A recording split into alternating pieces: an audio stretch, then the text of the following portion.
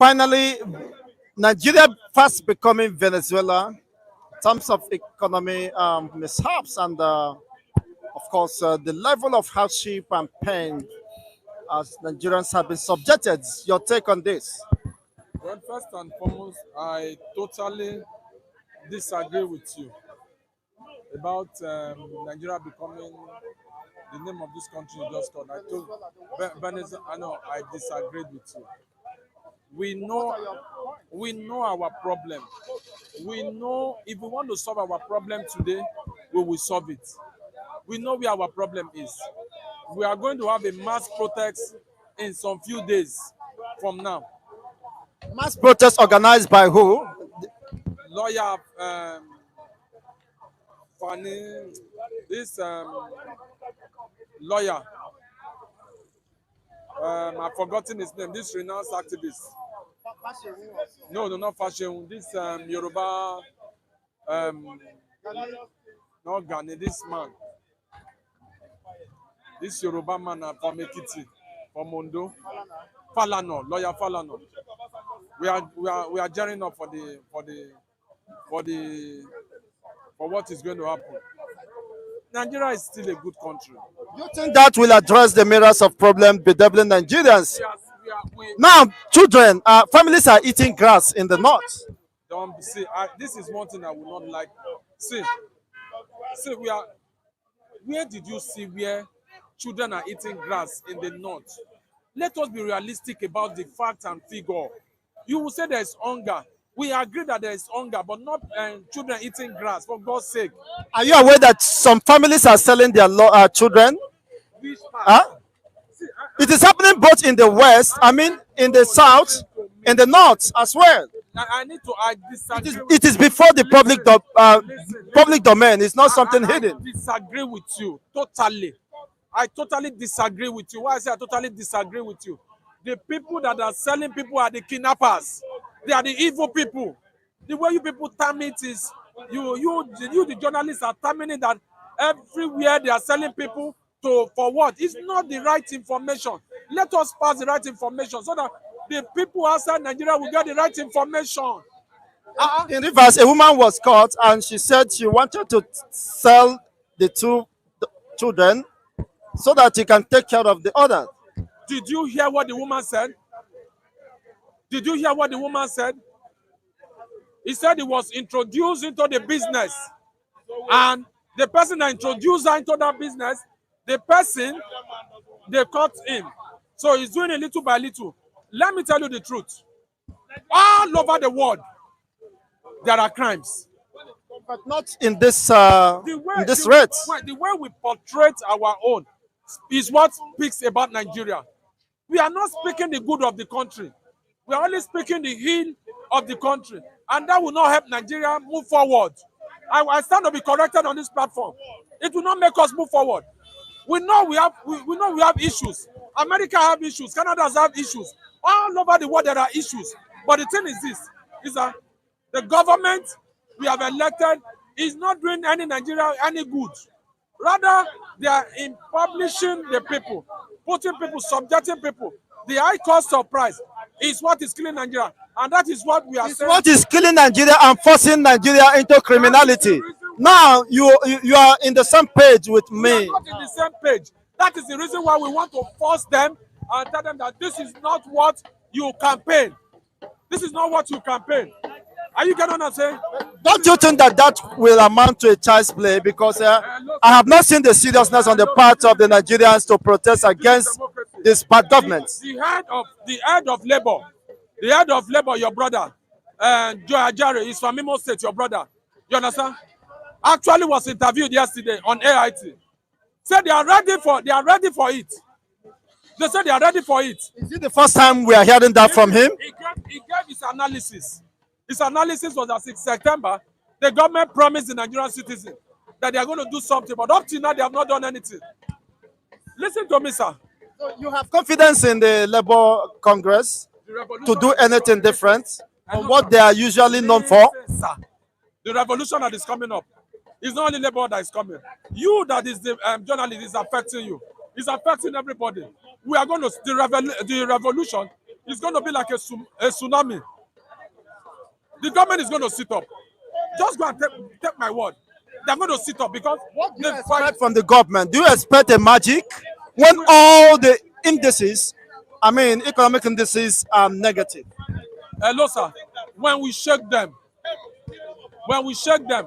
last month, do you know how much they share to all tiers of government? They share trillions of naira. They share trillions of naira to states. And you are telling me there's no money in Nigeria? We will push them. We will push them. We are going to take it by fire, by force. This semi-local government, we will push them. See, Kama is catching them quickly. This was what Jonathan was trying to put in place. They went against it. And that is why Kama is working against them. No matter what they will do, they can't get it right. But we are going to push them. That's my humble take, sir. You are going to push them better. To me, it seems laughable because I've not seen the state of preparedness of the Nigerian youth for this. Join the race. The moderator, join the race so that we can push this bad government out. Thank you, sir. I know that there are bad governments even before inception, so I will not be part of the race because I have been shouting and lamenting that there is nothing good will come out of this government. But unfortunately, it is your turn to shout now. Let us move out. Let us do everything as much as possible. Let's smash this thing. Let's tell them that the citizens are the ones that owns the country. You are just being put there to rule Nigeria. That's my humble take, sir. Thank you, sir. Thank you so much. Well, of course, we'll be here to continue to bring you the unbiased reportage and the impulse of the masses as they hold here. There is no time, of course, to take time. According to him, he said that Nigerians are ready. Well, the only time will reveal how serious and committed they are to this cause revolution now. Well, we are to hear, of course, to watch and to bring you the latest happening. Remaining, of course, a few days ago, according to them, well, we are watching and hopefully to bring you the reports of these events, if actually that will take place. But whatever happens, people are hungry, and it is very clear to Dick and Harris now that the center could no longer hold because things are falling apart. People are suffering and dying of hunger. No medical care, no medical attention. The facilities are mean in the most deplorable state. The human personnel, medical personnel, are leaving the shores of Nigeria, of course, and that have left everything in shambles. And quite unfortunate, the people are to suffer for these maladies and mishaps. Bringing you this news this morning is Chico Zendimo, wishing you the best of the day ahead. Thank you for watching. Thank you. Thank you very much, my people. Good morning, good afternoon, good evening to every one of you. It's good to be back again. It's another wonderful day. Today is Wednesday, 14th February 2024. It's a special day across the whole world. It's a Valentine's Day. Happy Valentine's to every one of you, Nigeria's family, and across the whole world, everybody that is listening to us right now. I appreciate you all. Unfortunately, I'm not sure there's anything to celebrate, although it's good to celebrate your life. Love yourself. If you can't find anybody that is loving you, just try to love yourself. It's the most important thing about life right now. But unfortunately, many cannot feed themselves today. Many have been kidnapped. Many have been hostage in different part of the country, so it's pathetic. And for those of you that live abroad, I know that we have more upper hand, over privileges. But nevertheless, happy Valentine's Day to every one of you. I appreciate you all. If you know you love me, wish me happy Valentine as well. I love you all. I appreciate you all. Thank you very much. Mother of all, Mommy Diaspora, good evening to you, Mommy. Happy Valentine's to you. I love you, and I love you so much. I appreciate every one of you right there. Thank you very much for your time with us today. Guys, help us to press on the like button. Help us to share. Sabovo Kongai, good evening to you, sir. Thanks for joining us. Monday blessing. Thank you. As I can see, Osaka Daddy, Merry Monday. Thank you very much, my people. I appreciate you all. Thanks for joining us. CXL is with us as well. Thank you, Stella Affini. You can see right there. Thank you, Lucy Eno, Madam Bella Naomi. Thank you very much, Madam. Good evening to you, and happy Valentine to you as well. Marvis and Mono say, thank you very much. I appreciate you all, my people. Patience in Demodia. I can see right there. Love Maduke. Thank you. Manova, thank you very much. I appreciate you all. Ben Osahon, I can see right there. Austin, Prince, thank you. Rosie Ayosh, thank you. Wabov Felix, Pisa Italia, thank you very much, my people. Mone Ferreira, God bless you all, my people. Good evening to every one of you. Do your part, press on the like button, help us to share, press on the $sign, support us, encourage what we do today. In fact, show us love today. It's a love day, right? Show us love. You know, I believe it would be nice if anybody want to wish happy Valentine, even though it's 50 cents, just use it to wish happy Valentine. Show the love. Thank you very much, Kings Osayan there. Thank you very much, Evie Jack. God bless you all. Patricia, not for my dear sister, thank you very much. God bless you. I can see Wisdom Lucky, thank you, my wonderful people. At this was I get there. Thank you very much, Madam Origin. Thank you very much, Madam. Good evening to you. Good evening to every one of you, my wonderful people. Bryce Tressa is right there with us as well. Thank you. Peggy Muddy, God bless you. Thank you very much, my people. I appreciate you all. Continue to do your part. Let me see. We still have more people. We have Tammy. Thank you very much, madam, for joining us. Good evening to you, King, there, and many others right there. Olga is right there with us as well. God bless you all. Okay, I would like us to move on. I appreciate every one of you. As you all can see, that gentleman that we're talking earlier on, I'm not sure if he was contradicting himself, because he was talking about the bad government. At the same time, he was saying the government that we elected. I'm not sure if he know the meaning of elected, or if he was confused, or I don't know. Because at the same time, you cannot be saying that the government we elected, and at the same time, you're saying the bad government. So I don't understand. But nevertheless, what do I know? We just present it to you guys on this platform the way it is, the way it's supposed to be. We don't add to it and we don't remove anything. We bring it here, you listen to it. All we do, we talk about it. We pour out our plight through what we have presented or showcased on this platform to let the government know that we are not happy, that should do the needful for the people to have a comfortable lifestyle in our own country. Maris Imaswayan, thank you very much for joining us. God bless you. Thank you very much. Owe Pedro Idemudia, thank you very much for joining us. Madam Bella Naomi, thank you very much. My first super chat today. Thank you very much. God bless you, madam. Happy Valentine's to you. I appreciate every one of you right there. So I would like us to quickly move on from here. The current situation of the country is critical. Very, very critical. Martin Benjamin in the building. Thank you very much. I appreciate you. Happy Valentine's to you as well. Fortress Ace, thank you very much. Opera TV, you just coming in. God bless you all. If I didn't mention your name, please understand with us. It's not intentional. I appreciate everybody on this platform equally. May God bless you all. Let's listen to this. This video, when I watched it, in fact, I learned a lot from this particular video because this guy said a lot. A lot of you have seen it, but some of you, I believe some of you have not seen it. But let's watch it quickly. I can't be the president of this country and I will tell you I'm not aware of what is going on. Then it means I am not supposed to be there in the first place. If you're in the place where your impact is not felt, then your presence was never needed. I am very, very pained. My grandmother in the village cannot go to farm all alone because of insecurity. So are you not telling me that a nation of over 200 million people cannot fight insecurity? We can, but some people have actually politicized this thing. And that is why even the rice farmers cannot go to the farm now to say they want to produce rice, because somebody will be there to kill them. Now, the basis for kidnappers now in this country, once they catch you, you are paying 100 million. You and I, if I ask you now, God forbid, if they pick any of your family member, God forbid, can you afford 100 million naira? Is it not when you even have the 100 million that you think of 100 million? I don't have 100,000 naira in my account. So God forbid they pick any of my family member and ask me for 200,000. Where will I get it from? And these people believe that there is no way, you will source out this money. And can I shock you, sir?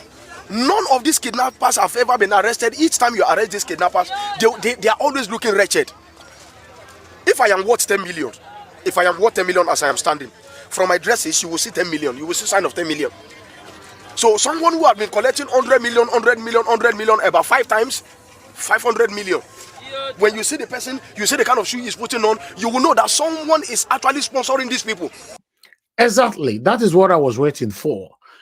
And I know that many of you listening to me right now that will play back this video later on, you are aware that all 99.9% of all the kidnappers they've caught and that we've seen on TV or on picture, you see that they are hungry. See their neck. See the way their neck take long. Now, all those 100 million, 50 million, 500 million they are paying them, who is collecting it? That means kidnapping job right now in Nigeria is a lucrative business. They have a boss, right? They have a boss. It's just like as me be so. I have my representatives on ground. If there's anything we need to go cover, I get my people who I want to call, say, go and cover so thing and send the video in or upload it on Ajaero Vows and all that, right? Okay, these people have people they are working for. They are not the one collecting the 100 million that we are talking about. They are not the one collecting the $500 million, the 50 million, the 20 million. Look at their neck now. You don't see them. And many, you can agree with me that many kidnappers that we've seen, you know, on TV or anywhere, maybe on picture, on social media, now so their neck they long. So that means their boss go collect the 100 million, go give these people like 100,000 naira or 50,000 naira. Say, go do this job, get them, blah, blah, blah. And this one I will give you. And this is the situation in Nigeria right now.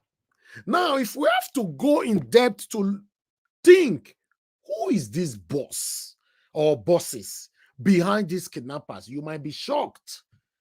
Yes, you might be shocked. The people who are behind these people. Say, wow. It might be some of the people that you and I have so much respect for, or rather that we see as one of the strong figures in our country. It's pathetic. So I like that part. Let's continue with this video.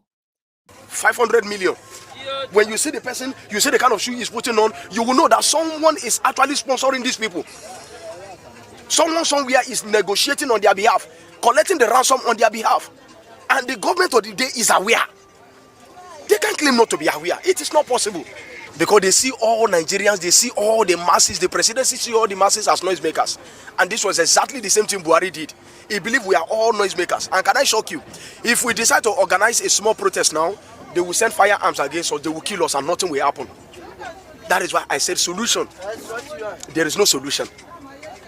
So I am talking to you now because God has said I should talk. I am talking to you now because I have hope in God. So God has been the one sustaining us. But talking about solution, honestly, sir, I can tell you that there is no solution. These people doesn't feel anything for us. This one I am talking now, I am talking now. If they have the power to shut, if they catch me, what are we saying? There is no solution anywhere. If we should organize ourselves now that we are going to National Assembly, the next thing you will see soldiers shooting at us. These people have no conscience. So another one Nigeria is doomed. It's gone. It is gone. It is not. It is irreparable. I am telling you, because Buhari came and he laid down a bad precedence. We know what happened during the election. By the grace of God, I am not very educated, but from the way I talk, you will know I am not stupid either. I am neither educated nor stupid, so I am just in the middle. So somebody will not call me an illiterate, and I will simply not call myself a well-educated fellow. So from the way I talk, you will know that I actually know what I'm saying. The country is gone. Because the next person that will come, we say, Buhari did it, you people did not talk. And that's right. Tinubu also did it, we did not talk. And that is also right. Let the court tell Tinubu to do things like this. Now Tinubu will tell the court that he is the court himself. So tell me, in a place where rule of law is not in existence, do you think we can do anything? The country is gone, Baba. And that is the reason why on this platform, and I've mentioned this so many times, if you guys remembered, that on part of these social media platforms where I comment sometimes to tell people for us to do the right thing and all that, blah, blah, blah. The next thing they are responding to me is that, oh, why are you people blaming Tinubu? After all, Buhari fed one before. Why will I not talk that time? And this is what this man is talking about right now. And we see somebody who called into the show here that have justified the satanism that is going on right now in our country. That, oh, why Tinubu, leave Tinubu alone. After all, Buhari did the same thing, blah, blah, blah. Does it mean that Buhari did the same thing, that we should justify the excruciating moment that we are facing in our country? Now, I asked a question the other day as well. Why do we why did we change government? Or why do countries change government? Do they change government for the formality, or they just want to change the government for the betterment of the country? This is it. You see, for me, they happy when I see people where they speak my mind, because I don't feel talk them. And so if I don't see people talking and saying the same thing or sharing the same ideology with me, I'm always happy. Because like I said, I'm always here to learn. Let's finish this video. Like this now, Tinubu will tell the court that he is the court himself. So tell me, in a place where rule of law is not in existence, do you think we can do anything? The country is gone, Baba. Let's not deceive ourselves. See, you are surviving not because the country wants you to survive. You are surviving because God has said you should survive. Your children are eating because how much are you even earning now? Your salary cannot even take care of yourself, let alone your family. If you want to buy wears, your salary cannot cater for your wardrobe alone. The country is gone, like it is gone. So we are talking because we feel okay, there is still that God factor. You understand now? We are talking, I am talking this way, I am being passionate about the whole thing because I still believe in that God factor, being a Christian. So apart from the God factor, forget it. Nigeria is long gone. Right from when Buhari came in, it is gone. You know, a situation where we tell you nothing, we go do anything and nothing will happen. Nigeria is gone, like it's gone. It's gone. Yamutu Nigeria. It's gone. Okay. That video, when I saw it, I was just like, oh my God, this guy, he talk and finish. He talk and finish. He even talk for them, say, if you not take time, they can cash him. You know? You see, this is the situation of our country. The reason why we bring these videos here is for you to know that we don't come here to deceive you. In fact, we bring these videos here to tally with what we talk about on this platform. Myself and my wonderful panelists. Yes, we don't come here to deceive anybody. Who are we going to deceive? We get sense past everybody. We show it the way it is. It's very sad. Very, very sad. I would like to recapitulate back on what Peter Obi talk about here. A country where government officials are richer than business people, then there's a question to ask. Senior Alfred, there must be a deliberate government, fiscal and monetary policy to drive what we're talking about today. And I will stand by dismantling corruption. Corruption kills three things that makes a society. It kills entrepreneurship. Nobody thinks in a corrupt country. There's no entrepreneur in a corrupt country. Any country where people in government are richer than businessmen, manufacturers, it will not survive. Government people all over the world have lived and established a small business in the UK. Every year, I get a letter from the Queen and the Prime Minister because my business is turning over £5 million. In my place, in all my business in Nigeria, I've been getting a letter from a local government chairman. It doesn't care. When I was a governor, and I'm happy because Karen is here. As a governor, I insist if you must build a factory, I must come and visit you. You should not come to see the governor. And anybody who builds a factory, I must give you money to build your road. Innocent built factory, I laid foundation for that factory. I gave you money to build the road. And I said, what you're going to manufacture, I'll be your first customer. And I told him, I ordered 1,000 vehicles for me. Paid him up front for more than 1 year. Even when I told people that they are going to build schools, for buses for schools, cars for traditional rulers, cars for this, security, they told me, how can I order something? They don't see the brake is going to fail, this is going to happen, people are going to die. I said, well, those who remain after those who die will continue. But this is the man. That's why that place is standing. Chikasin built a factory. I gave him money to do. I can tell you ironically, 3 critics, same thing. Whenever I want to do their road, our people will estimate 5 times the price they will give me. Because I go to them and say, how much will it cost you for this? Like Kutis, one our people estimated 200 and something thousand million for his road. He gave us only about 40 something million. And people say, oh, he's not an engineer. I said, the man who needs the road gave us 40. We don't need the road. You are taking his 200 and something thousand. Why don't we give him 40,000? If he works for that road is still standing. The one we are doing for 200 and something have all failed. So, government, we must dismantle criminality. It kills professionalism. Nobody is a professional. You saw my text my tweet last week. I was in Nsukka to campaign. Somebody who made a first class, who left university a year after me, who made a first class, became a professor, was happy to be a professor. His salary in 2010 is the equivalent of $2,700. The same salary today cannot buy $250. He bought a car after lecturing for 1 year, but he cannot even buy tire today. And he was asking me if he can become SA to a member of House of Rep that I came to campaign for. And I said, he said, he's paid 400,000. The SA to the man is paid 12 million. No country can survive with that. There's no entrepreneurship, there's no scale with that. You can't. Corruption kills hard work. So we must dismantle the corruption and get people for their talent, their skill, their energy to earn what people's talent and hard work must give them the opportunity. And I believe that what we're listening here will work. But we also need to get government involved. What we're saying here now, there's no government person involved. They don't listen. They don't go for lecture. I've been in that space, so I can tell you, nobody in government goes to where they lecture. It's a waste of time. They go to where they practice. Simple. Oh my God. And no country works like that. They should be listening to the skills. They should be respecting the Koskaris, the friends, the everything.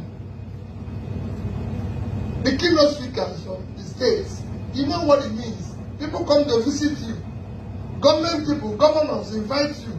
Yeah, no, you go and make for governor, kill up, stay in their waiting room for. Wow. Okay, let's move on, my people. Let's quickly listen to what Mr. Jollof have to say here. When Nigerian government don't fail, we decide to go create a meaning for themselves. We say they don't want thief. Say they just create a meaning. Start to they make little. You say you won't take from their hand. If I'm not mistaken, this is a Nigerian Institute of Management. I'm a chartered member here. These are my certificates. I serve the nation as a paramilitary. NYSC. I go BIU. Prestigious best outside university. That one a block with the pay for university to gain admission. Me Nigeria go give me work. I can get masters for Abraka. You know, certificate na water, safety, everything. I go school. But Nigeria government not give me work. I could decide to be social media influencer because I don't want thief. Because the government don't fail me. But I won't create a meaning for the society. You as a registrar general for corporate affairs commission, you know if you would think of a meaningful thing to say, okay, how can we add to these people's life? How can we restrict Facebook from blacklisting Nigeria? How can we make sure that these children do not pay 30 or 40% to agency for Facebook to start paying them? You know, they think of meaningful development. But when una decide to say una want to see they take from everywhere and small children una want start to take, old man will put it brokers for grass, not picky go use and play, go see and store. If I be Tinubu, this registrar general, by tomorrow morning, they supposed just say, I beg, go ask. You won't give me a bad name. You say make content creators start to pay you money. The money where una they collect from the corporate affairs commission, what una don't use and do, where they meaningful for Nigeria. Now small children money na won't pour on. The money we na dey collect, wetin una don use and do. We go school, not say we not go school. School na water, see police report are clear. Everything are clear. I get certificate for here. Nigerian government fail me. I do business for Samsung. Research shop kill the business. I decide to say I no fit thief. I no fit be nuisance to the society. I decide to create a meaning. I decide to create a job. Instead of now to make the social media they friendly with the people, with the government, and how they transmit messages and all of that. If you don't know how to manage society at the federal level, you go learn for sheriff for Delta State. Even winch will they fly for night. Then they say, God protect sheriff. Why? Because sheriff they carry the people along. You register general for CAC, you don't know what to do. An intelligent human being, 41 years. You won't create chaos inside the society. Say make content creator called the pay tax. When you never feel rectify the blacklisting of Facebook with Nigeria, you never rectify them. You know they say Facebook blacklist Nigeria. And you be son, senior advocate, blockhead. How you tell who be son, you go who question that your son first. At 41, you don't be son, you don't be registrar general for CAC. How you tell they grow, you go who question now. People like you now for Moses time they say Pharaoh, let my people go. You be Pharaoh.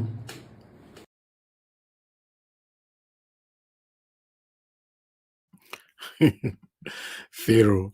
All right, guys. I appreciate you all. Thank you for your time with us. I can see Martina Alba CTV. Thank you very much, Mada, for joining us.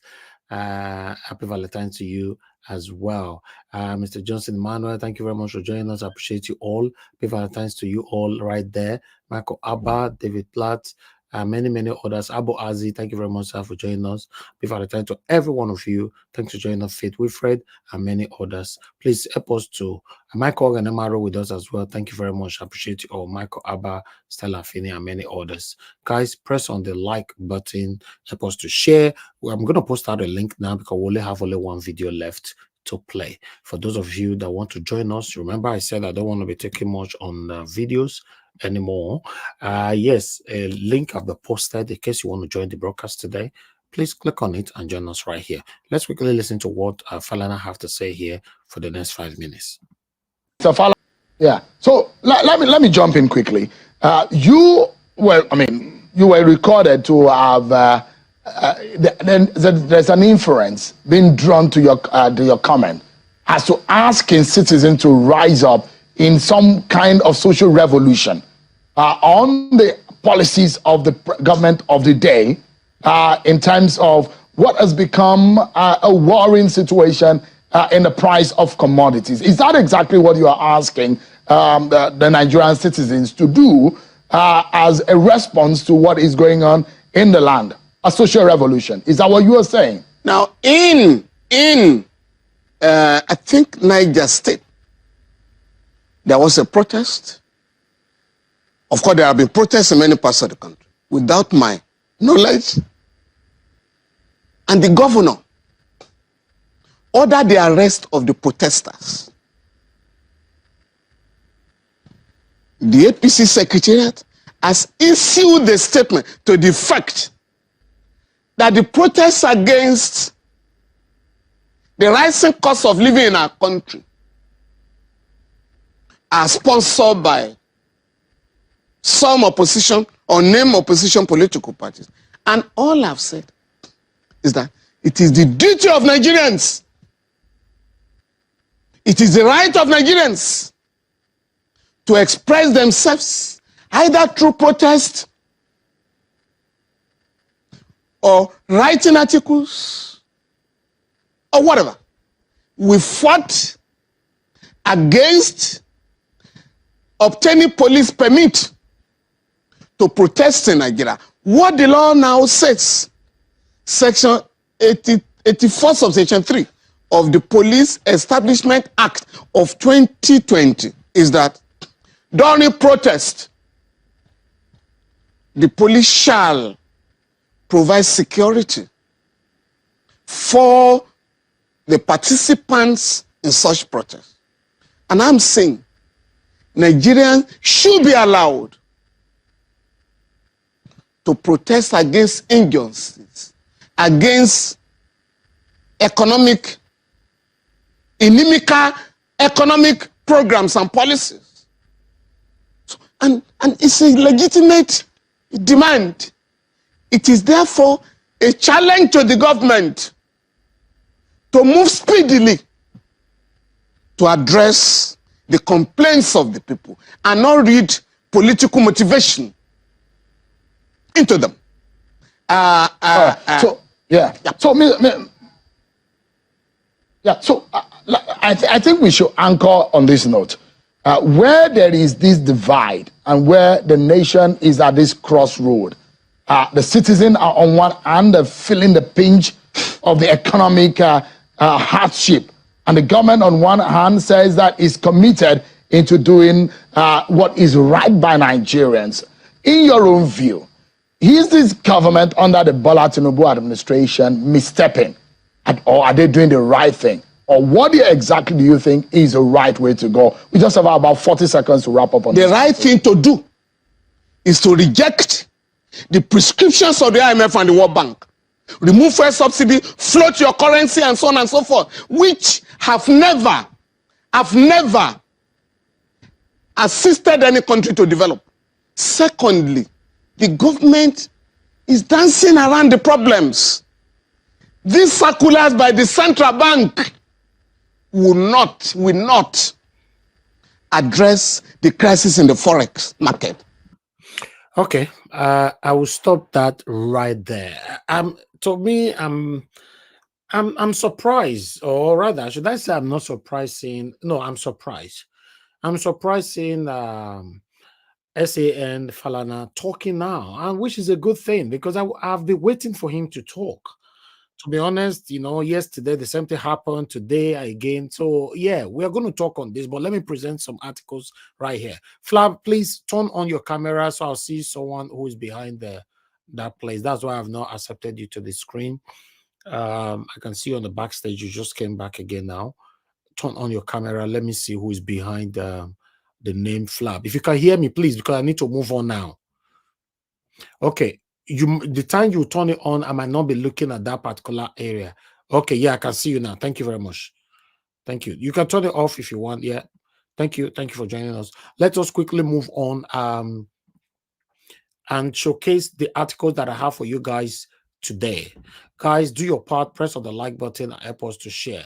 So we're going to be starting with this first one here. Like I said, you already know so many distractions from Nigerian article. You can never go to any article in the UK and find so many distractions like this. So all right, as you can see, how former Nigerian Air Force officers supplied military uniform arms to terrorists in Zamfara State. And as we speak, the former Nigerian Air Force officer, I never hear say they don't arrest him. I'm not going to take much on this. We'll continue to show you what we are seeing and what is happening in our country. In our country. The police explained that the former NFA personnel Ahmed Mohammed, attached to the Air Force base, Kaduna State, only served in the Air Force for just 5 years before he was caught, marshaled by the military for a yet-to-be-revealed offense.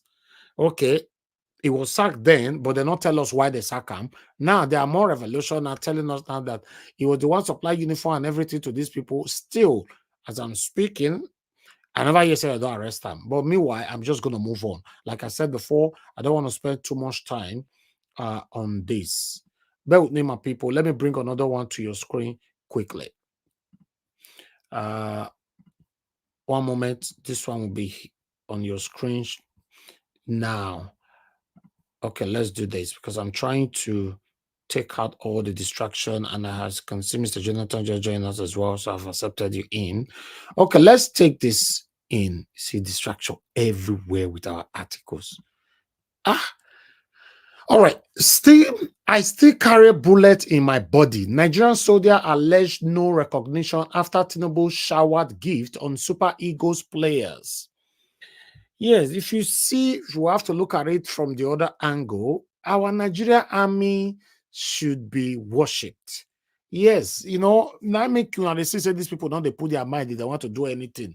Our Nigerian army, our police officers, they don't want to put their effort to do what you really want them to do because the government don't prioritize or take them serious. Sahara Reporter on Tuesday reported that President Tinubu awarded all Super Eagles team members the member of the Order of the Niger MON National Honor for their display at the just concluded 2023 African Cup of Nations AFCON tournament held in Abidjan, Ivory Coast. So I'm just going to leave that one right there. There was lots of lamentation there, which I'm not going to take right now. So Army don't come and now they talk say, you still get bullet with this side, but they when they carry the waka, they go. Nobody recognize them, So what is the need of we doing what we are doing and all that? So one and all surprise, that one, they also arrest them as well. The lady who came out to talk about what is it called? Abure yesterday, as they talk so, she's already suspended. So this is what you get, So remember the other lady, the army lady that came out to talk about some kind of molestation that happened and all that. The same thing happened. That's what you do. You have freedom of speech, but once you don't talk there's no guarantee anymore whether you still get them. But meanwhile, let's quickly take this one here. As you can see, scandal plague Labour Party suspend treasurer for accusing Abure of multi-billion naira embezzlement. Suspending somebody, what I expect Labour Party to do is to come on air, speak and talk to Nigerians. Or don't you think it's our right to know the other side of the story? Rather than just taking action and say, okay, all of them mona get out. We know this will go explain to. I don't know. I'm just asking though. On Wednesday, the Labour Party suspended its national treasurer, Olusegun Opara, for 6 months for making false allegations against the party chairman. So, let me take on this. Oh God, I'm just trying to take all this thing out. Okay. Mr. Efo said Ms. Opara had dragged the party's name into the mud by forcefully mentioning financial misappropriation against the leadership. He said she was suspended after she failed to appear before a 5-man committee set on the issue. Unquote. Opara alleged that the party amassed a whopping 3.5 billion from sales of form from the 2023 election. We wish that was true, but the truth is that the party realized only 1.2 billion from not just sales of funds, but also from other sources, including membership card and donations, amongst others. All right, the party through blah blah blah blah blah. As we speak, the bottom line is that this woman, what they see for a year, she's been removed. Normally they say 6 months. For me, I think she's already permanently out. She's not going to get that position ever again. Now, so we see my people. So that I just wanted to update you guys on the story that we presented yesterday, the allegations yesterday. Although we are still looking forward to hearing from Abure, on this particular issue. But meanwhile, I'd like us to quickly go on to another article here. I still have about 2 to go. I'm just trying to remove the distraction before showcasing it on screen because there are so many distractions on these articles here.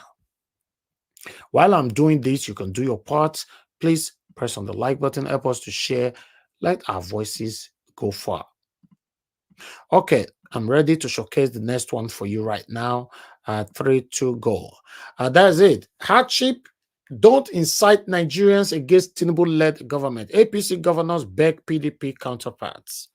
I don't understand. I talked about this the other day. In the current situation we are facing in our country, do you still think that somebody will incite any kind of thing in us? Let me put it like that. How? People are hungry. I don't understand what APC is saying.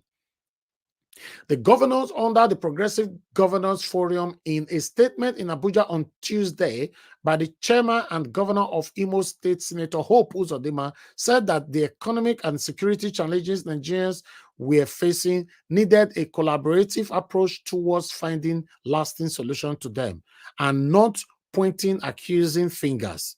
Kai. Oh, wow. Should I continue? Because this matter, these people. Anyway, let's move on. Nigerian governor elected on the platform of the ruling All Progressive Congress APC have asked their People Democratic Party PDP counterpart not to make utterances and take actions capable of inciting Nigerians against the President Bola Tinubu APC-led government. I'm just going to leave it like that. I'll leave it right there. I'll leave this one. I'll leave this one. So, the situation for our country now is obvious rich. So people, APC still they talk, saying that people they incite Nigerians against Tinubu's government. How? People are genuinely hungry now. I believe this will not be truth. I don't understand. But meanwhile, let me do my part. Let me quickly bring this in. Remember, we talk about the UK doctors, lawyers, sorry. The UK lawyers collaborating with Nigerian lawyers yesterday, but the NBA came out now to quickly respond to that. NBA reject agreement to let UK lawyers practice in Nigeria. You know, they reject that one. You say, no, it not go fee happen. You know, so they're not going to allow anything like that to happen. So I'm just going to quickly take one or two paragraphs here. The Nigeria Bar Association has condemned the recent agreement to allow United Kingdom attorney to practice in Nigeria. The NBA president, Yakubu Mayeku, senior advocate of Nigeria, in an email to lawyers of the Nigeria Bar Association on Tuesday by 11:34 p.m. titled "The Purported ETIP Agreement on Legal Services Between the Government of Nigeria and the United Kingdom," asserted that the association was not consulted before such step was taken.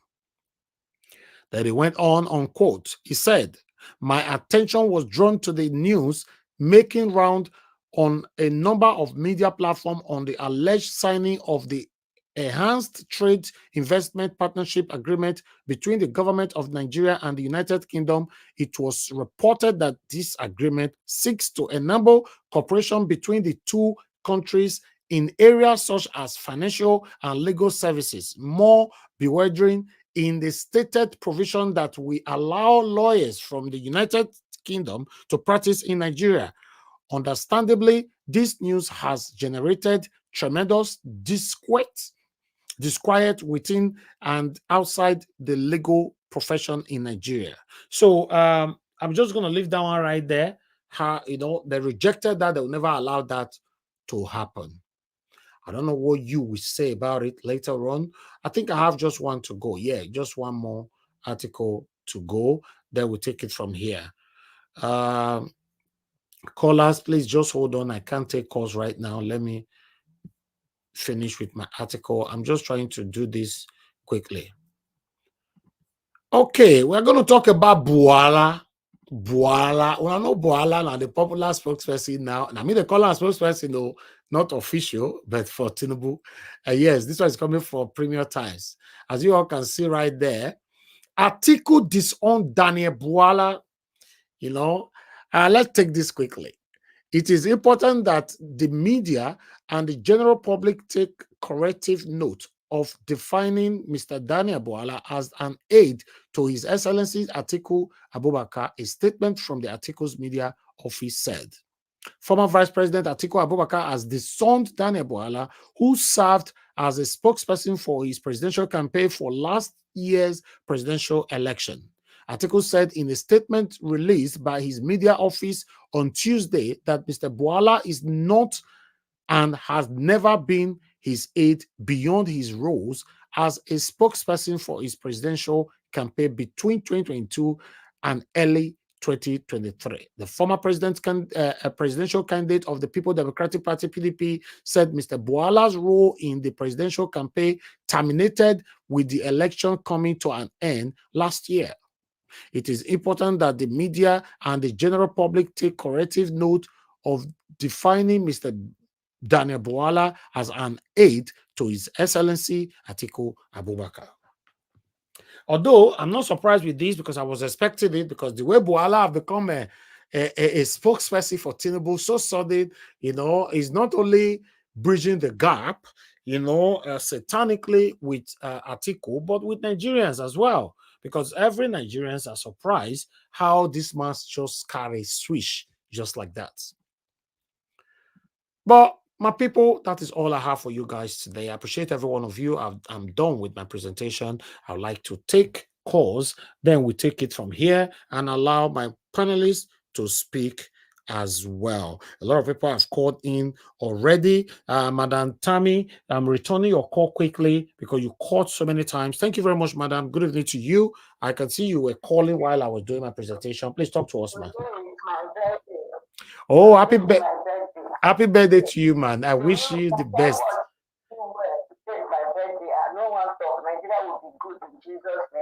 Amen. Thank you, man. Happy birthday. Thank you. Thank you. Yeah. All right. Okay. She was just calling because of that. Okay. Let me quickly return another call. Madam Deborah, I'm returning your call. Anybody I'm returning their call, please speak on time because we need to move on. You call in. Madam Deborah, 2 seconds. You're not picking. Okay, thank you very much, madam. Yes, we got your missed call. Please quickly talk to us. Good evening to you. Go ahead. Yeah, good evening, Mr. Ajaero. Just a quick contribution to the broadcast. I just wanted to contribute briefly to the video of Mr. Jollof Rice when he was saying the government asking content creators to pay money. I'm not surprised because when you see the Nigerian government are just looking for ways, even when the poor masses are trying to survive, they try to put obstacles. And that's what I said the last time. I said the leaders we have in Nigeria they are happy to see people suffering because that's the only way they can control people. Now people are trying to survive by creating content. And because they know that some of them are making small money from it, now they want to exploit them.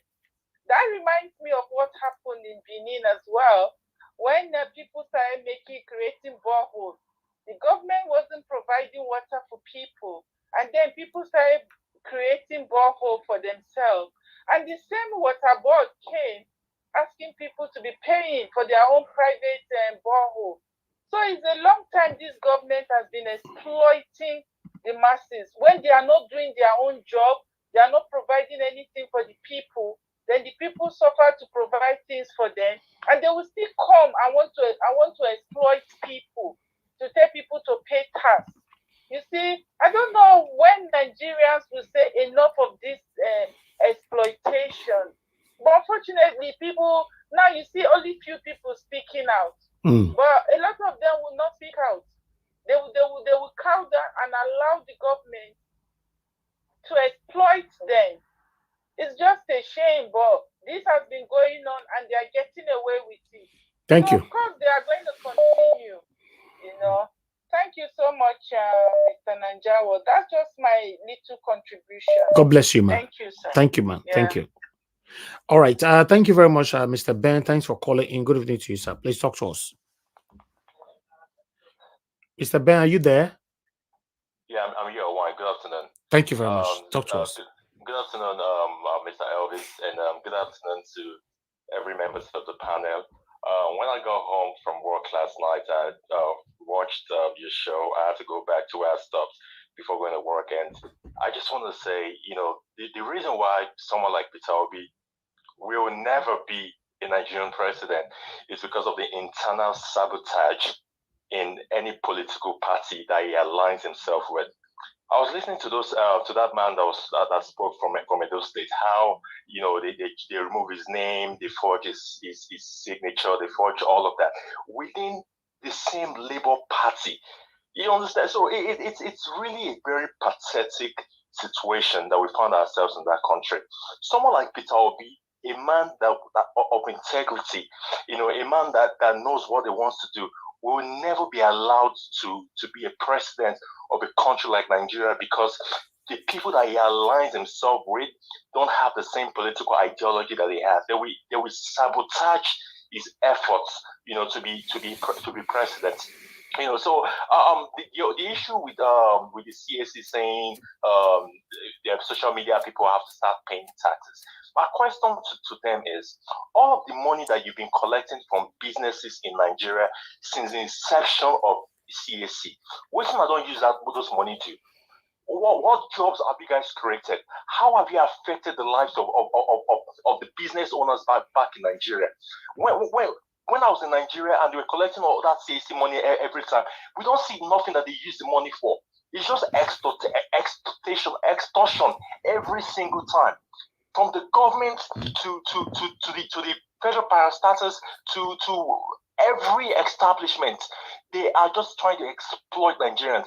Those people that during the election were campaigning for APC, for Tinubu and the rest, they collected money, 10 million, 50 million, 20 million. What they don't understand is that money will not last. Now, that's what they catch all of them now in Nigeria. It's also affecting them. That's what they don't realize.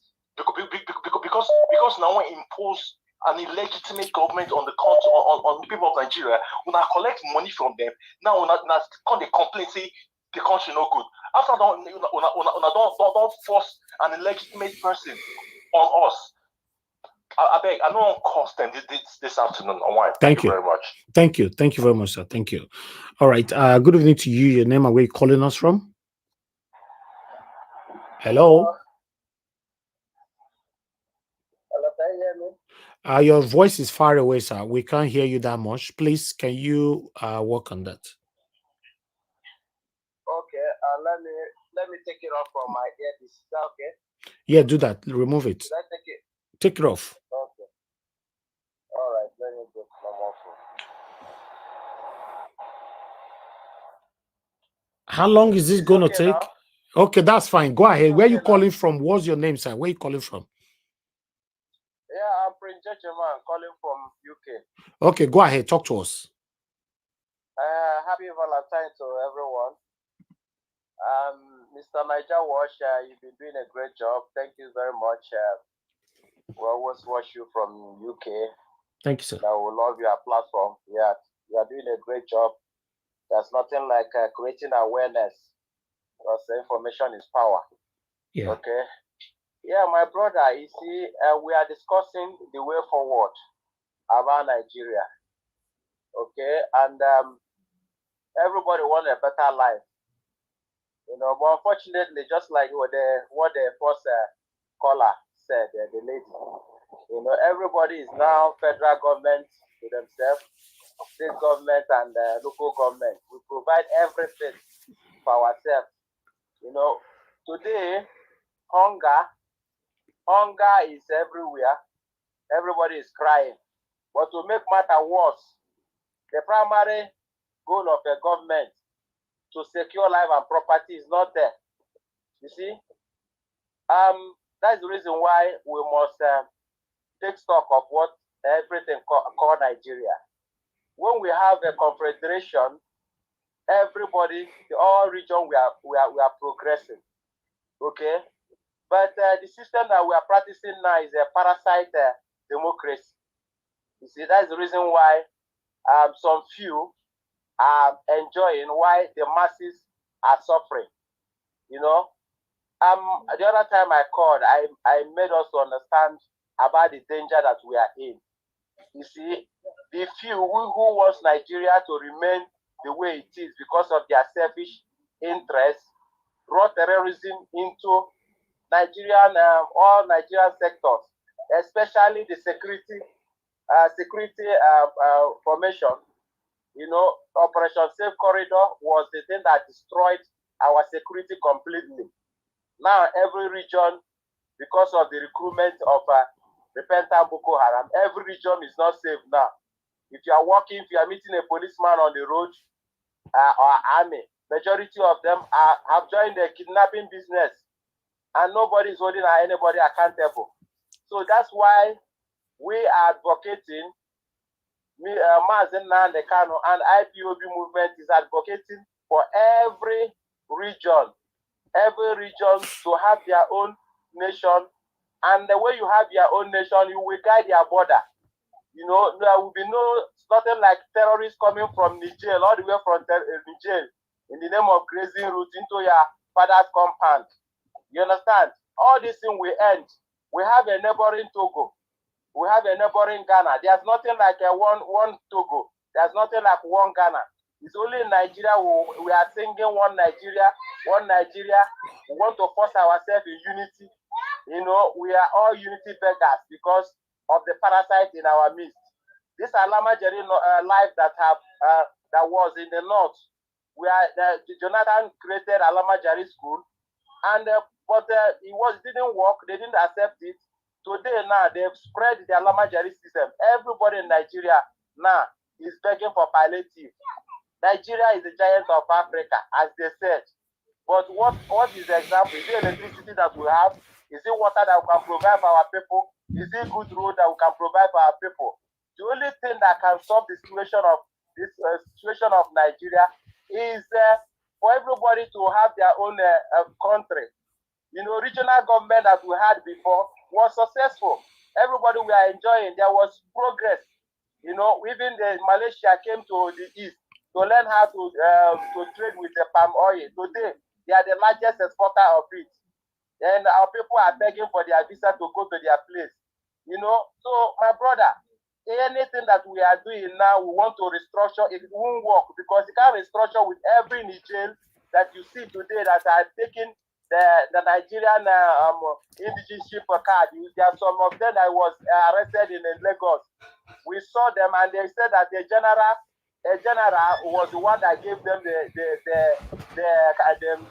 registered them as a citizen of Ikorodu and Olimasho. Today, nobody has brought out that general who did that terrorist. Who is doing that terrorist arrangement?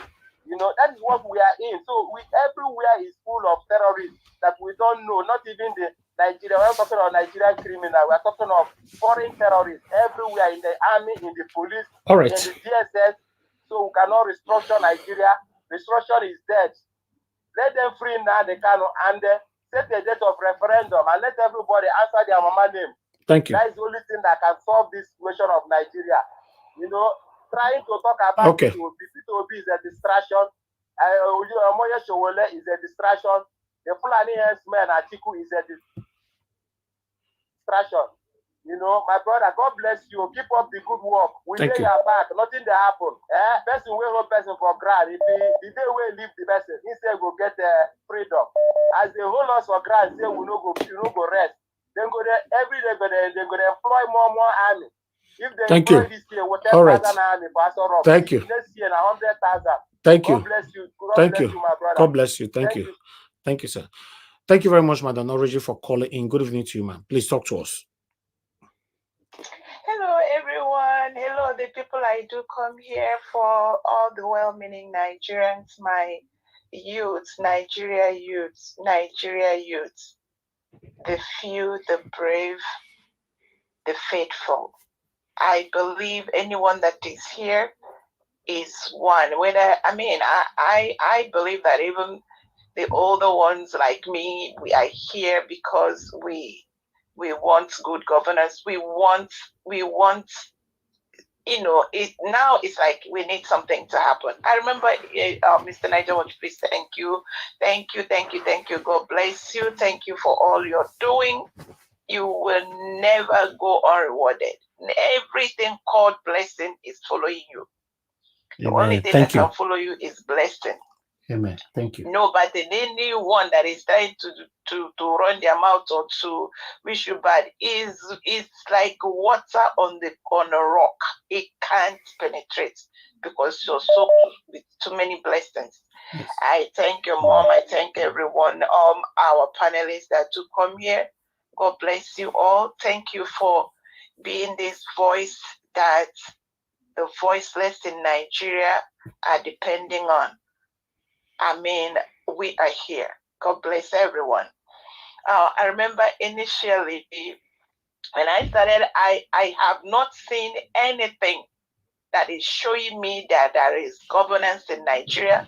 I haven't seen anything. All I saw after all the gimmick and the GBT they did, I saw criminality on all grounds. And I began to research, and I was shocked at my discovery. And I stand with my two legs to say, we know there is no country, there is no government. What we had was a group of criminals, cartel, cabals that found a loophole, and they have put their teeth on this thing they call Nigeria. That is, it's like the person that called it parasite gave it a very good name, but it's more than parasite. These ones are cannibals and vultures. They feed on, they want to destroy and eat. Because I haven't seen anything. I say it, I'm making this, saying it. And anyone, forgive me this, allegedly, so that I'm not gonna, it's because of you I'm putting that allegedly. Anyone that is at the seat of governance in Nigeria right now, currently, I don't see any of their hands clean, because body that you hear that one person died while they were trying to go and vote, and it didn't touch you, didn't cry, you didn't say, I don't need this position. If what it means is that it's taking lives of the people I'm supposed to protect, that person is not a human being, and everyone that supports them are like them. That means a lot of Nigerians, including the elders, need to go and repent of their wickedness, because it is evil. 80 people died, and nobody said anything. So there is evil in the land. And look at, look at yesterday, all the rigmarollings.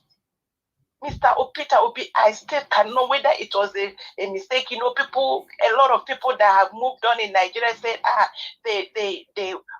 he shouldn't have gone, but he did the people, the indigenous Nigeria, he did us a world of good. Because the people that have awoken, seeing this evil that they meted on him, and the Nigerians that have gone to vote and were right, and their mandate is stolen broad daylight with impunity of all fronts. Look at all the billions. There is no country. And I pray that this thing be dismantled as soon as possible to save lives. And I tell you, see all these ones, I didn't see anything different from the slave traders, from these people that say they are governors. Some of them are part of what is buying their people. There is no difference between the money they are collecting from the gunpowder and the mirrors that those that were slave traders did. They are all evil people. Nobody should trust a chicken in their hands. That chicken will be missing. They need to give way. Something needs to give way. This evil needs to stop. I rest it there, Mr. Niger. God bless you. Thank you very much, man. I appreciate you. Thanks for calling in today. God bless you. Yeah. Okay. I appreciate every one of you right there. I would like to call on the first person on the panel to speak to us. Good evening to you, Madam Luke. Thanks very much for joining us once again. Please, I'd like you to talk to us.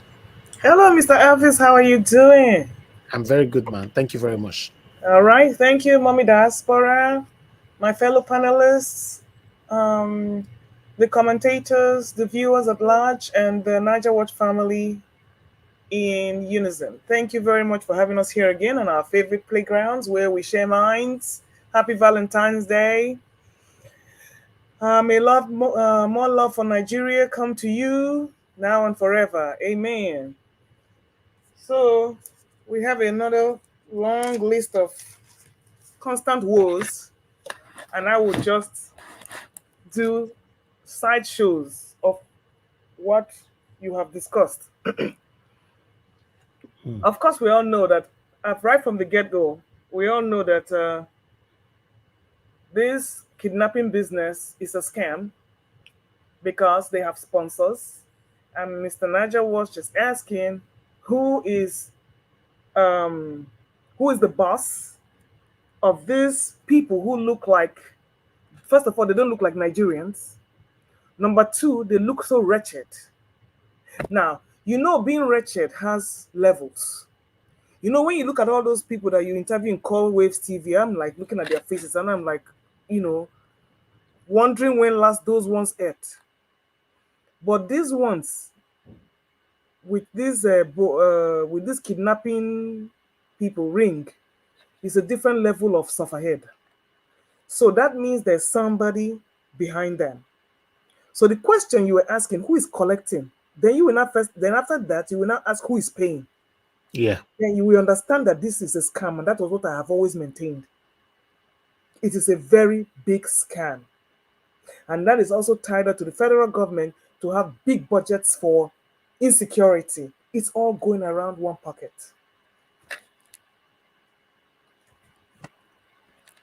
Bode George, I was trying to post a link. He has indicted the late CEO of what do you call it? Access Bank, with Elumelu and all of them, how they have been complicit in working with this corrupt government, and how they sponsor. Are you aware that that particular story you're talking about right now, although I'm allowed to talk about it, but everywhere you post it on, they are bringing it down? Oh, it's still there. I saw it. It's still on what do you call it? I saw it in another place, and I will post it later. Yes, they're bringing it down. Yeah. Because it's on YouTube. It is on YouTube. So it's on YouTube. So they can't bring that one down. It's still there on YouTube. So he has indicted, and he has now said how they are all in partnership, how they said it, and how Emefiele empowered them all, and how they were the ones round tripping the dollar to get us where we are today. So now he was saying, and which is why Obi was saying that federal government officials are richer than entrepreneurs. Hi, are we surprised why? Are we surprised why? The normal business person cannot go to the bank and collect dollar for his business. But we have these people who come out and be doing white government parties, and the same recurrent people that you can see when Lumelu even came and when Tinubu came, he was the first one that raised his hand up to say on the mandate he shall stand. Because these are the people that sponsor the government. And when the government gets back in return, they now give them their own cut. And that is the reason why the poor man will continue to suffer. Because these people, like you see amongst us, like we always say, we are all core people in this to bring this economy down. And now we're talking about with Mr. Jollof Rice again and the taxes. And I read a comment from a lady called, I think her name was Adesuwa Osagede, on the comment section. She was asking, what exactly do they do with the taxes? And I posted that link. What Nigeria does with the taxes from Nigeria. When people pay taxes, and now there's a multi-choice settlement for trillions. But guess what the boss of FIRS did? He settled for 37 million. All went into his own pocket. Now, the taxes they were supposed to pay, multi-choice were supposed to pay, they didn't pay it. $37.3 million. Correct. But the tax was 1.27 billion. 1.8 trillion. 1.8 trillion naira, which is $1.27 billion. Correct. But he settled for $37 million. You see that? So to answer your question, that is what they do. Rather than collect the money so that it can be used for the benefit of everybody else, they will cut their own share. They will not pay their workers, so they won't pay their contractors, so they will owe them for months and years. But they will cut deals with all these companies, corrupt them, take money, and make away. They even offered them properties in Banana Island and all those places to shut them up, so that as soon as this one's regime is over, it's this person's turn to chop. The same thing happening in the ministries. It happened with what's his name, Femi Fowler. It happened with Nami, and now with this one now. So you see, it's just outright corruption all over. Just all over.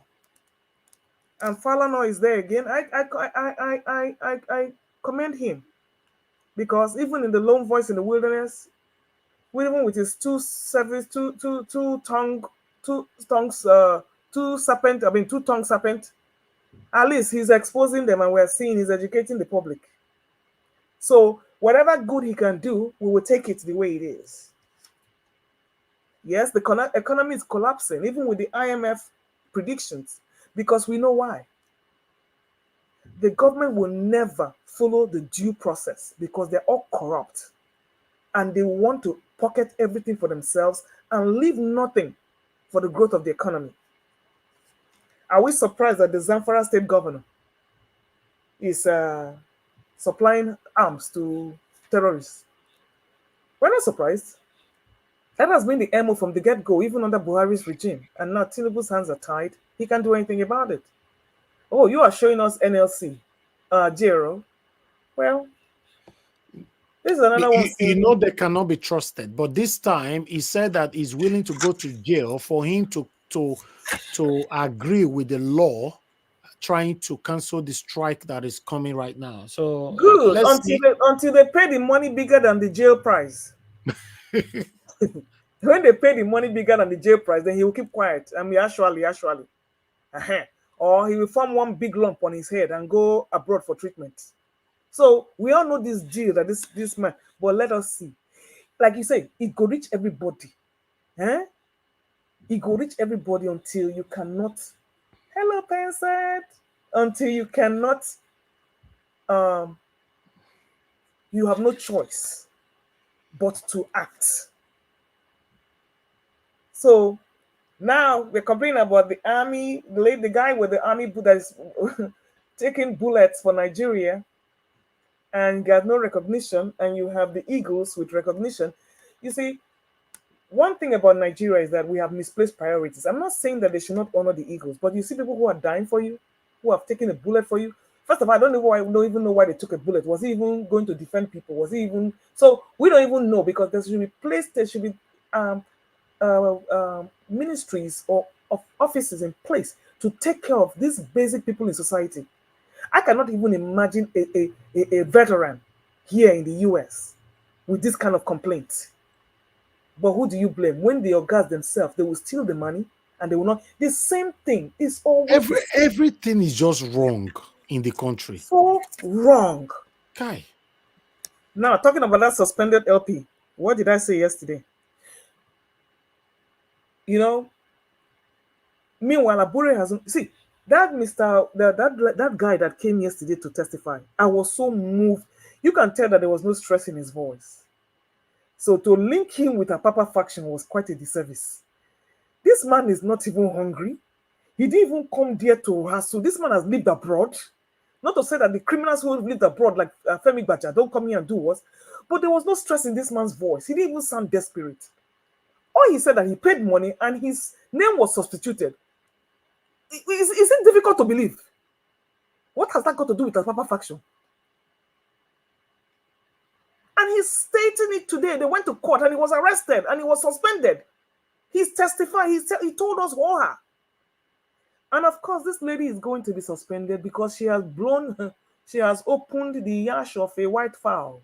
Not even a black one, a white fowl. But normally, you know, this direction the LP is going right now is wrong.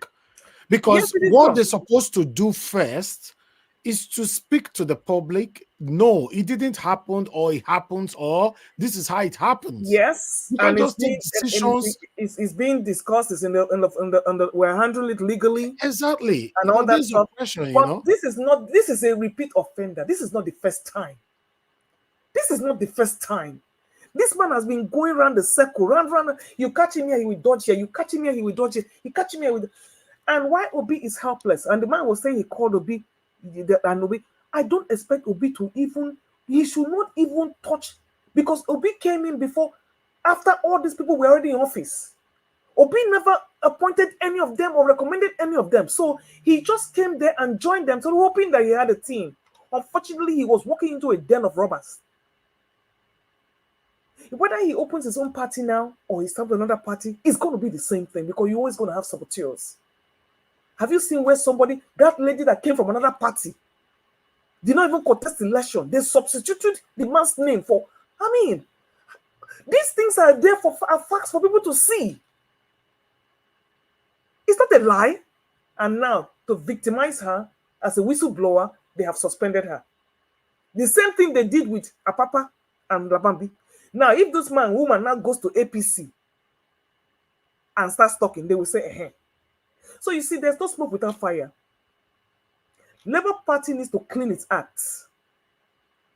But unfortunately, like everything in Nigeria, it is held by the most corrupt, just like PDP, APC.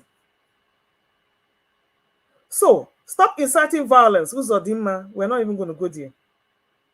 It's not an opposition problem, it's a PDP problem. Forgetting that the masses cost across all political parties and they are all suffering. So how is this an opposition party problem? Lawyers rejected by the NBA, but of course, they don't want them to come and share in their loot. And you notice what they said? They said they were not consulted. Not that the fact that, and the reasons why, I don't even know who signed the deal between the federal government and the expatriates without consulting them. They weren't even coming to bring them here. They said it was for to improve financial and legal services, not to even cleanse the judiciary of the rot within. You know what? We just have all our priorities all wrong. And finally, on Boala, I am happy they have come to clarify that Boala was never an aide to Atiku. That is an insult. An aide is people, what you will give to people like Reno Mockery and all those, ginger boy, Christmas boys. Bala was a spokesperson. He was consulted as a spokesperson. He was never an aide.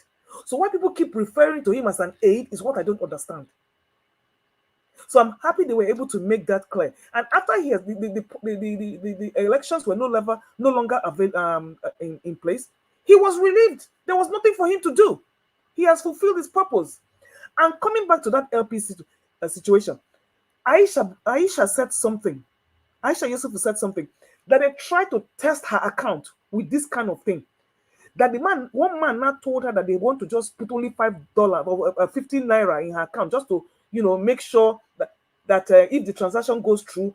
The woman said that's not going to happen. They are not going to use her account to transfer even shishi. And that is what Abure had been doing. He has been using other people's accounts to move money. And Aisha said, yes, they had approached her.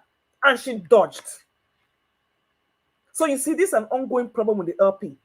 If Abure comes to talk, that is a big plus. But I doubt he has any leg to stand on. That's all I have. Thank you very much. Thank you, Madam. Look, trust me, the situation in our country is something else, because I don't know why we like to oppress each others all the time. It's very unfortunate that Peter Obi find himself in this party, and even the party he was coming from is even worse. So, like you said, even though Peter Obi open or form his own party today, the people that will join him, only God knows what they will have in their mind. So, the matter of where you're concerned, Nigeria, you'll be as it gets. Everybody is just fighting for themselves. The people that is complaining about the present government, if they have the opportunity to hold a position, they will also be corrupt. This is the problem we have right now. This is a problem, So that's why for Peter Obi to say, if you have any corruption in my name, I will stop campaigning. Person that ruled for 8 years in office as a governor. It's very sad. It's very, very sad, I'm still looking forward to Labour Party to address this publicly so that everybody would know what happened. Yeah, good evening to you, sir. Your name and where you calling us from? Yeah, good evening. This is Samuel calling from Turkey. Thank you, Mr. Samuel. Go ahead. See, I want to make a request. My former number was off your this thing now. With the hear your television, the hear your voice. Which one you want more hear for inside? Okay, can you hear me now? Yeah, go ahead.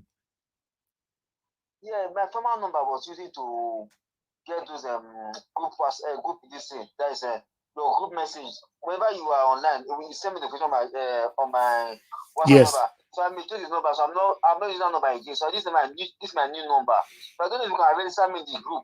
Okay, send the message. Send the message to me when you finish this call. Then I'll add you.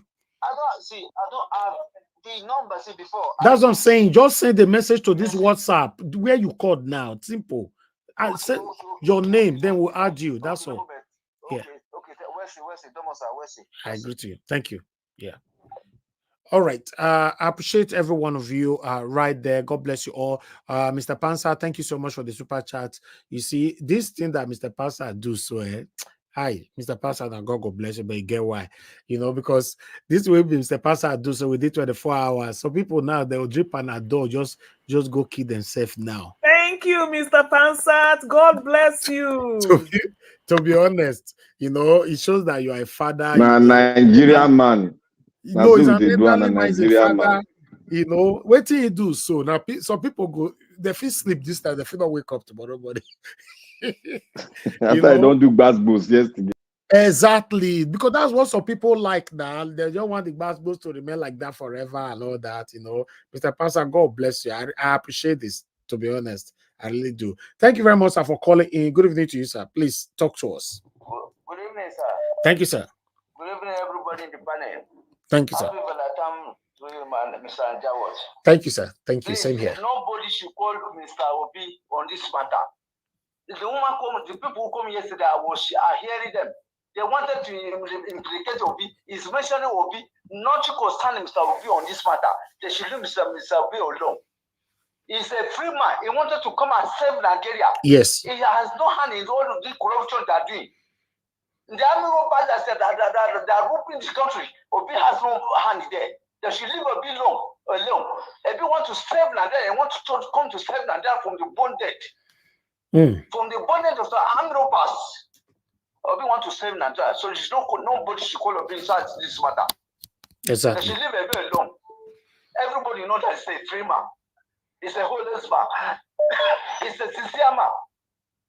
So they should forget me. They should not call him into this matter. Thank you. Thank you, sir. God bless you, sir. Thank you. Okay. Thank you, Mr. F.A. Thanks for calling in, sir. Good evening to you. Please talk to us. Good evening. Yes, sir. Go ahead. Hello? Yes, sir. We can hear you. Go ahead, sir. Well done. First and foremost, let me just say, Mr. Pastor, this man, the way I feel like that for this platform, you know, they understand. You know why I like that man? I perceive it go say, you know, they keep something for man. You understand? To go like that man. Exactly. God bless you, Mr. Pastor. Amen. So, Mr. Ajaero, this issue of Labour Party chairman, but we supposed to do it by now. Now, maybe come. I don't do my part, but I don't want to talk to all this thing on air. I've tried my best. Yeah. So that before we all conclude everything, okay, that means what he did is wrong. Because for me now, I never hear from his side. So sometimes maybe by the time we see here from the side now, everybody will see shock. So that is my opinion, sir. Yeah. So thank you, sir. Thank you. God bless you. Thank you. One thing that everybody must understand is this: nobody is accusing or saying that Abure is guilty of this. It's allegation. To this moment, I still see it as an allegation and all that. But for me, I think there are some things that needs to be addressed. I want him to address that. He's the national chairman of Labour Party. So, yes, the last time he came to this platform, we asked him some questions that be circulating and all that. He addressed it, simple. So he can as well address this, anyway. He doesn't have to be on my platform address it. Go to any platform, Arise, Channels is there. You know, if you want to come here, that's not a problem. Anywhere, but just address it. For me, for example, if I find any video where he addressed it, I'll come here, I'll play it to balance it for everybody to know what is happening, you know. So yeah, it's a huge allegation because at this particular moment now we have a huge issue with trust with our leaders in Nigeria. So when things like this are alleged or surfaced, you know, I think it's your duty to quickly address it. If not, you might be categorized amongst other satanic set of leaders, you know, which is not what I want. Mr. Abure, please, I know you are listening. Please try and address this. It's very, very important. Not an article, please. Don't write anything. Just go to Arise or Channel. Just address this, you know, tell the world, Nigerians, I mean, you know, tell them that, you know, this woman lie against me. Oh. No, but obviously, we don't see people who don't lie against you now. I pamper and co. Before they bust the head for court and all these things, you know, we don't face Naija wash. Yes, sir. Why you dey beg am? What you say make I talk? At the moment, he's not saying anything now. If you not talk, make you not talk now. Like that. Yeah. Their matter bears get that. He's a lawyer. He's a lawyer. He's a qualified lawyer. He knows what to do. Nobody should beg him. He's an adult. Yeah, because anyway, forget that issue. Thank you. Thank you. You address that when it comes to you. I appreciate you, my brother. I appreciate every one of you right there. Let's move on. Let me hear from another panelist. Mr. Jonathan, you're the second person on the panel today. It's good to have you on the show once again. Thanks for your consistency amongst others. Good evening to you, sir. Talk to us. Thank you. Good evening to you, sir. Thank you. Thank you very much, Mr. Elvis. I hope you can hear me clearly. Yes. Okay. Yeah. Thanks. Thank you very much. Greetings to everyone there, all the panelists, those that are in the comment section. I welcome everyone, and those that the callers as well. I greet everyone. So I just want to, today you presented a lot, but I will just dwell on maybe 2 or 3 if time permits me. First of all, the issue of the kidnapping. Madam Luke said it all. As far as I am concerned, it's clear that there are people behind these kidnappers, these poverty-stricken, people that they call themselves kidnappers are working for some mask. They are working for some mask people. They are not in fact, they are not from Nigeria to start with. They are not from Nigeria. And most likely too, they are not even Nigerians. So these people, the question then is, who are these people? Who are these people behind these kidnappers? Who are these people? It's very clear. It's very, very clear that these people are working for some, maybe we want to call them, in fact, I call them terrorists. Let's just to call it the way it is. They are working for terrorists. Whoever that is behind this, whatever the position is, whatever class or political class or military level, they are terrorists. They are just working for terrorists. And Mr. Peter Obi, again, he said it. I believe that statement, I know he said it during the campaign. He have said it over and over. I have heard him, saying that a country where a country where government officials are richer than business entrepreneur, that country cannot survive. That's a fact. And that is what we have in Nigeria, unfortunately. We have a country where government officials are richer, far, far richer than entrepreneurs, than business people. Because, as I've always said, Nigeria is an abnormal country. It's just an abnormal country. How do you want to describe it? It's a country where someone will do whatever it takes to go and work for government. I don't see that in the West. Someone they will bribe, they will do whatever it takes. Some of them will even go spiritual just because they want to get job at one agency. That's internal revenue, the federal inland revenue in Nigeria. That's agency that you are seeing. People work all their lives. They are working in banks already. They are in banks. They are still working, pressing button, using legs. All kind. They want to get to that place because that is the place where someone will go. That's the place where they go after company. That when they complete their tax paper, they are supposed to pay government 10 million naira. They will go and tell the guy, you know what, just do 2 million and give us 1 million. That's what one person will be collecting. His salary is 120,000 naira, working for Federal Inland Revenue. But he has identified like 5-6 companies that has been assigned to him. And that's what he gets on each one of them every year. Some of them he gets 2 million, some 3 million, some 1 million. That's the system. The 10 million will not come to the government. It won't come to the government. So Nigeria is an abnormal country. So you will see the guy working for Federal Inland Revenue. You know that his salary, which is an official salary, is 120,000. But the guy has properties everywhere. He's living big. His family, in fact, his wife and children are not even in Nigeria. Every other month, it comes to UK or to United States, or even to some of them are in Canada. They send their families. They comes every other month, and he's working in the federal agency. That is the country that we have. That's why this guy, in fact, I was Mr. Jollof Rice. That video was so apt. That guy was just spot on. A country where they can't create jobs for youth. They can't create jobs for citizens. They are going after content creators. Can you just imagine that? Even these are people that are fending for themselves, working hard, sorting themselves out when the government of the state has already failed them. They are not asking for stipend from the government. They are not asking for handout from the government just to create the enabling environment for people. They can't even do that. They can't even do that.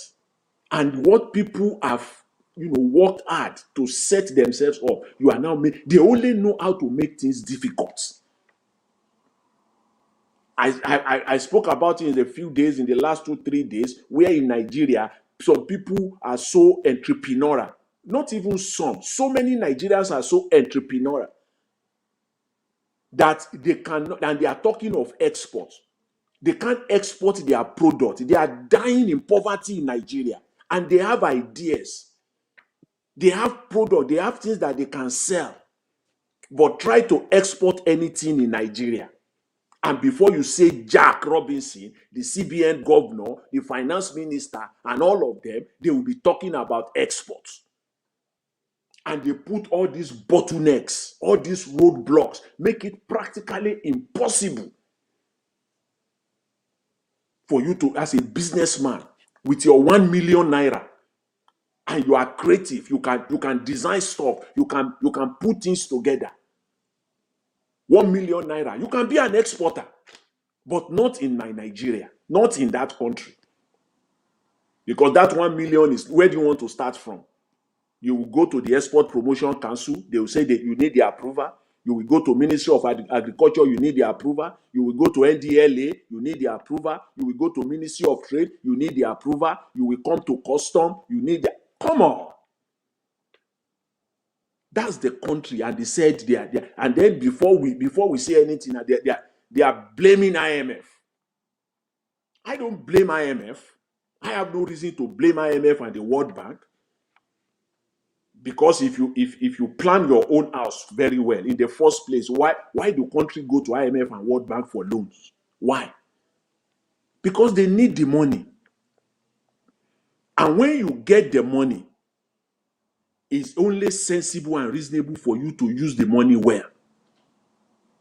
So they will put their conditions there. This money they call IMF money, World Bank money, is people like you and I. It's people like you and I that invest their money, put their money in some funds there. So if you put your money in those funds now, and then they come back to you after 1 year, and then they are telling you stories. They are businesses, they are individuals like you and I that invested their money. That's the money they are giving to countries. They invested their money in sovereign funds all over the place. They will put their conditions there. It is only left for you to be sensible and not to be criminal, which is what they are in Nigeria. Of course, they will put all those conditions there. They do the same thing. It is only left for you to come back to your country and plan and use the money well. Even though you want to have subsidy. Yes, all these Western countries, they have subsidy in everything. Almost everything. There's subsidy on almost everything. You can come back to Nigeria and do your put your own measures there, do your own policies, put it out there to support your citizens, to support small businesses. You can't blame the World Bank. After all, they say you who place the piper dictate the truth. Yes, they will dictate. They will dictate. It is you that will come back to your country, put yourself together, and not be a criminal set of people, racketeering that is going on all across board in Nigeria, all over the place. It's all racketeering. And they can't stop it to the point where even the only party that we all kind of, have hope on, that maybe something good, something better will come out from, it is still corrupt, talking about the Labour Party. Because after yesterday's interview, the lady that came out, Olushi, and then the two individuals that you brought to this platform yesterday, the Honorable Imasuen and the other lady, after yesterday, I took a few moments to actually think this through. I tried to even think it through and to kind of take my emotions out, take Labour Party out, put Peter Obi aside. Let me just look at this matter strictly. Just take a few moments. And then I can now say to a very large extent that Abure is culpable here. Abure is culpable here. It is now clear that every member of the Labour Party, this is my own conclusion, except only on one condition, that Mr. Abure will come out and Oh, so you got the fear for that area as well. You said what? I'm hearing myself Hello? back. I'm saying that From my side? to see it in a different angle, right? Okay. Is it better now? Can you hear me? I can hear you, Mr. Elvis.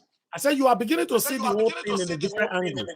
Yes, I'm beginning to see it in a different angle. And the only way I can do that is I kind of put my emotion aside, put my love, let me just put it like that, my love for Labour Party, my love for the obedient movement, my desire to, all the emotions, my appreciation and love for Mr. Peter Obi, I put all those aside, because if I have all those ones on, it's going to cloud my judgment on this matter. So I put it aside and I take a moment to look at it critically. And then I can come to the clear conclusion that Mr. Abure is culpable. Let's take Mr. Peter Obi out of this. It's not in this at all. Take him out. As Madam Luke said, Peter Obi came to this party. This party has been existing. All these crooks, all these criminals, they are already in that party. It's not that Mr. Peter Obi came and then he said, okay, I'm going to dislodge everyone. We are going to start from the scratch. No, he just got in there and he started working with them. So when you look at it like that, you will see that Mr. Abure is culpable. You will notice that every member, I want to say this emphatically, except Mr. Abure will come and tell Nigerians and supporters of Mr. Peter Obi and the obedient movement He has to come out and clear this. Other than that, for me, this is my own conclusion at this point in time. Still subject to variation. I can still change if he can do that. If he can come out and clear the air. It is now clear that every member of the Labour Party in the House of Rep and in the Senate, they pay. They pay something or the other to the Labour Party leadership. Whether to to the Labour Party leadership. That's why they can't do Mr. So you cannot question Abure's actions and reactions when these people are not doing all these things they're supposed. They disappointed everyone. And now I can question him. The reason why these people are not, he cannot even come out. They are just, he was just dancing around the bush there. You can't really criticize them. Each and every one of them pay. Even the Okada driver from the north. It is not that Okada driver is a front. Is a front for somebody because all of them pay. Each and every one of them pay something. That's why they got there.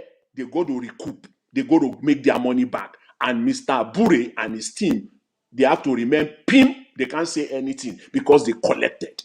Because there's no way with everything that happened in 2022, 2023, with the obedient movement, with everything that we are crying for, with the support and what Mr. Peter Obi stood for, it is beyond imagination that a set of people will now get to the Senate and the House and they will be behaving the way these people are behaving. It cannot be. Something is wrong somewhere and we are now seeing the light. They collected on these people. That's why it can't go after them. It cannot. Because if these people had been truly candidate that came out on their own, you will go after them. You campaign on the manifesto of the Labour Party. In fact, you will have them to have an attestation. They will attest that if elected, I will or I shall work only on the Labour Party manifesto in the House of Rep or in the Senate. Anything contrary, I agree to the Labour Party to take the following actions. One or any of the following actions. Either you will be recalled, you will have signed it already before they even collect your money, before you are even nominated, before you will have signed those papers, or the day you are nominated or you emerge as the candidate, you will sign that thing, an attestation. If you don't sign that paper, you are not representing this party. So that when you get to the house, everything you will be hearing from you is what the party stood for. Not that you will go there and you go and collect 160 million. For what? You got out. All of them have housing. They have everything. Their bonuses, you can't even find it anywhere. It's hard to find it anywhere in the world. They have houses. They have cook. They have everything. On top of that, they collected 160 million. They got 160 million naira jeep. Their salary is close to 30 million per month. Doing nothing. Doing nothing. They should have. What I'm going to do, I'm going to follow the manifesto of Labour Party. And that's what I'm going to do. I'm going to join a caucus. We are going to form a caucus. If you don't do this thing, when I get there, please, I could be recalled. That is what it is. So that's my position right now as far as Mr. Abure, is concerned, except he wants to come out and clarify this. It's very clear to me. Thank you very much, Mr. Elvis. I will take it on if I have more opportunity. Thanks to everyone.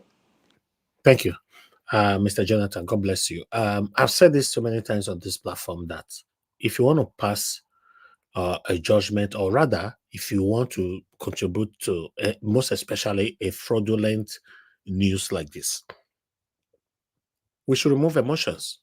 And I've used myself as a case study so many times. God forbid, tomorrow anybody come here or anywhere, you find it anywhere, that I, Elvis, is alleged of any kind of fraud. The best way you will judge that case or the best way you will look at it holistically, is to remove the love you have for me first and deal with the matter. If you have to deal with the matter because I love Nigeria Watch, I love Evis, this matter not going to let me talk, I too love Evis, I don't want this. You are satanic. I'm saying this now. And I've said it lots of times on this platform. I've said this so many times. If I'm doing the wrong thing because of the love you have for me, and you are not dragging me out, dragging me back, or correcting me, then there's a problem somewhere. And that is why Nigeria is where it is today. Do you know why? Because corrupt individuals in Nigeria have helped a lot of people. So whenever this corrupt individual is alleged, the same people that they have previously helped fight so hard to protect them. That's why you see in Nigeria, when you are looking, when a crime happened and you are looking for a witness, you don't see any. Even though we know that our police officers, a lot of things, our government, all of them are corrupt, but still, in a normal ground, nobody comes out. And the people that really know more about these things might be a close associate of the person in question. The problem we have is this. When we are finding out the truth about allegations, please remove emotions, as my brother talking just now. Remove that love. Poor Sam. You don't say me you don't love me again tomorrow. You're fair, poor Sam. So how far? This matter, so they say you do it like that. You do it, but you not do it. We want you to talk about it. Simple. But when you are not feeling too big, you are bigger than everybody. I don't want to talk to the people calling me out to talk on this matter. Who are they? They don't know who I be. I'm a national chairman. I'm this, I'm that, or I'm bigger than this and that. Then there's a problem somewhere. Yeah, some of you might not like me when I'm saying this. I've told you guys before, I have connection with all these people. I have contact with them. I have all that, but that's it. That's where it ends. I've never discussed with any of them privately. Baba, how far now? I want to help us. I want to give us this kind of fund, or let us use our platform to quickly promote you, pay this in our account or whatever. Never. If you know I've discussed that kind of rubbish with you privately or anywhere or on anything, expose me or God punish you. Because if we don't set example, we are not going to have that better Nigeria that everybody is fighting for. I've said this so many times, my people. If we have to continue to say, practice this nepotism, satanic nepotism, let me call it satanic nepotism, satanic favoritism. Now my person, that one, now my person, my brother forget to.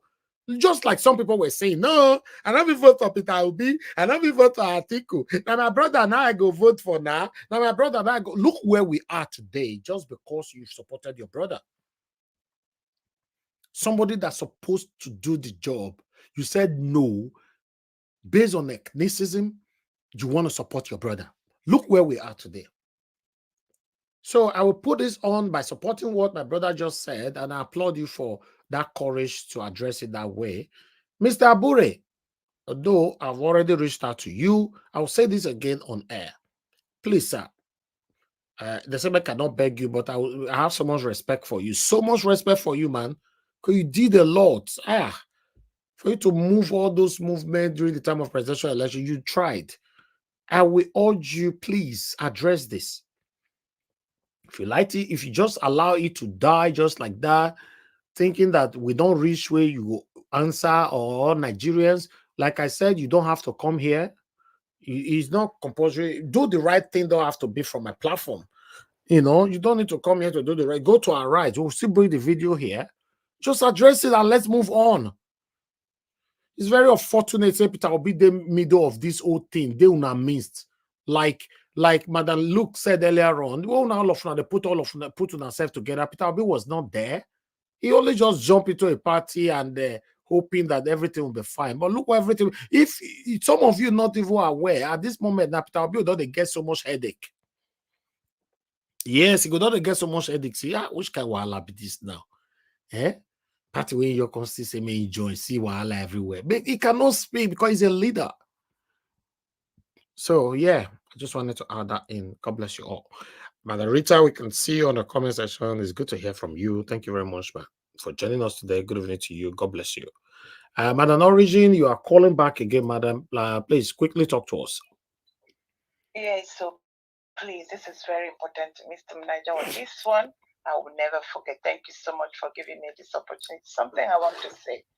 You all will know that in this platform, I am one of the things that attracted me to this platform is it is a political, a tribal, a religion. It's just a neutral place. And if you guys check my post, it's like this is a place for hurting Nigerians.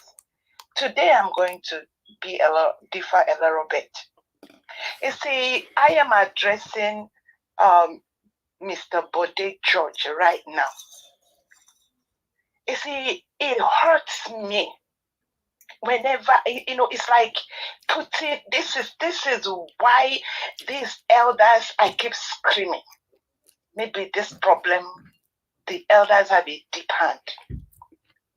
It is not, looking at this, I look at that, this thing, what I saw was a 2-3 minutes clip he sent. And he started by calling Emefiele, Lumelu, and then began to call a man that the family had just hurt him, fresh hurt. Please, sir, start with your people. Start by telling us about the principle. You know that man very well. You worked with him. You know him. And while all that has happened to Nigerians has happened, you keep the still mouth. You have still not said anything. But that video, is that video recent? I think that video is a long time ago. Let me see. He did not mention Otedola. He did not mention Dangote. He did not mention all the people. Okay. You see, that is why it looked like. Okay, now I know where you are coming from. Now, Mr. Donaja, that video was before that happened, before the accident, before the plane crash. Okay, that's fine. Before the plane crash. But I think 2 days or one or Thank you, sir. That's fine. Let us finish first. Thank you, sir. Go ahead, madam. This is why it looks like people are angry. When you are going to address a matter, start with yourself. Come out clean and say, maybe I am this, I am that. My brother is a thief. My sister stole something. But this way, because what now is pissing me off, you people should leave the southeast alone. Anytime it is time to clean out, they go and find someone over there. Enough. Okay. This country is already dabaru. You people should do anything that needs to be done needs to be done. Let everybody carry their criminal and go home and deal with them. Deal with your own criminal, Mr. Bode George. Thank you. Thank you. Okay, that's another angle right there. Okay, anyway, let's just move on. Let me come back to the next person on the panel. The next person on the panel that needs to speak to us right now. Let me go for Oga CM. Oga CM, please talk to us. Good evening to you, sir. Ajaero. Okay, no, not the Oga CM. They remove you. Come back again or something. I know. Come on, your computer. No, they come out like that. Oga CM, go breathe. Let me talk. I beg. No, hold on. You never even reach your talk. Okay. No, Madam Patricia, they talk. You never reach your talk. They say make person no they grieve for anybody. Oga CM, can you give me time? Good evening. Thank you, ma'am. Good evening, everybody. And Black Panther, relax, okay? You go see reach your turn. I don't know where you want to go. Just wait. Make I finish. My own no go take. In fact, where I come. Anyway, my mommy diaspora, good evening. And of course, the comment section people. Good evening to all of you. And the panelists, of course. Well done, everybody. I came in because of this Olushi. You know, I think yesterday I didn't have the opportunity to give my submission before I left. But I think I was Panset, Mr. Panset, I was talking about her, and I kind of also commented, you know, interjected him a little bit. It wasn't going in the direction of that she's actually a whistleblower. It was in direction of maybe she's on the Apapa side of the equation. You know, it's clear now that what she's saying, what she cried out to say is truth. It's very clear, because if it's not, why would they suspend her? Suspending her speaks volume.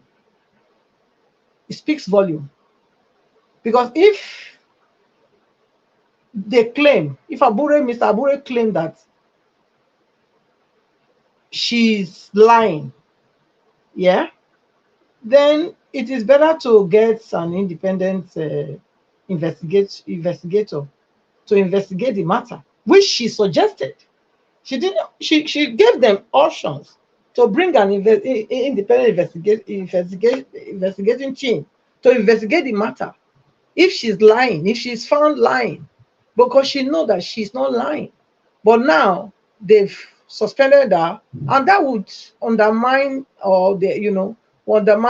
justice, because now she's not in the office anymore. So they can change things and reorganize themselves to present whatever they want to present. So for me, it doesn't matter whether Mr. Buru come out or it doesn't come out. Okay, this act of suspending this lady already speaks volume. It speaks volume already, because that's not the way to go about it. If you know you are innocent, oh sorry, if you know you are innocent, then you're supposed to ensure that you clear your name. Even though if you want to fire her or whatever, you should clear your name, clear PLP from all this mess before you say, oh, you suspend her. But they suspending her at all. What's this now? Sorry. They suspending her at all. It means that Please they have mute it. Mute it. That sound yes, will affect us. it has been muted. It has they have a skeleton in their cupboard. That's what I see in the matter. So yes, it's too late for me. It doesn't matter what they do now. If you like, come out and bring anything. What she said, what the claim she made, or the allegation for me stands. Is legit. She didn't lie. You know, so that's my point, because I don't see any reason why they will suspend her. If somebody make a claim, make an allegation against you, you are a boss. You are a boss. So you don't need to suspend her. You can work with her. Since she has gone in the open, you have come to the open, and then openly also dismiss her. When you bring out the facts, everybody can see that you are clean. You don't have any skeleton in your cupboard. Then you can also openly dismiss her.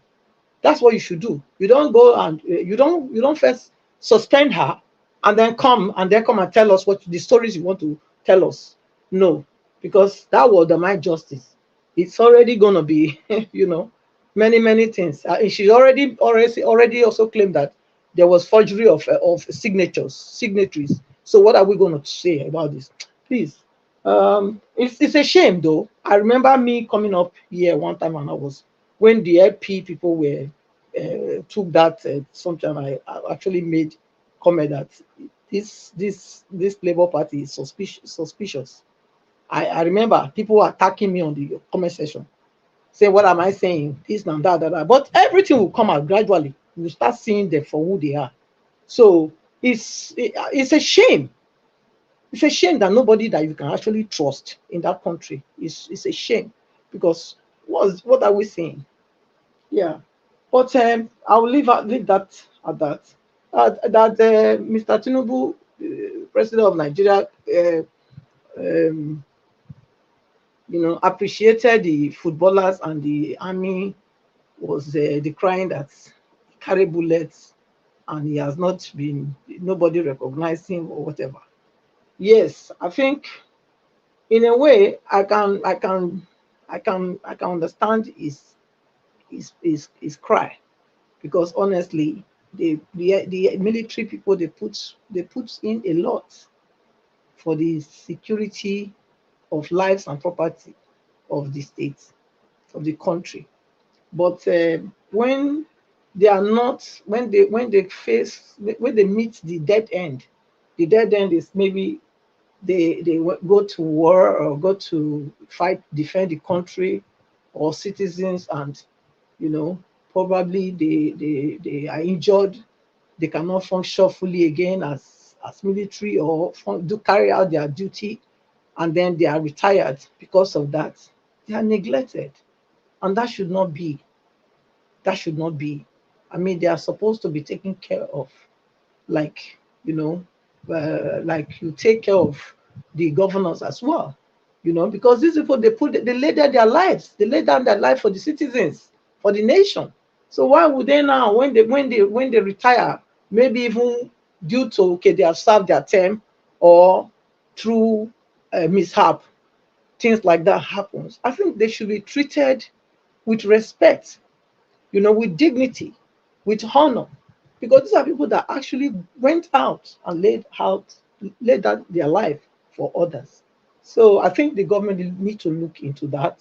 It's not enough to say, okay, you are celebrating one side of those that are, bringing Nigerian name in a positive light. Or what about these ones that are doing what they even do? What the military is even doing?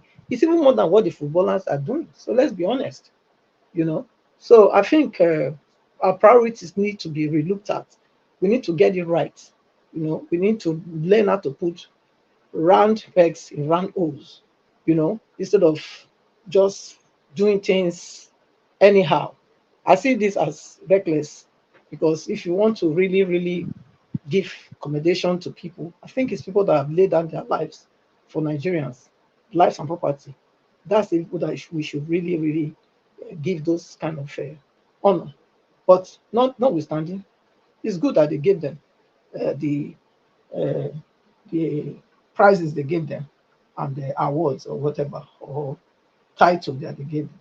It's also still good, but we should not neglect the military and those that are laying down out their life for us. That's my point. So I'll leave it now at that. Thank you. Thank you, madam. Thank you, madam. Thank you. Madam Patricia, thank you very much for your submission. Yes, you cannot suspend somebody and later on you're going to come to the public to speak to people. I don't know. I don't know how they are doing their things over there anyway, but still, let me quickly pick a call from Madam Rita. Madam Rita, thank you very much for calling in. Oh, we lost you. Madam Rita, please call back quickly. I don't know. We lost you right there. Okay, you're calling back again. Thank you, Madam Rita, for calling in. Good evening to you, ma'am. Please talk to us.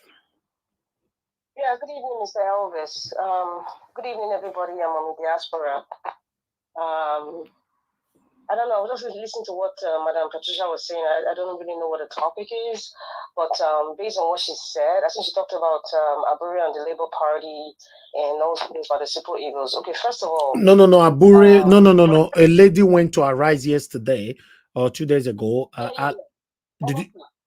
Are you aware of that? Yeah, I think I read it in the papers, right? I didn't watch it. But, Okay. From what I read, I think I understand what's going on. Okay, then go ahead then. Okay, what I see happening here is failure of leadership. Failure of leadership. That's just the basis of all this nonsense happening.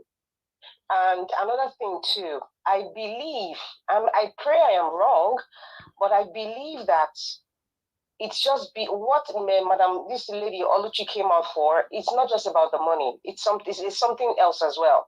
But there's a saying that one of my bosses used to say. He says, "Pray that somebody who is believed does not lie against you. Pray that somebody who is believed will not lie against you."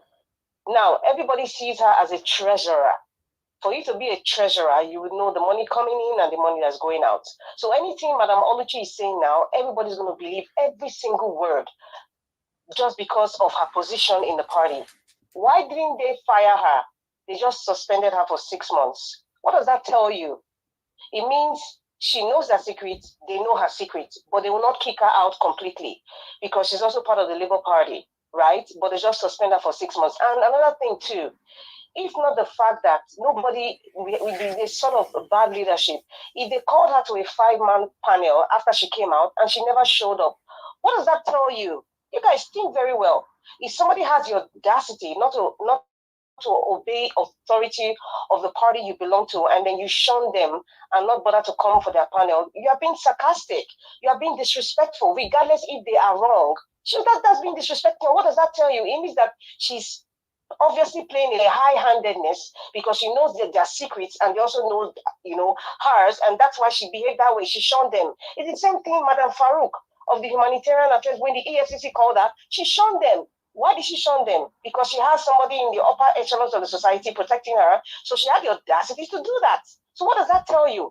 I will not even be surprised. Like I say, everything I'm saying, I pray I'm wrong, but I won't even be surprised if she has some sort of influence from the APC party or the PDP party, and that's why all these things are happening. I kid you not. So we see, sometimes we need to look at the broader picture of what is going on. I have said my position on, with all due respect to Mr. Opara, there's some people that are good for leadership. I don't see that in him. That is my opinion. I have said it, Mr. Elvis, in this show. I don't see him as somebody that would be good for a leader for, a big party like Peter Obi represents in Nigeria and the kinds of country that we need somebody who is tenacious and very, I don't know how to explain it. There's that aura of leadership. I don't see it with Barrister Abure, with all due respect to him. I've never seen it anyway. So all this fracas and hula baloo happening is failure of leadership. This is what Peter Obi talks about. Nobody is above. There's no association or there's no family that is above, quarrel or spat or whatever. But the ability for you guys to handle it, it shows how strong you are. Now, they can't even handle this. It means that the Labour Party is weak. What she came out to do is tell the whole world that the party is weak because there's weak leadership, unfortunately. All this is just family quarrel. She just came out to expose that. That is what's going on. Because PDP has the same issue. APC has their own issue as well. What she came out to do, she came out on national TV just to expose. What do you think her motive was? Think about it. PDP or APC, they have this similar thing with misappropriation of funds, but you won't see them come out on national TV to do that. Why did Madam Oluchi do that? I'm just going to leave that question out there. Why did she do that? If other parties are not doing, why is she doing that? If she's just her aim is to just disgrace the party, and she doesn't care. She might be doing it for personal reasons, influence from other party, or maybe personal anger, or there's some relationship, or there's something within that party. It's beyond the money. It's beyond it. And then when we go back to the Super Eagles, I think some people were complaining that they were not. Obviously, they did not play very well. I mean, the second half, I watched it to some point. I was just like, you know what, I'm done. And the other team, they actually played well. So I think that they deserved it. However, it's not easy, representing a nation. And I'm still going back to this leadership thing again with what happened with the Super Eagles game, the AFCON game. Okay. There was poor leadership.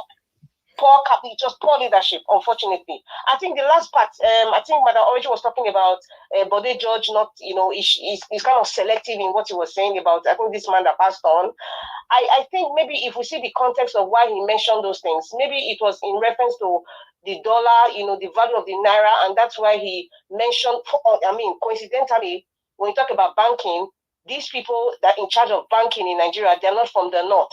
They're not, most of them are not even from, the southwest. Majority of them are from the south or the southeast. So I guess I believe that's coincidental. I don't think he was, but they just was trying to be tribal or anything there. I just believe the context of that discussion was about banking and the value of the naira. Thank you very much. Thank you. Thank you very much, Madam Rita. God bless you. Okay. Mr. Naja, Yes, ma'am. Please, she said something about the failure of leadership in the Labour Party. So who is the leader in the Labour Party? Thank you. Okay, although she's not here anymore to answer that, maybe she'll answer that on the comment section.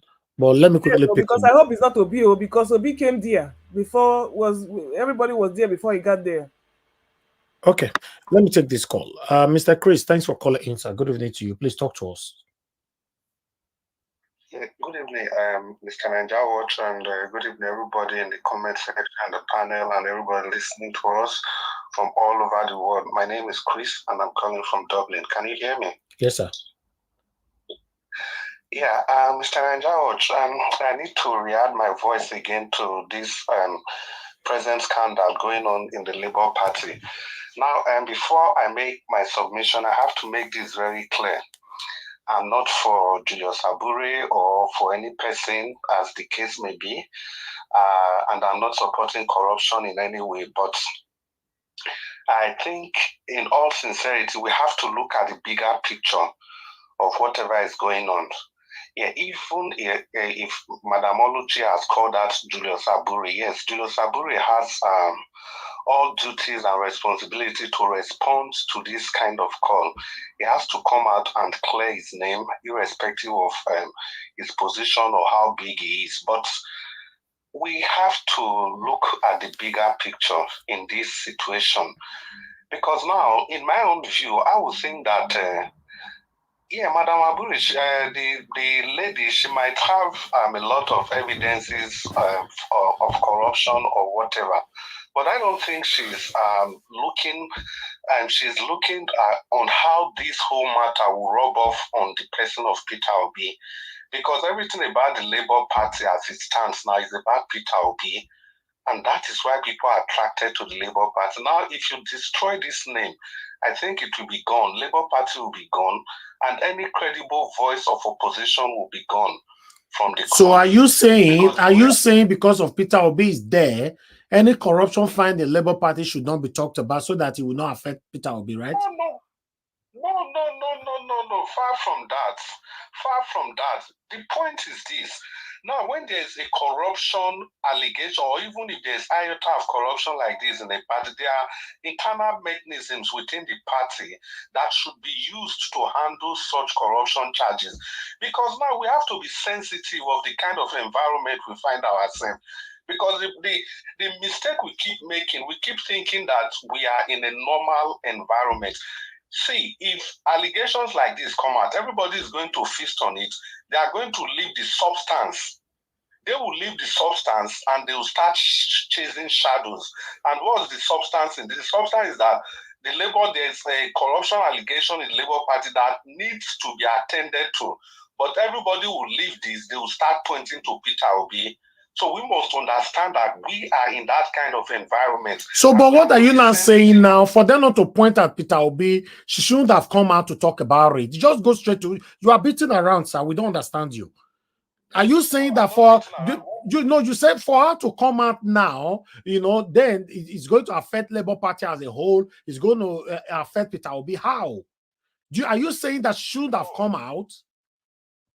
No, I said maybe you didn't listen to me properly from the beginning. I said there are party mechanism that are used to resolve. Yeah, but she says she passed through that process for the past 7 months. It's not working. Did you watch a video on her rise? She fought through that same mechanism. It didn't work for 7 months before she came out. And that same mechanism also invited her to a panel that she refused to attend, right? Yeah, where did you hear that from? Is it an article? We are telling Abure to come out and speak on it. We want to hear him speak the way you are speaking now. Article cannot be trusted. We know we know the country where you and I came from. When people will write something tomorrow, they'll also not be the right time. Huh? Okay. Now, having said that, Mr. Nanjawat, the point is this, like I said from the beginning, because that's why before I started, I had to make my point very clear that I'm not trying to exonerate Julius Abure. I'm not trying to say that they shouldn't attend to this corruption, this issue, because it's a grievous allegation. It has to be dealt with, but it has to be dealt with cautiously and appropriately. And that's just the point I'm making, because in this whole thing, you cannot tell me, just like Madam Rita was saying, you cannot tell me that this is all about, it's not completely about the corruption thing. As the event begins to unfold, we will see who is actually playing the band for the people that are dancing. We'll see who is playing the band for them. See, it's not, we all know the way politics works in Nigeria. If it is because there are very germane questions that we need to ask. This fund, this Labour Party fund, is it just one person? Is it only Julius Aburi that is signatory to the political, to the funds or whatever? Because as the treasurer... Oh, God, what you are... Julius Aburi is the national chairman, sir. You know this thing now. I don't understand. He's not a local... he's not a local chairman. He's a national chairman. You know what that means? Yeah, what I mean is that that's it, Mr. Everything ends on his table. Yeah, does it mean that these whole funds, they put all the funds in his account? Is it not supposed to be a joint something? Is it something that only one person has authority? No, what you are asking now, Mr. Chris, to be honest, I want you to go and watch that video again. That's this same woman said that any fund they are paying, there's a private account they provided for them to be paying this money into it. So all these questions you are asking now, if you go and watch that video and understand it properly. You talk about mechanism. This woman passed through the same mechanism that you know. If you understand, you shouldn't be talking about mechanism when she already explained all this. That she have been battling this within the party for the past 7 months. Nobody listened to her. The reason is that the truth is of all this is that, see, we have to be very clear. Why do they even allow a private account in the first place as the treasurer? Why will you even allow something like that? Why? On what basis? What you supposed to be honest, Oga Chris, Oga Chris, Oga Chris, Oga Chris, what you should be talking about now is Abure should address this. Don't try to protect Abure directly or talking about mechanism or talking about this. You know? I said from the beginning. No, but you said from the beginning doesn't mean we cannot still counter you. So your beginning does not mean your submission. Your beginning, you said you are not trying to. Abure should not be exonerated in any way at all. That is not what I'm saying. Okay. He has to address the issue. The issue has to be addressed properly. When this whole thing settled down, we will all still be here. We will all still be here. We'll still calling. This program will still be going on, and we'll see the smoke. We'll see what is going on behind the scene. We are going to see all of them. Obviously, Julius Abure has so many. Even before this woman came out to speak, there has been series and series of allegations. So he just has to clear his name once and for all. Thank you. That's basic. But I think if you still ask me, it's my view. My view is that this thing should be handled more in a proper way. I don't think it's actually, for now, I don't think it's actually about the corruption. Okay, Mr. Chris, thank you. Unfortunately, you talked for 8 minutes. You did not talk about the suspension. That means, you know, I don't know how to judge you now, to be honest. You didn't talk about an innocent woman that cried out that has already been suspended. A whole 8 minutes. You are talking about Abure shouldn't be dragged out. They shouldn't talk about this in public. They should use mechanism. What mechanism? Coming to that. But are you going to use 50? Are you going to use 3 days to talk before you get there? I don't understand. Nigerian, you said you know if be judge you. I just laugh for here, but make una know para Mr. Niger what 2 days in a row I can't handle it though. Coming down. Because if you don't even have anything to hide, why will you? Somebody is accusing you of something. You people have not addressed what you are being accused of. You are suspended. Exactly. Does that make sense in the first place? It doesn't make any sense if we want to be truthful to ourselves. It doesn't make sense. So I was coming to that. It doesn't make sense. You can't be accused. But you don't use 3 days to talk now. You say you were coming to that. Me not understand. Nigerian, now you be the wahala here now.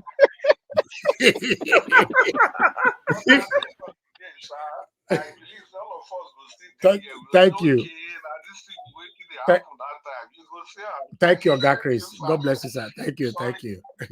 You see, you see, yes, it is obvious that people did not really listen to that interview, and neither did they listen to the follow-up of those 2 Labour Party officials from yesterday. It is very obvious.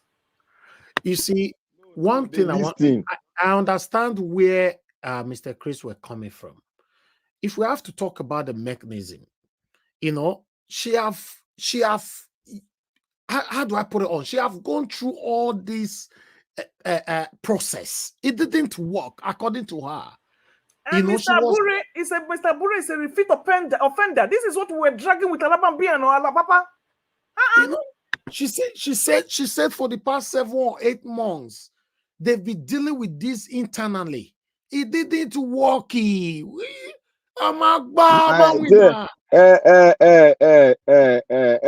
okay, Elvis. Yes.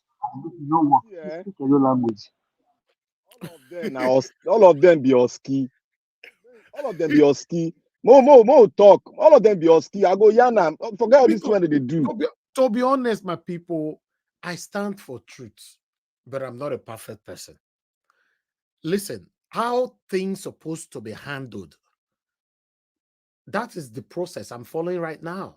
You can't suspend somebody that have alleged you when you have not addressed it.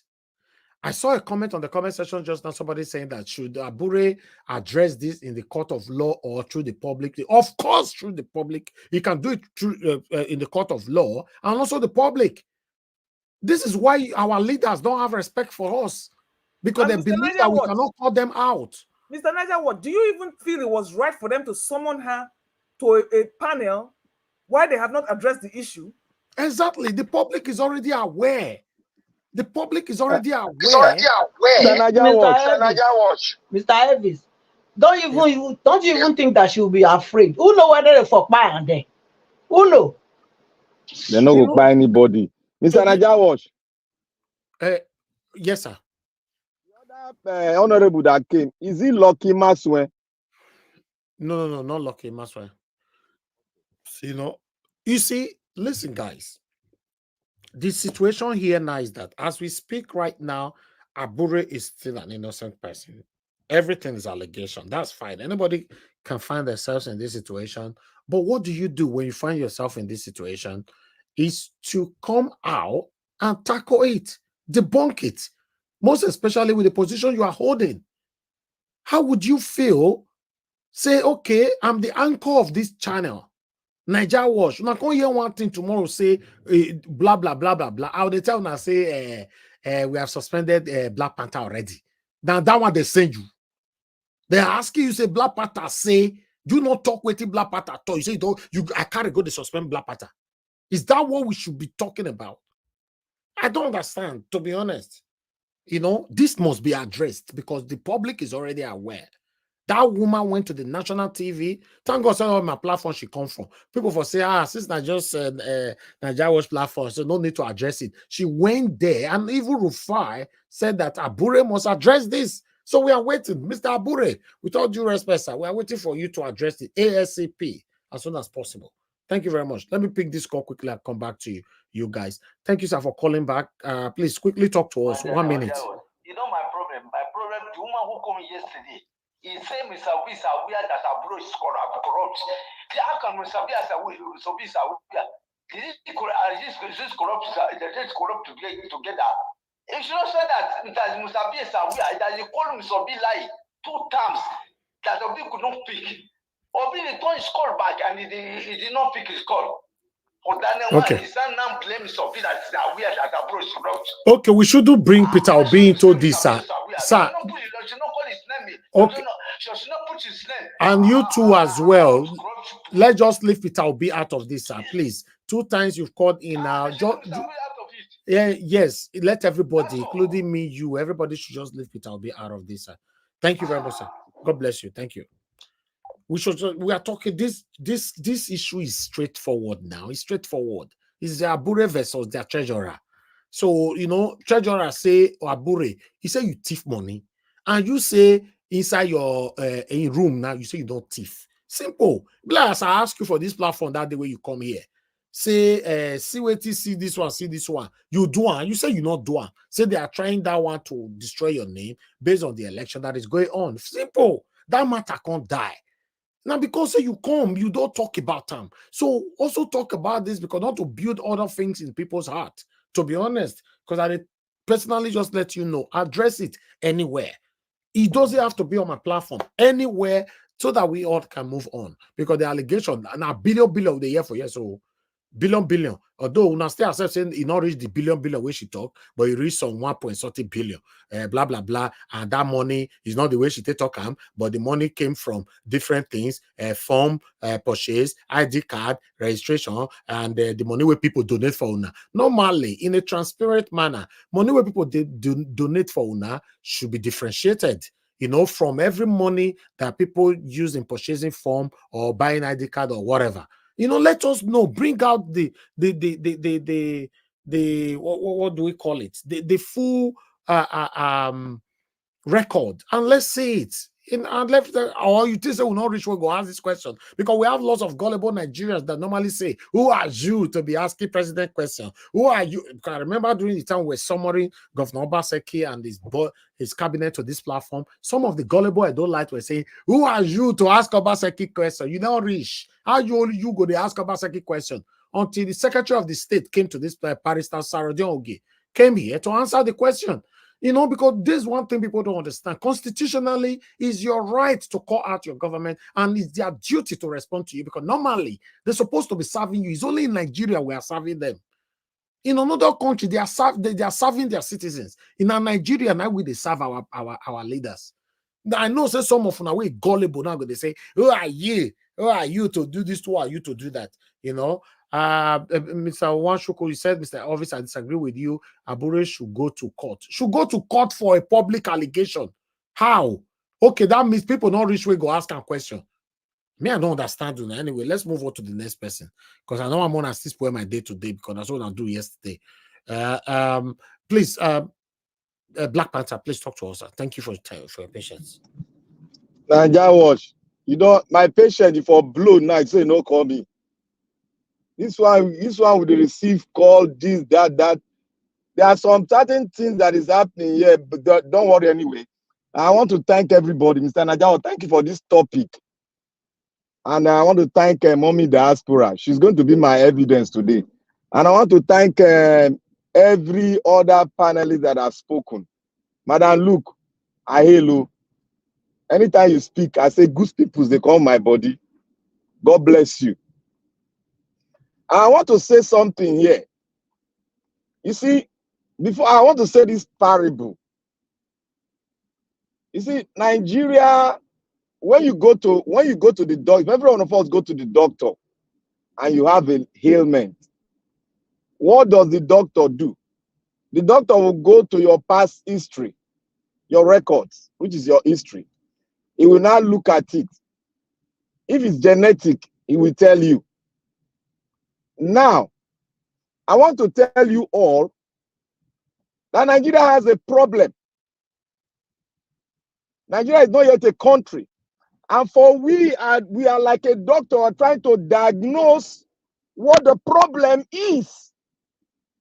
We now have to look at the past record, the past ailment of the country, so that we'll be able to diagnose the problem of the country. When Madam Rita said, the problem we have is leadership. I keep on telling you people, it's not leadership. The structure, the system you put, we create the leadership, the kind of leadership you want. The structure created in China created the kind of disciplined leadership they want. The structure created in America brought about the kind of leadership we want. The same thing with the British. So the problem of Nigeria is not leadership. It is the structure that we have that is causing the problem, which the people, the virus in the system of Nigeria is the Fulani. People will say, why am I going that area? I will go that area because I have diagnosed the problem for a very long time. A lot of people are diagnosed, but they are scared to say it. Me, I'm not scared. I know where I came from. I am boldly to say it right here. You see, I talked about Venezuela. That when I talked about Venezuela, people were saying, what am I saying? People like Tunaja were saying, what am I saying? Now, people are now seeing what I've said back last year. And I said one thing again. Mama will bear witness. I was right here when I spoke one thing about Julius Abure. People were thinking that, oh, he's a soft man, he's this, he's that. I said one thing. Julius Abure should come out and tell us what happened during the last election, give a report and have a blueprint that everybody that is a member of Labour Party and people that love the party will be able to hold. When the rain comes, when the rain starts falling, we'll be able to hold that this is what he said, and everybody in their whatever, in their caucus have agreed before he will come up to make such a statement. Now, what is going on? I said, in terms of rainy day, so that we'll be able to look at it very well and say, this thing the other person is trying to say is a lie. Now, the reason why I said it was I presume that this kind of thing will happen. And I waited for Abure to say, to come out, to give a blueprint on how the donation, the money that they got, how it all went, how it was spent. He refused. That was when I made my conclusion. I said, this man, I will not be surprised when he's been found wanting in a corrupt entity, in a corrupt environment. And I want to say this again. Nigeria is what you see in the political party is how the country is. That is what you see in Nigerian political party, where one man will dictate the destiny of the entire people in that party. When one man will sign off money, and where one man will take the money of the party and put it in a private account. It is what is happening in Nigeria. That is what is happening in the political system. And I want to say to everyone, if you have not been in a political system before, whether you have not held a position before, you cannot really understand it, but you can talk on the peripheral and accuse. You see what that woman said about the Nigerian political parties, how they function, is the same thing.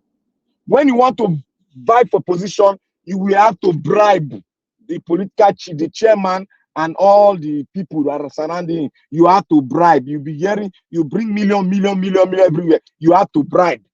That is the system we find ourselves in. That is why corruption will never die. That is why anybody bring it to Labour Party, we go there and we keep silent. That is what is happening. That is why you see the leadership of Labour Party come here to tell us that they're having case file in the court and they cannot speak. That is the reason. Why he's saying that, he was trying to cover up the corruption in Labour Party. I will not say that lady and the other man that came in, they are so clean, they are white as snow, they are as dirty as what they have spoken. They are also dirty. Because if you are in a party, your position has been taken away from you. Everyone here, what do you do? Will you not resign? Is being a party, is it your life? Will you not resign? Is it your father's son? Will you not resign and find another route? Will you not resign from the party and say what is happening so that the world will see that you are clean? The reason why you resign, this is why you resign. And now, I want to say here, there is what we call party laws, rules, and regulation. What they have done in suspending the woman, if you go to the party regulation, you see that it's right. So any of us that will say, if you go to the party record, what they've done now is right. The lady is shouting, Abure did this, I have record. In his room, I have record. In his bedroom, I talked to somebody, I have record. Was she all around? She was an investigator.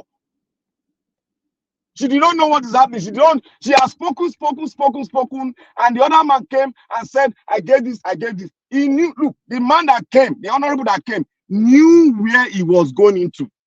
They will come and tell you all kind of story. Oh, somebody that I'm a businessman, I went diaspora, blah, blah, blah. Any clean man clean diaspora that we enter Nigeria that he wants to go and rectify things. That man is a liar. He's a liar. That is what all of them will say. When they get there, they will squeeze the hell out of we all. The structure you have in Nigeria cannot and will not make anybody as white as snow. You go in there, you come out and I lie. If you are not as strong and tell the people that go and verify, this is me, go and verify. All of them that came here, do they have the mind or the power to say, the boss to say, go and verify, this is my record? So all along, they be carrying the money into a private account and you have not been giving anything. You have been going to court, you won the case. If you have won the case, then let justice come. Don't come out and start telling us all kind of story because you all are involved. For 6 months ago, you don't have access to your account, to the account treasury, and you sat down there. You cannot resign because it's your birthright. You see, Mr. Ajaero, all this political position, they are all in a group. They are sitting there for people, for their godfathers, all of them, including Labour Party, all the party. Nigeria parties, they are all the same. Before you can get post, you must bribe. Anybody that comes here, come and tell me that what I'm saying is a lie. I want to move because I've said it before. When I was saying it, everybody was just looking. I said Abure should have come to give us the blueprint, how they spend the money and how the party was run during the political season, and it was run. It is do it. I knew that something like this would come up, and thank God it has come up. Let me see how he's going to clean himself. He cannot clean himself. He cannot come out to say anything. You see, that is aiding and abetting or is involved in the crime. That is what is going to come out. If he come out to speak, it's either he's aiding and abetting or he's involved in the crime. That is why he's fidgeting, he's planning on what. Any man that is clean, if they accuse you of something, your adrenaline will give you some signal for you to come out as a natural human being. You will come out and clear yourself. But when you hesitate, that means there is skeleton in your cupboard. For those that came out to shout, there was skeleton in their cupboard. That is why they couldn't throw them out. Aiding and abetting. Now we go come be the judge. We are going to judge. All of you go come out to now smell for public. And on the IMF loan, I have said it before, and I will continue to say it until we sink into everybody's head. Nigeria has no business. A developing country has no business in removing anything like subsidy. You are trying to develop to be like a developed nation, trying to pick up. You have no business in taking off your subsidy, especially energy and some essential things like in health and some other things that you can put together. You have no business because you are still underdeveloped. The highest rate of poverty is still in here. So I don't know why they should go to IMF. IMF is a mouthpiece of the Europeans trying to tight fist the neck of African leaderships that go there, gullible African leaders that go there to take loan. Why can't we trade among ourselves? Why can't we? Did Nigeria not borrow Ghana $10 million during Baba Yabo regime? Why can't we do it among ourselves as Africans? Why should we go to IMF? IMF is never in the favor of an African country. Go and dig it out. Go and find out their history. They are always bringing something, a condition that would neck fist the African people, the black race. That is what IMF is for. And I stand here to be corrected. Anybody, I'm ready to challenge anybody, and I'll bring facts. IMF is not ready for Africa to, is not in there to develop Africa. Rather, is there to strangulate Africa. There was a $3 billion loan. IMF knew where the loan, knew when the loan was taken. They know where the money is. Why can't they talk? Yeah, aiding and abetting. They want Africa to go down so that they can steal our soil and steal our resources. That is what IMF is for the Western world.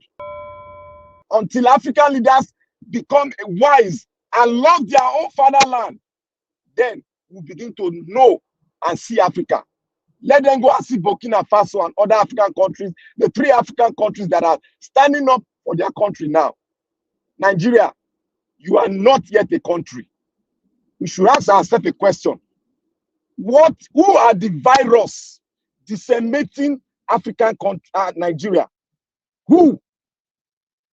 Why is it that we go in there, we typhoon all our resources? One man take the entire resources of an Africa, Nigeria, and keep it to himself. Why should a man that loves his country, that call himself I'm in Nigeria, do that to his own country? That is the fundamental question. There is a break in the system, and until we rectify that system, or we break up and go our individual way, Nigeria can never, not because, never cannot see headway. Thank you, Nigeria Watch. Now, Black Panther, thank you, my brother, for that wonderful submission. There's a lot of problem going on in our country. Anyway, let me move on to the next person. Before I call on the next person, which is Ogasiem, I would like to quickly appreciate Grace Cantidu. Thank you very much for the earlier super chats. Thank you very much. I appreciate you. Your message for Happy Valentine's Day. God bless you for all you do. God bless you too, madam. God bless you. Thank you, everyone. Augustine, please unmute yourself. Talk to us. Sir. Good evening to you once again. Augustine, are you there? Yes, I am. Okay, thank you, Niger Watch. Good evening, everybody. Please, all protocols duly observed. Okay. I think it's quite a lot has been said. So on this Labour Party Aburi issue, whatever I listened to the interview by Oluchi Opara, who happens to be their national treasurer. I listened to it twice when Abati and the other lady and Rufai, they were questioning her. In fact, for all that she said, as dirty as it might sound to the ear, for people like us, I still regard it as a single story. Nobody claps with one hand. Every coin has 2 sides. I cannot say she's lying, no way. Neither can I say she's saying the truth. But what we lend credence in the absence of Abure, making frantic effort to come, because at least it's now an open invitation from her rise. Naturally, he should come forward and state his own case. Whether you suspend Opara or you didn't suspend her, it doesn't. In fact, it's even making the case worse on the part of Abure. Forget about so. You can still, even if you want to suspend her, come and talk to the public through her rise. There are serious allegations. You come, you present it, and then let's hear your own side of the story. Somebody like not go fit come. And now, so no, it's true. Wait. So somebody like me, I can now say, okay, we fulfilled all righteousness. It is not for nothing that in law court, they will say you state your own, this one states his own. Then they go and then consider judgment. So that is, I will give him the benefit of the doubt. But the more he keeps dodging it, or if he hasn't, that means that somebody can, sort of for the balance of probability, may say, well, you are running away. And then the lady will say, you see it? Why can't he go to Arise and state his own case if I'm lying? So that I don't want it to get to that stage. So Abure, you know what to do. Like somebody said, you're a lawyer. You know what it means. The temple of justice is blind, or the lady of justice is blind. And the sword the lady is holding can cut both sides. In my place, they said, police. We know that it's not the person that brought police. Now go win the case, but he just fulfilled all righteousness to say, I made the report. So let's follow it up. So Abure, the ball is in your court. I will reserve judgment until I hear from you, either through Arise or through anywhere, particularly in respect of this case. I don't want to hear anything going on in Labour Party. I want to hear from Abure. Then when I hear from you, I can now say, oh, well, this is what I think. It doesn't matter whether you are going to Supreme Court. Arise will be waiting for you. And the only way I know about what is happening is through Oluchi. And Oluchi didn't tell me privately. He said it on Arise. She said it on Arise for everybody to hear, millions of people, both home and their way abroad.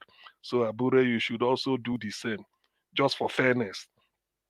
Now, let me move to this president NLC president Ajaero saying he's willing to go to jail rather than follow any court order. Nigeria Labour Party. I think it was the person saying they should be demanding 1 million as part of minimum wage. Okay, let's say minimum wage becomes 1 million. Therefore, anyway, well, it's in Nigeria with this type of headline, and if you have this type of news, what will quickly come to your mind is that this is a banana republic. It's as simple as that. So whether Ajaero is risking a court or jail because he didn't obey court order, it's not for me to. It's neither here nor there.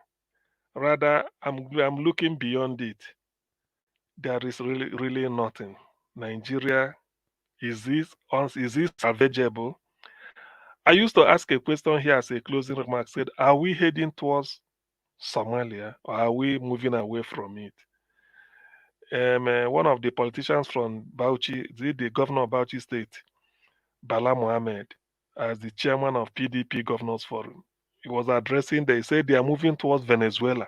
So it's now for me to go and do research between Somalia and Venezuela, which one we are moving towards to or we are moving away from. Let the truth be told, Nigeria is in Nigeria, they've run Nigeria aground. Which brings me to my second point, one thing I want to analyze. Yes, Bode George was saying of round tripping. This is what bank. This is the function of. This is the way the banking system works. For instance, in Nigeria, we don't export. We can export. We export mainly crude oil. Now that crude oil, allegedly or not allegedly, is a national asset. NNPC is like the houseboy that sells it on behalf of the apprentice that sells the crude oil on behalf of Nigeria. NNPC will sell the crude oil, the money comes to them. NNPC will say, Central Bank, this is the money for the government because Central Bank is the government's bank. He will put it in Central Bank. Then the Central Bank governor or whatever, the way they meet, physical or monetary policy meeting, the Minister for Finance will now say, okay, this is how much we got. So this one will go into fax. That is the one they share every month. They will now call out the state governors, bring your commissioners for finance or whatever, take your check, go to Central Bank, cash it, or not even transfer it to your account, then you start drawing. That's the way it should work. But in Nigeria, this is what they call round tripping. Okay, now the one the Central Bank will keep, it will give it to these commercial banks to make loan available for business or agricultural financing or any other loan syndication, whatever they do. So that if, let's say, Niger Watch, you are you are headquartered in Benin and you want to open another station, say you're a TV station in Bauchi, but you needed to import some electrical gadgets or some broadcasting equipment and you don't have the money. You have the naira. You go to your Zenith Bank somewhere around the new, maybe one of the streets in Benin. You say, look, I need to place an order. I want to open a letter of credit for me so that I can bring in something from Japan. The thing will cost me $87,000. What is the naira equivalent? They will tell you with all the commission you pay, it will now come through that way. That's how it should be. But in Nigerian case, the bank, let me start with NNPC. NNPC will withhold the money first. That is the issue. NNPC will take the money, kakaraka, hold it. Then central bank go shout, say, NNPC doesn't remit money. NNPC go say, we do all this, do all that. As they struggle, maybe release more. Now, central bank, God help him, we release the one to federal to be used to run. Federal, we say, okay, this is what we have based on the formula 42. I think it's 42% to the states, maybe 50 something to federal, the way they share it. Then they will share. The one that central bank will now keep with them, commercial bank will say, we need this dollar to finance all this are part of it because they all have account. Central bank will okay. We Mr. release Sin, yeah. Mr. Sin, sorry. I just wanted to I want to add something to what you said, if it's okay. You were talking about the NNPC being the apprentice, or what did you call them? What about the fact that even the refineries, they don't even have these measuring meters No, to know. okay. Yeah, thank you. Just mute. I've overtaken all those places. I just feel that everything must have been done. They've sold the money, sold the crude oil, and everything is working. Then the cash is with them now. That's where I'm going. So when a central bank will now say commercial banks, these are your own based on percentage. Zenith go take, Access go take their own. Tony Elumelus UBA will take all those Union Bank, every corner. That's why people open banks. So they will not take this dollar. Remember during my analysis, I never mentioned the Malam selling a dollar in the street too. Just like in UK, if you want to buy dollar in the UK today, you go to your branch and say, "Look, I'm traveling to US. I think I need some dollar." They will say how much. He said, "I need like $1,000." They may say it's less than £1,000. They convert it, cash it, and give you if you want it cash. Then you take it. That is, you don't go to one street and start to negotiate under umbrella. Now, what happened in Nigeria is that the central bank will now give commercial banks, these are your own. Tony Elumelu, them, UBA, they don't get their own share of this thing. Rather than make it available to say Niger Watch that want to place an order to bring in equipment for his media outfit from Japan. Tony Elumelu, them, or just like UBA, them, we now commission one Alaji, one mal, and say, go and be selling it in Broad Street for us. When you go to commercial bank, you won't see anything. It is then that we now fix what they are going to sell. So that's what they call round tripping. They may get it from $1, we give them £1, bought it at the rate of $1 to 100 naira from central bank, for example. By the time they put it in on the street, black market, maybe 250. So that 150 difference is what goes into them. That's why they tell you, oh, the bank don't fund agriculture. They don't fund business. Then the Igbo man that we buy spare parts for luxury buses or for maybe Sienna and all. Nigerians like to drive any type of car. When you need them, you go to Ladepo in Lagos. For him to get the dollar with which to import it, because it's not made in Nigeria, he has to go to the black market. Who created the black market? The commercial banks. Access Bank, Zenith Bank, UBA, guarantee theft or guarantee trust, depending on what you call it. So they are the people creating it, because the MDs or the chairman, they all have shares. That's why they can afford to spend money, do anything. I'm not exonerating anybody. Central bank does not create black market or maybe what they call parallel market. They give it from central bank to the commercial bank so that they can make it available over the counter. You have a car. You just like you go, you say you need it. In fact, they will say, okay, give us open the letter of credit, give us the bank account of the company in China or whatever. They transfer it to you. So you now enter plane, it's already done. Unless the cash you are going to use for small sundry expenses. So please, somebody should mute. Let me not. So this is hold on, please. Let me. So this is one moment, please. Let me not lose my train of thought. Let him finish, please. This is exactly how it happens. So it's all these commercial banks. These are the commercial thieves. They create it because it's not the one from central bank that goes to the black market. It's the one from commercial bank. That's why because if you need dollar, in Nigeria. You can't go to central bank, say central bank Benin, Edo State branch in Benin or Oka, Anambra State branch in Oka. You can't go there asking for dollar. You go to your commercial, your bank, which is the commercial bank that deals with individual. Central bank doesn't deal with individual. So when you now go there, they say no dollar. But if you if you come out of the bank, the street next or wherever, you see people standing telling you dollar or pounds. They created it. How can a malam and Alaji get access to dollar? Do they export anything? They are selling it for commercial banks, and that is how they make their money. So that is the meaning of round tripping. Everybody, that is what they mean. So that with whether you bank with them or not, all they know is that if central bank gives them 1,000 naira to the dollar, they will say 1,500 or anything they like. So when you know it, but sometimes they will make it scarce. They won't release all. So there are a lot of complexities involved in it. So that is the height of Nigerians' corruption. Let me stop here. Thank you. Yeah, Mr. All Elvis. right. Thank you. Mr. Go ahead, Ellis, sir. Go ahead quickly. I just want to add to what Dr. CM was saying, just briefly, that the central bank is centrally corporate in this matter. They are the champion. They are the key player. The central bank cannot tell Nigerians that they don't know what these banks are doing. In fact, the CBN governor, as you said, the central bank and the commercial banks are doing, the CBN governor has his own malam too.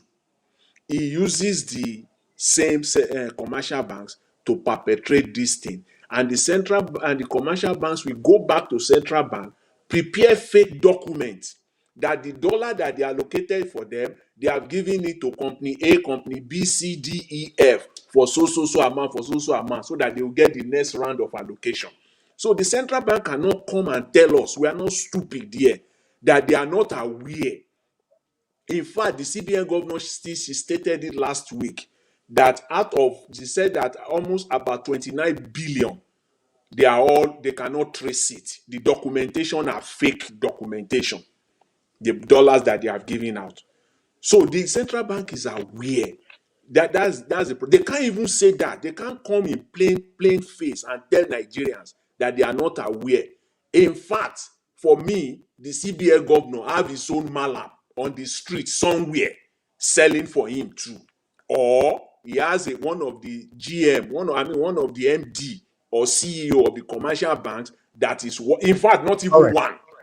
So they are all, the central bank is centrally inside this whole nonsense Thank that you. has brought Nigeria to this point. Thank you. Thank you. Nigeria Please watch. move on. Yes, sir. What's happening? Something is talking on your background now. Don't unmute yourself when you have people in your background. I've said this thing, instruction, please. We don't want to hear anybody apart from your voice on your background. Let's move on to the next person, please. Everybody who just hold your support or your contribution to whatever Mr. CM said. Thank you. Everybody stay mute. Thank you, Oga Consign. Thanks for joining us today. Okay, I think Thank okay, after Oga Consign, give us a mandate. My turn. thank you, No, Mr. Evans. No, Thank no. you, Mr. Evans. Sorry, sir. Sorry. It's not you. I'm sorry. Give us a mandate. Please talk to us. Thank you very much for your patience. Good evening to you. Before, okay, good evening to you. You come make me talk, come the fear, say everything come the happen now. I be this. No, say last time when I check, Mahmoud Yakubu come here, and you know if he come here. Hopefully, now you hear me clearly. Good evening to you and the panelists and everybody. Comment section greetings. So I greet all of you now. Koyo, Kaleo, Kojumo. Well done. Sanunku, Mungasheku. Well done. Nigeria matter. Okay.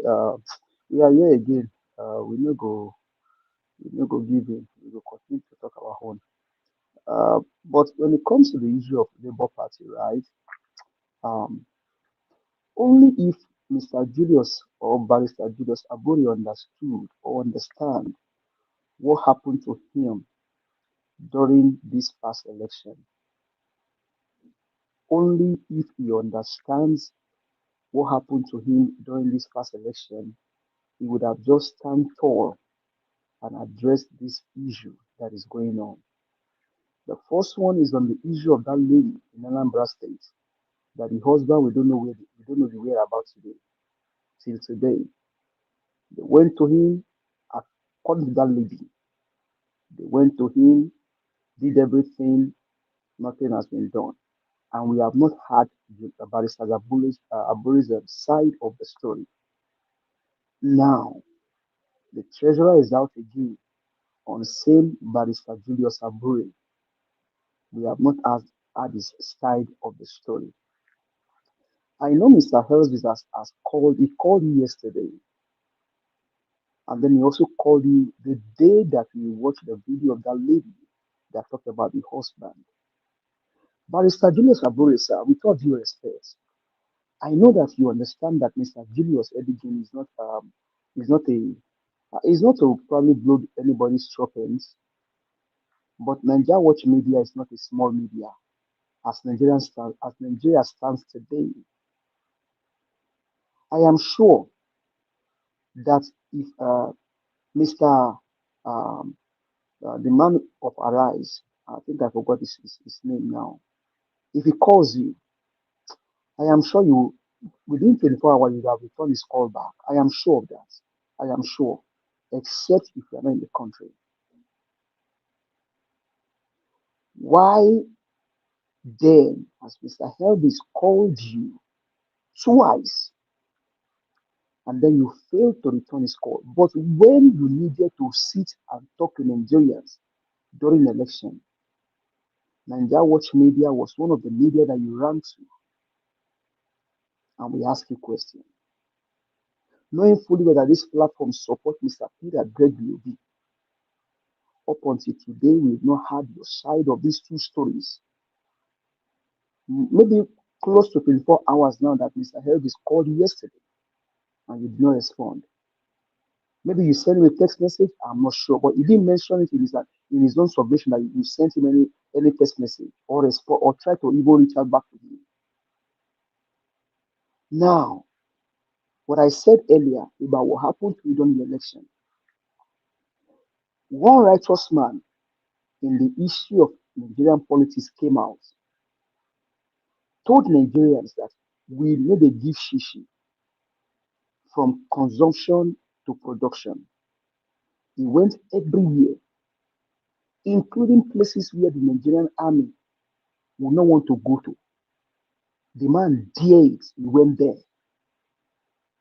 And up until today, people are still calling his name. I am sure that the integrity and character of Mr. Peter Obi should have rubbed up on him.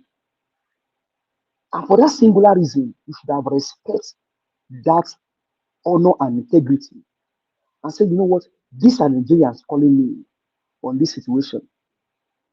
The lady in Anambra State, if not for anything, the sanctity of human life. Imagine somebody did not see her husband for several months.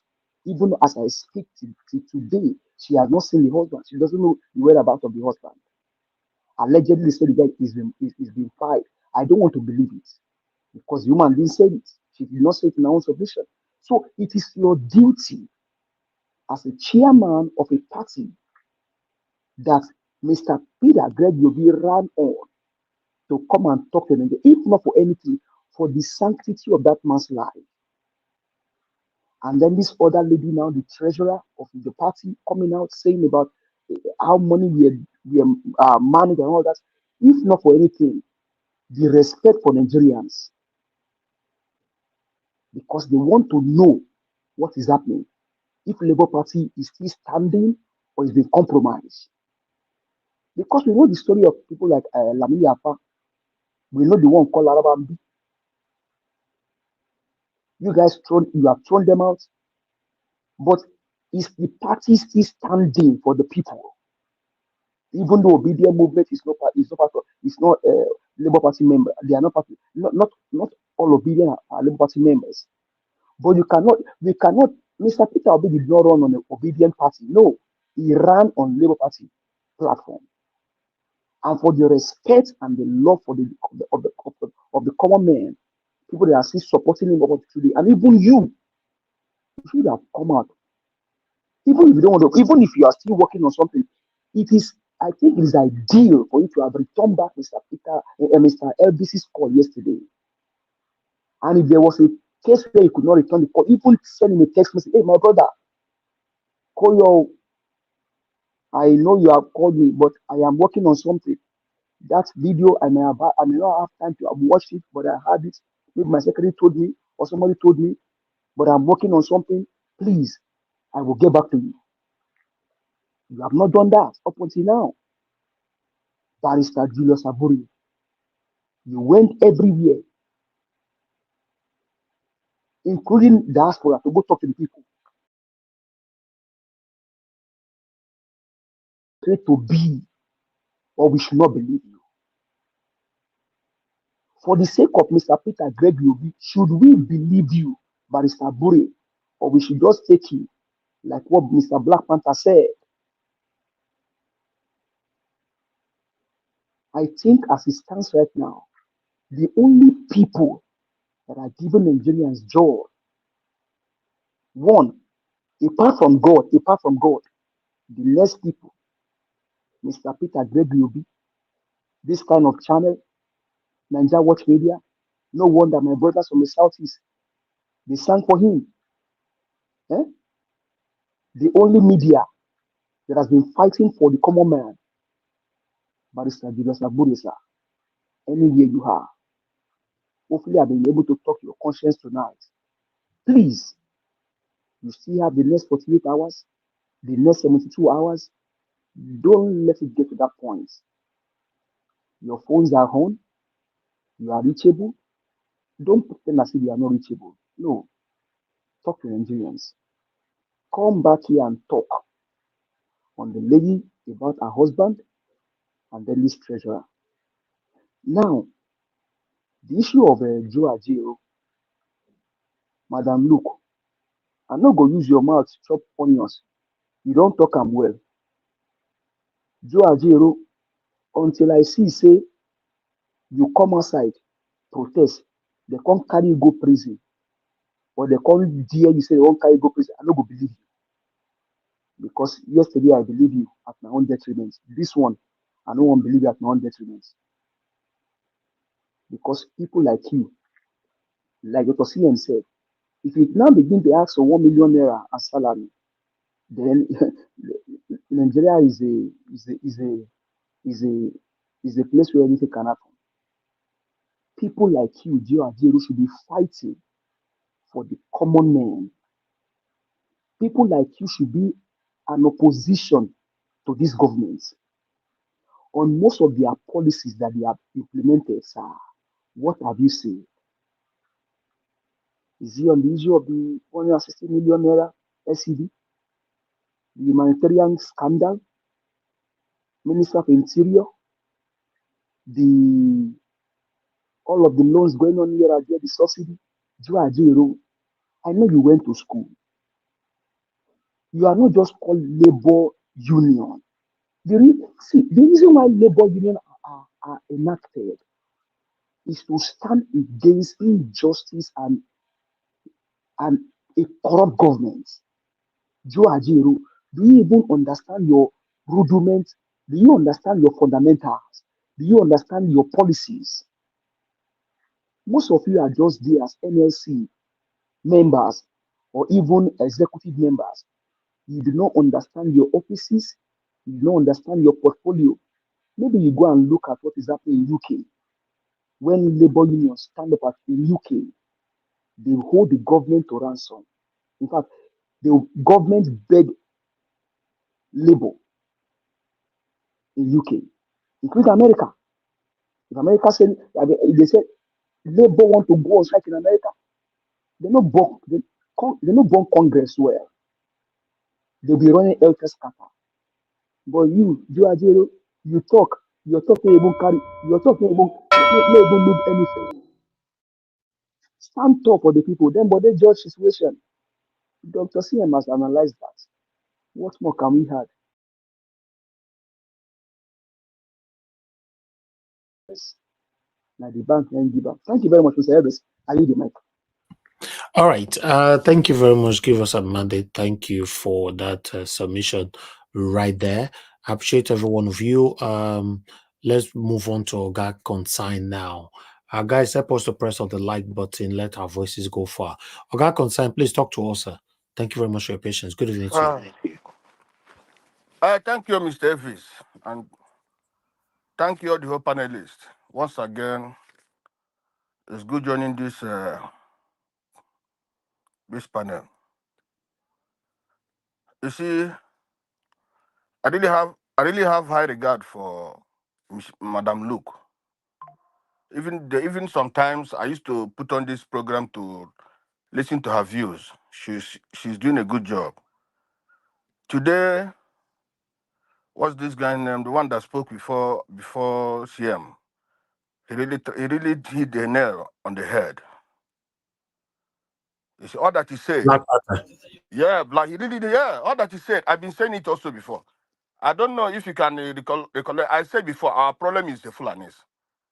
I said before, if the West and the South if the West and the Southeast and they can come together, yeah, Nigeria can be that place can be a better country. But if we with the Fulanis, Nigeria can never go anywhere because most of the problems that we have today is them. Even the corrupt people in the South, they're looking onto the Fulanis because non-Fulani have been brought to book before. How many of them?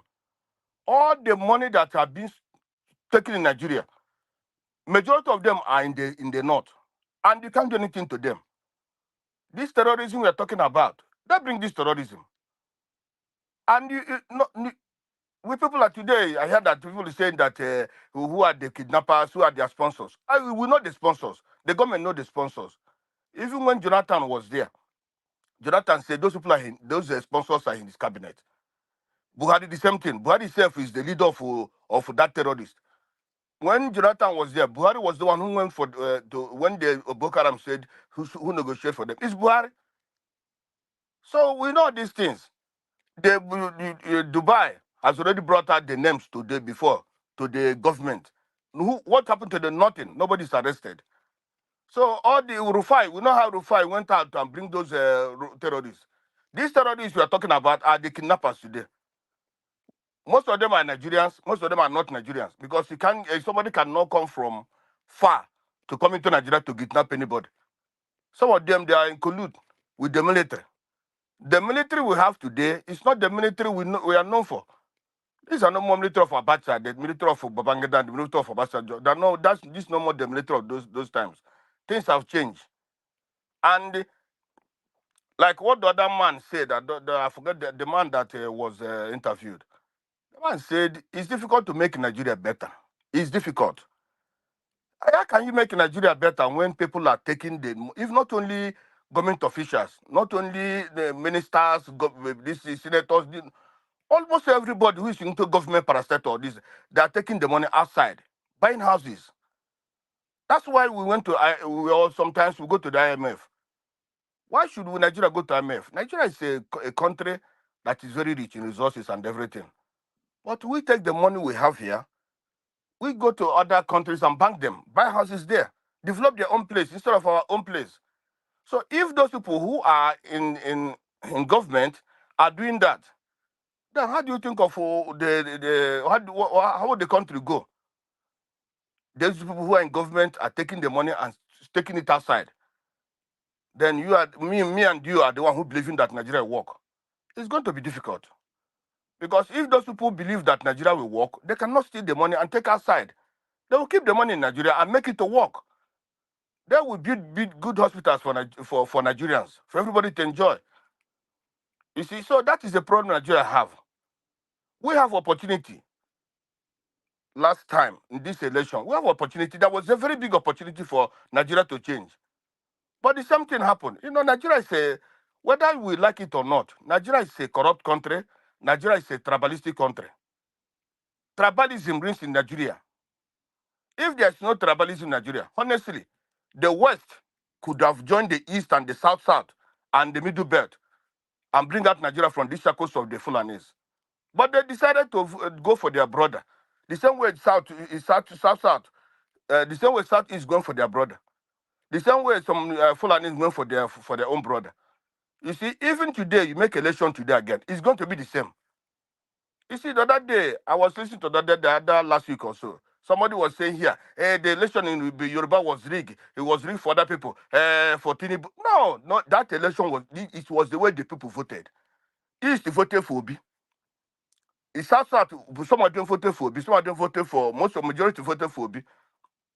And the middle belt also voted for, majority of the middle belt also voted for Obi. You see, so that's the problem we have. You see, I said here before, people should be holding their leaders accountable. If you don't hold their leaders accountable, they continue to do what they are doing. This issue of Sorosoke, this issue of our leaders, whatever they say, we take it. If I talk about the Igbos, people say I'm tribalist. I'm not tribalistic. This man, what is he? The leader of Ohanese, his house was burnt because he was talking nonsense. That's why they gone to burnt his house before. Also, his house had been burnt. Many of the Igbo leaders and the whatever they say in Igbo land, Igbos don't take them. So Soludo was talking about Obi, this, that. But what did all the nonsense he was talking? Did you do anything? Did you affect the Igbos? No. The Igbos went and vote for Obi.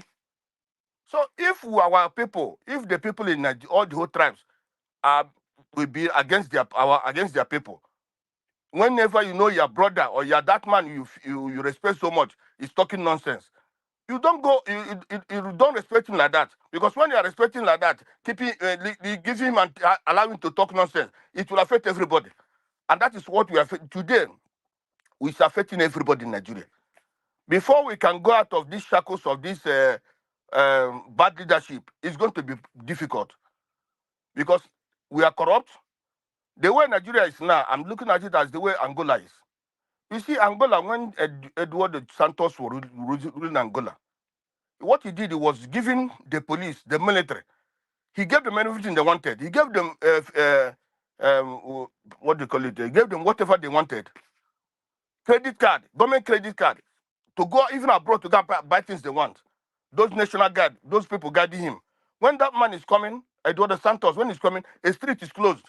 You see policemen up, and if there's story buildings, that they will see the policemen, military up the story buildings. They guard him like that, and that's how Nigeria is today. You see, so with this man now, this man ruling us now, he will give the military and the police whatever they want. You see, and the masses will be suffering. The masses will be, those who are going to be affected is the masses. Because those people in the National Guard, not ordinary police on the street or the ordinary military in the street, no. Those that guarding the presidency and those people, they'll be given what they want. So that is a problem for the country. This man, what is Bode George? What Bode George, actually, for me, honestly speaking, I don't respect anybody who has money in Nigeria, or mostly all these people working in government offices, so I don't respect them. Because I know where their money is coming from. I've been in contract business when I was there. I made contract with Nampos. I made contract with Adapam. I know how these things go. So when you see somebody there, he was having nothing, within a month or 2 months, say contractor, what is this, that, because I have to train many cars, this, that. My brother, you don't respect those people. Because those people they don't do genuine things. No, they don't. The government, that people that are working for, they patronize them. You see a contract of 1 million, this thing, we sign that contract, and you use only 10,000 to work that contract. That's how it works. So when Bode George was talking, the problem is that Bode George has said what he said before this thing happened. He said it, I think, a day or 2 days before this thing happened. You see? But I know that most of these bankers, that is how they do. If you go to the bank manager today, want to borrow money, he will borrow you. He will. If he knows you very well, or somebody bring it, he will borrow you and ask you the interest you're going to pay him. That's how they work. Like CM said, the way CM said is also how they work. You see, so that's the problem in Nigeria. That's the problem we have today. Falana and, no, not Falana. The LUP problem. This LUP problem, you see, suspending of that lady, because these parties, there's the way they work. And they don't want people to come and leak their secrets. If you leak their secrets, they suspend you. But I believe that, like what that man, the chairman of the party, supposed to come out and say what you know about these allegations, because these are weighty allegations. But for suspending that lady, even if APC is corrupt, PDP is corrupt, but they don't normally come out and watch their this thing on outside. So I think that's why they suspended the lady. But if Abure want to help his party, he have to come out and, or maybe they're in the court. If they're in the court, again, he will not come out and debunk all these allegations. But I think these allegations, most of these allegations are correct, they're true. Because these are not today, it has been happening. So it's only for him. No, I can't judge him. I can't judge any of the members of that party. But Nigeria is corrupt. Anybody you put there tomorrow is how they're going to do. Nigeria become. There was a time I was listening to Arise News, and so yeah, I said it before. Arise News. They were talking about how Nigeria could. Arise News. That was all the panel, all these Arise News members and the other man, this lawyer from I think Delta Odo. They said Nigeria is come and chop. Anybody who goes there, he come to chop, unless we get a very credible person, which we miss the opportunity.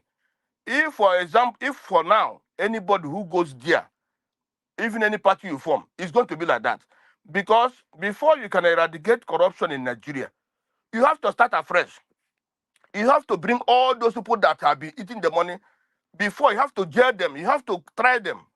That's only how you can eradicate corruption in Nigeria. But even if a new party, a new this thing, unless the person is somebody who is want to work for Nigeria, who is honest, but before to eradicate that corruption, like I said, it's going to be difficult because the country is very, very corrupt. Even the kids are corrupt. And the worst is this corruption is affecting many things. Okay. Should I round up or should I don't know if Round it's up okay. 30 seconds. 30 seconds. Yeah, this corruption is affecting many, mostly the youth. Not only the youth, it's affecting the whole country. Because in the social media, what is happening in families, what women are doing, what young girls and young men are doing. If Nigeria is a country that is good, these things cannot be happening. We didn't do this when we were young. But now, because of the corruption, people are hungry. People are doing stupid things, doing things that you can never imagine that the Nigerian people can do. Let me wait for the next decision. I don't want to waste you guys' time too much. Thank you. All right. Mr. Elvis. Yes, sir. Yeah, I just want to contribute to Mr. Concern's comment. I think, Mr. Concern, you don't want to let this issue of voting, the voting pattern, you don't want to let it lie at all, because in all your contribution, you still come back to it. But I don't dare, because for me, I don't know how I can sit down and allow it to fly. But I think today we should just let it fly. Just let the sleeping dog lie, with respect to the voting pattern, because I want to believe that the numbers are there, and as they say, numbers doesn't lie. So I'll leave it at that. Thanks. All right. Thank you very much, everybody. Right. I appreciate you all. We still have about 2 to go. Please, guys, help us to press on that like button. Let me call on Oga Pansat. Thank you, Mr. Pansat, for joining us. Good evening to you, sir. Please talk to us. After Mr. Pansat, I will come to Mr. Oduware, then Mr. CBD, then so that we can take our final submission. Mr. Pansat, please go ahead, sir. Thank you very much, Mr. Elvis. Let's say happy Valentine's Day. Happy Valentine's Day to you, sir. To all the ladies and those in the comment section. I would like to start today by pouring a libation to our African ancestors. I want them to join us. I'll say, God, the source of all hope and love, hear our prayers for our ancestors. May the road they walked in pursuit of peace and joy in you mirror for us the same peace and joy we long for. Amen. Eternal rest grant unto them, O Lord, and let perpetual light shine upon them. Thank you. You said. Amen. He said. Now, I'll go off cam. I wanted to say that yesterday I came in here and I was recognized by Mr. Elvis to speak before some people who've been here a long time, and I didn't think it was appropriate. Since I had time, I yielded until it was my turn. Sacrifice, courage. Those are some of my numerous virtues. I would like to say that I disagree with the spirit of the panel yesterday and today in regards to the issue of the Labour Party. You know, we all read Things Fall Apart. So let's start with literature that we're all familiar with. And that there's a quote there by Mr. Chinua Achebe himself in Things Fall Apart, talking about Mr. Brown. He said, Mr. Brown had thought of nothing but numbers. He should have known that the kingdom of God did not depend on large crowds. Our Lord himself stressed the importance of fewness. Narrow is the way and few the number. To fill the Lord's holy temple with an idolatrous crowd clamoring for signs was a folly of everlasting consequence. Our Lord used the whip only once in his life to drive the crowd away from his church. That's Chinua Achebe. I may be a lonely voice on this platform in saying that I believe in the Labour Party and I trust Mr. Abure.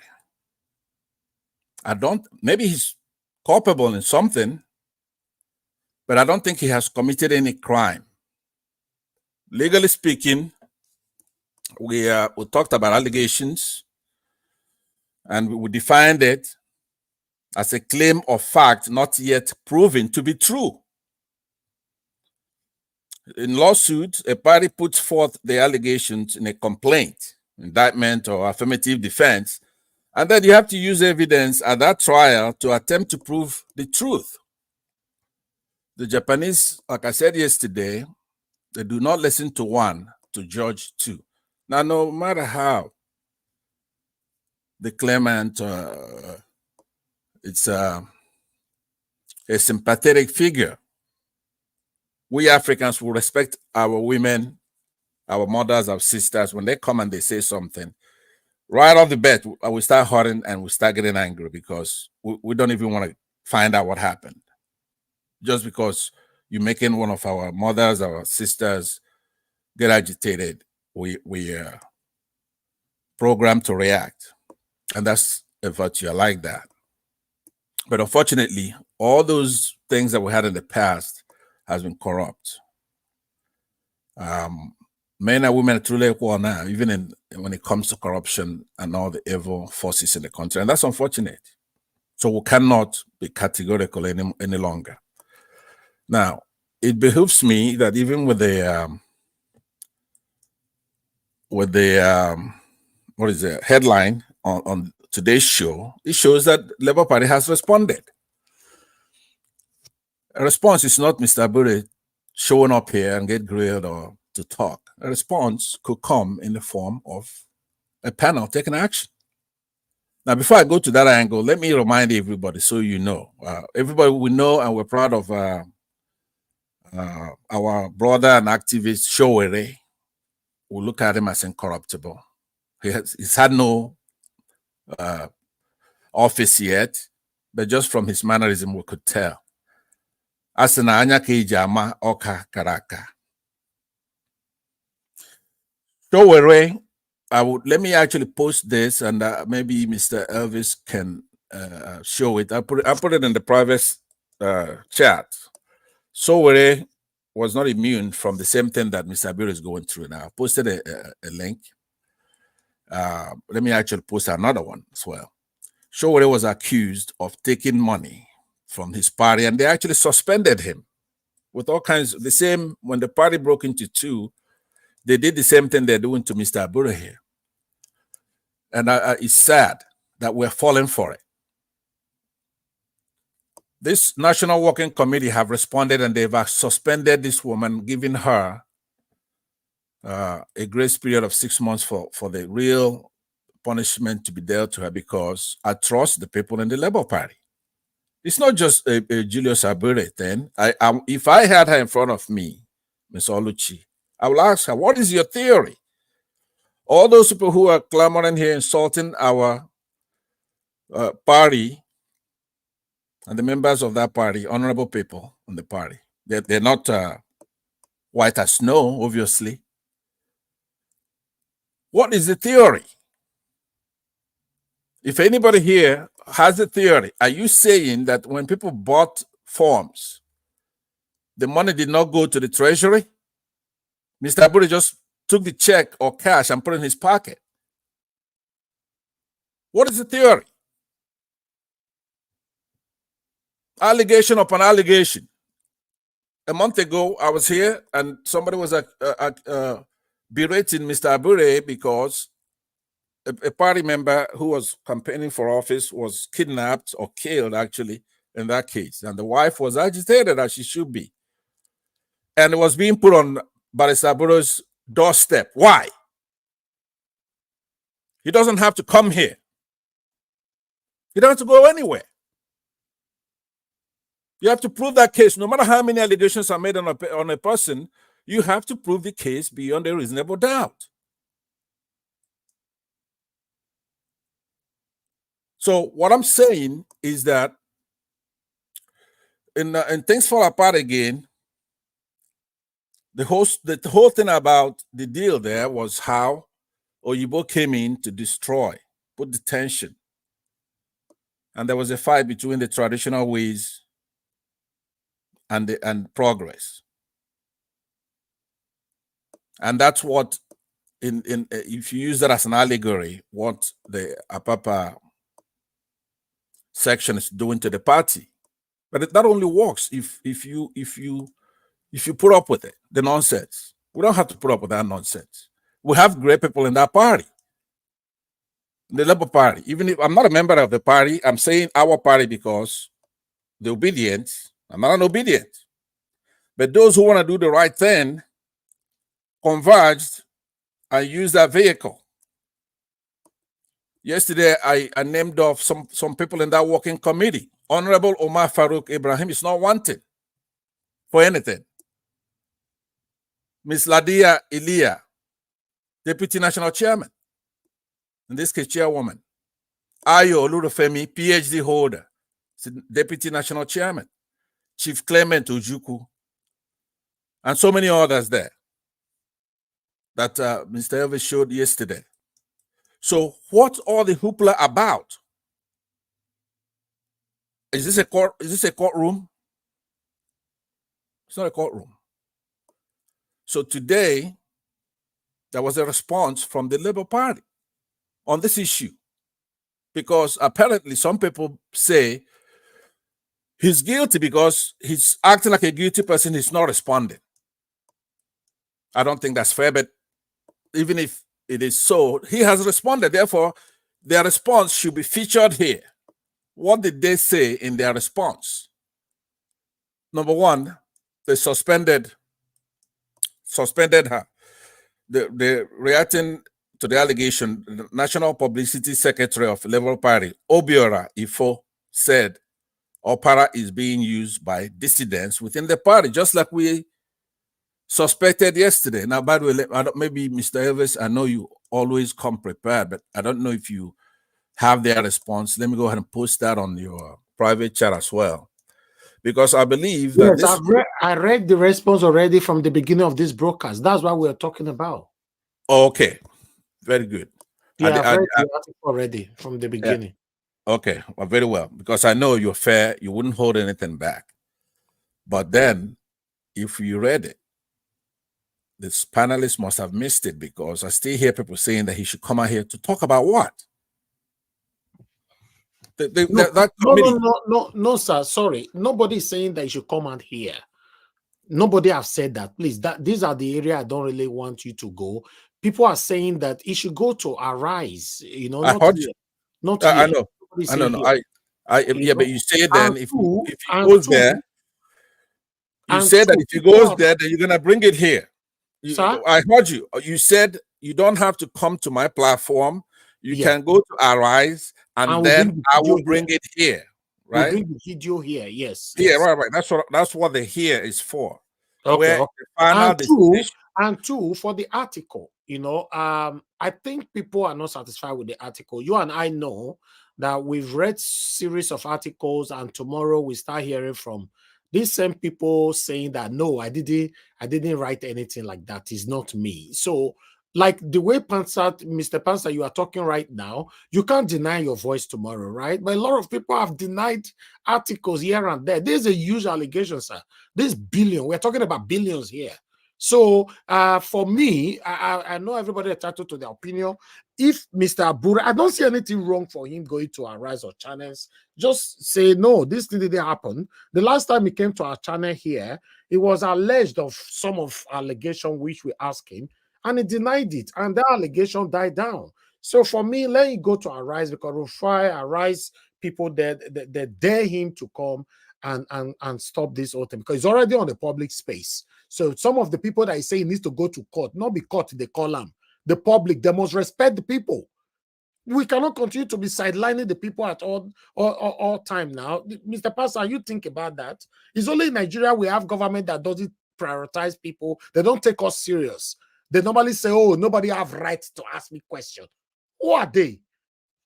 They should respect us. Other countries where you and I live, they respect the people. It's only Nigeria, our leaders don't respect us. Thank you, sir. All right. I concur with you. There's a degree of difference between you and I on this issue. Now, I'm not against holding this party accountable, especially if they've actually won the election. I'm not against that. There's a big chasm between holding somebody accountable and coming out and trying to destroy the party.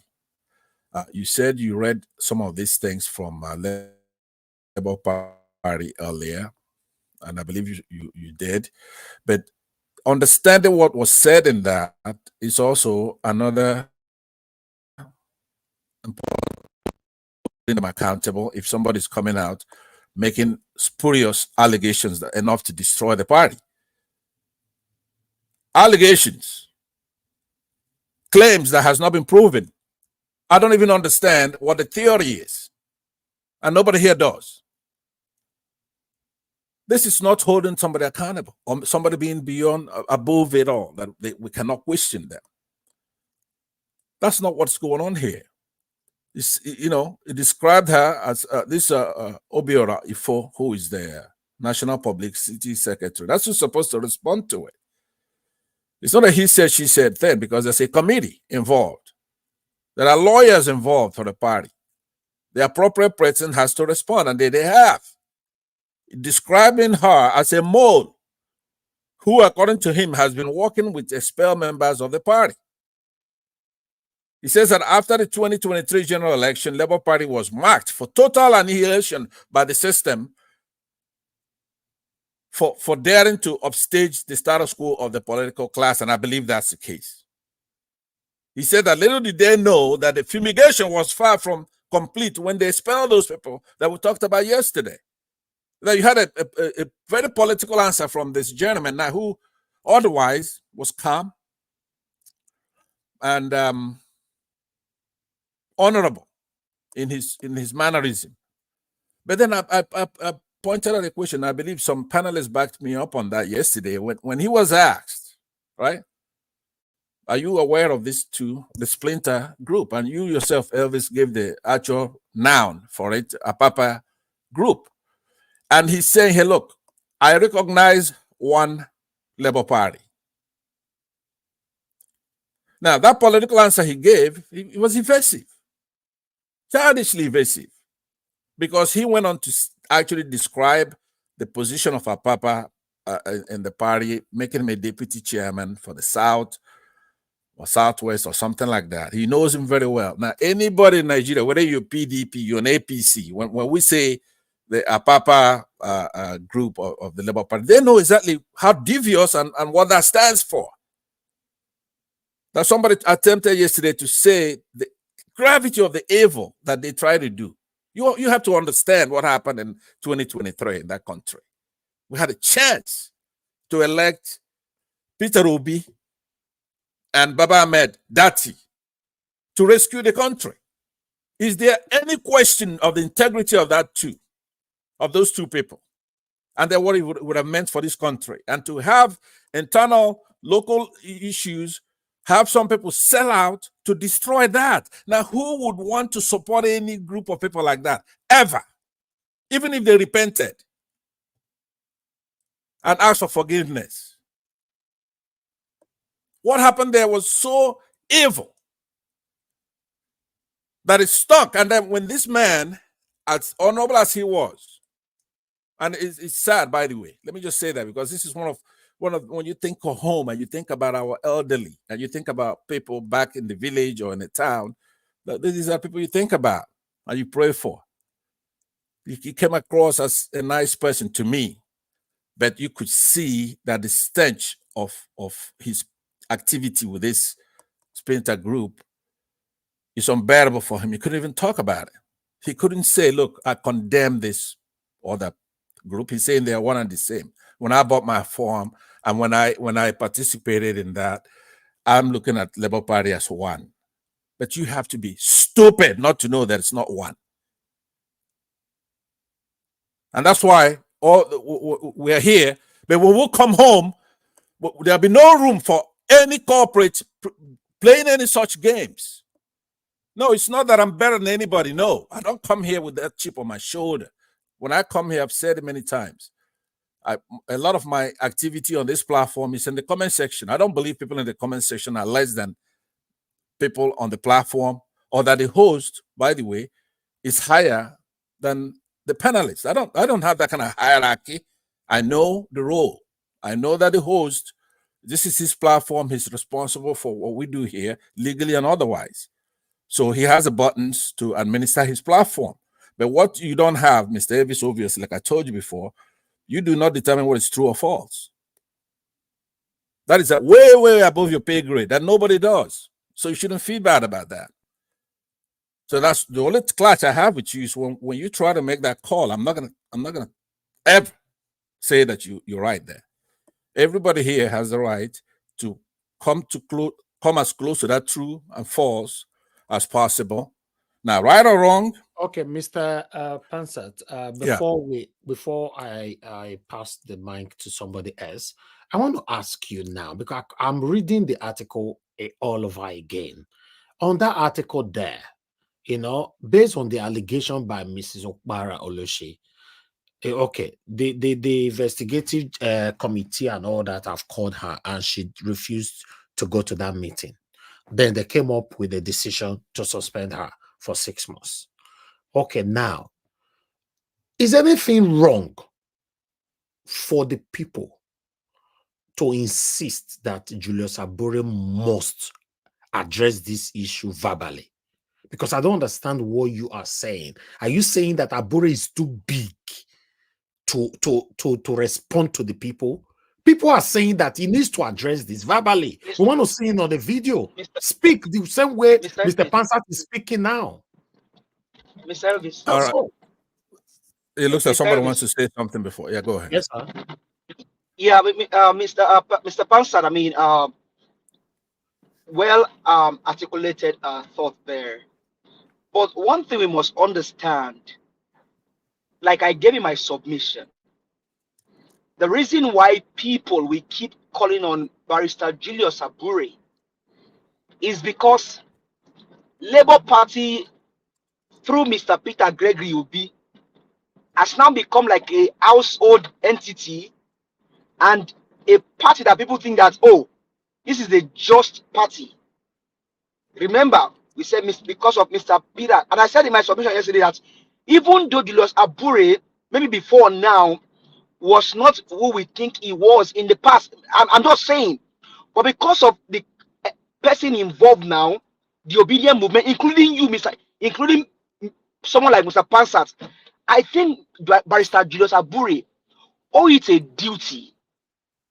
For the cry of these people, even for the call of these people, these pre-talking Nigerians and obedient. Let me put a word out there.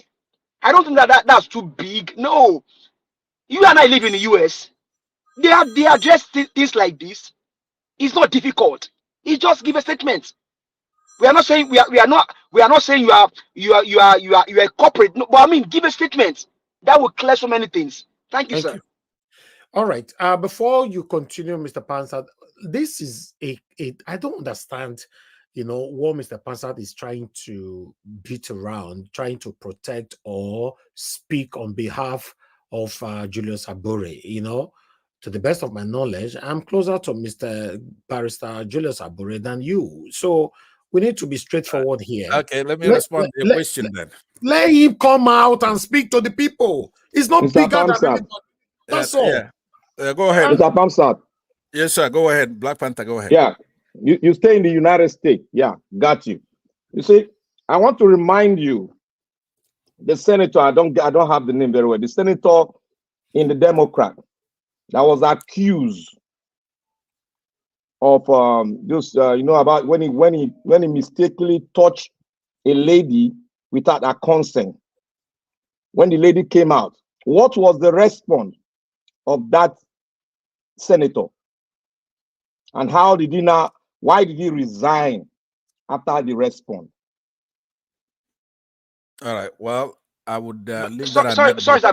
Before you even respond, Mr. Pastor, I mean, you and I know about the case of Chris Cuomo, the brother of governor of New York. Do you know that his brother had to lose his job in CNN because he was protecting his elder brother? Yes. That is also Andrew Cuomo. Then Chris Cuomo lost his own job in CNN. So I mean, even after all said and done, so I think it was so to your point, Black Panther. Even Andrew Cuomo came out and addressed the people. That was a sitting governor of a state. So No, I mean, but I don't think it's too far. Thank you. It's not a sitting governor, and he was impeached. He lost his job. No, his brother was fired in CNN because he was protecting his other brother. You know why we are where we are today? Because almost most people in Nigeria see this like when people have little money, they look down on everybody. They don't have respect for people, humanity anymore. In our country, we should accept the truth. That's how it is in Nigeria. When people have money, they have security men following them here and there with AK-47. They look down on everyone. When you give them a little position, they look down on everyone. So for me, is anything wrong? This is already in the public space. Is anything wrong? You bring yourself, you humble yourself. You don't even need to be called. Normally, you should just come out and say, oh, okay, you've been to Arise. I'm going there. This didn't happen. It's allegation. Nobody is even accusing you now that you did it. So, Mr. Pans, are you saying that Abure is too big to respond to the public call? Let me respond to you this way. Abure is too big, but that's not what I'm saying. Abure is the chairman of the Labour Party. So what? Let me land now. You have to ask me of the Labour Party. Let me land. I've already denied that I said that he's too big to be here. Okay, I thought you said he's big. But he is too big. He's not a small. He's not too big. Don't use that word. No. You don't tell me what to use. Mr. Pansat, can I ask a question? Let me land, please. Let me before you ask me. Can I ask a question? Let me land.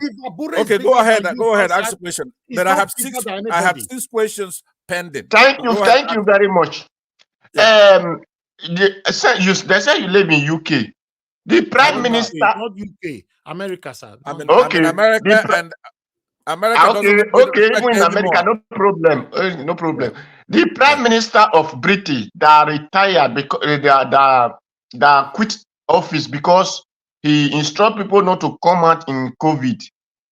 And when he went to party in COVID, which was impeached by the parliament, is him and Abure, who is bigger?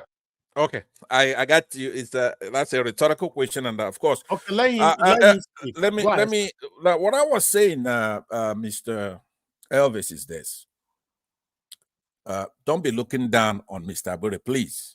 He has humility. He's been here twice. Yes, he's not above being here because the question itself, you're asking that question. It's silly because you have brought him here for us. And we thank you very much for bringing him here. So then how can you come implying that he doesn't have humility? He's been here twice. No, nobody said that. You are the one saying that now. So okay, don't I will really, why I don't like you interrupting me is because I don't want you to. No, because when you lie on me, I correct you. I'm not lying on you. No, I didn't say does he have humility. Don't change my word. I know, but listen, here's the point. I want you to listen, wax your ear and listen. Number one, I am never going to say anything that's a lie. I want you to understand that today. I was telling Divos Amande the same thing. When I'm talking, the way you check yourself is once you start different from what I'm saying, then you're making a mistake. I never said that Abura is too big, but what I was saying on my own now, not him talking about himself, he is not your hoi polloi. He is the chairman of the Labour Party. It's not everything that happens you want to summon Abura here. He doesn't have to be here. He comes here because he has humility. He doesn't have to come here. Right? Now, if I'm to expand on that statement, then I'm going to be belittling our platform. You have to know this is our platform. You're just the owner and the host of this platform. You see why I have issue with you? Yeah. I just corrected you like 10 minutes ago that you should stop saying coming here. And you are doing it again. That means you have a mission. I told you nobody saying wait, let me don't mention that anymore, please. No, let me land. I disagree. Don't mention that anymore. Nobody's telling don't tell me what to mention. Now, I could leave your platform or you could kick me out. We have both the same right. I could leave or you could then remove me, but don't interrupt me. Let me land. Let me land. You don't do. You don't do. You don't do.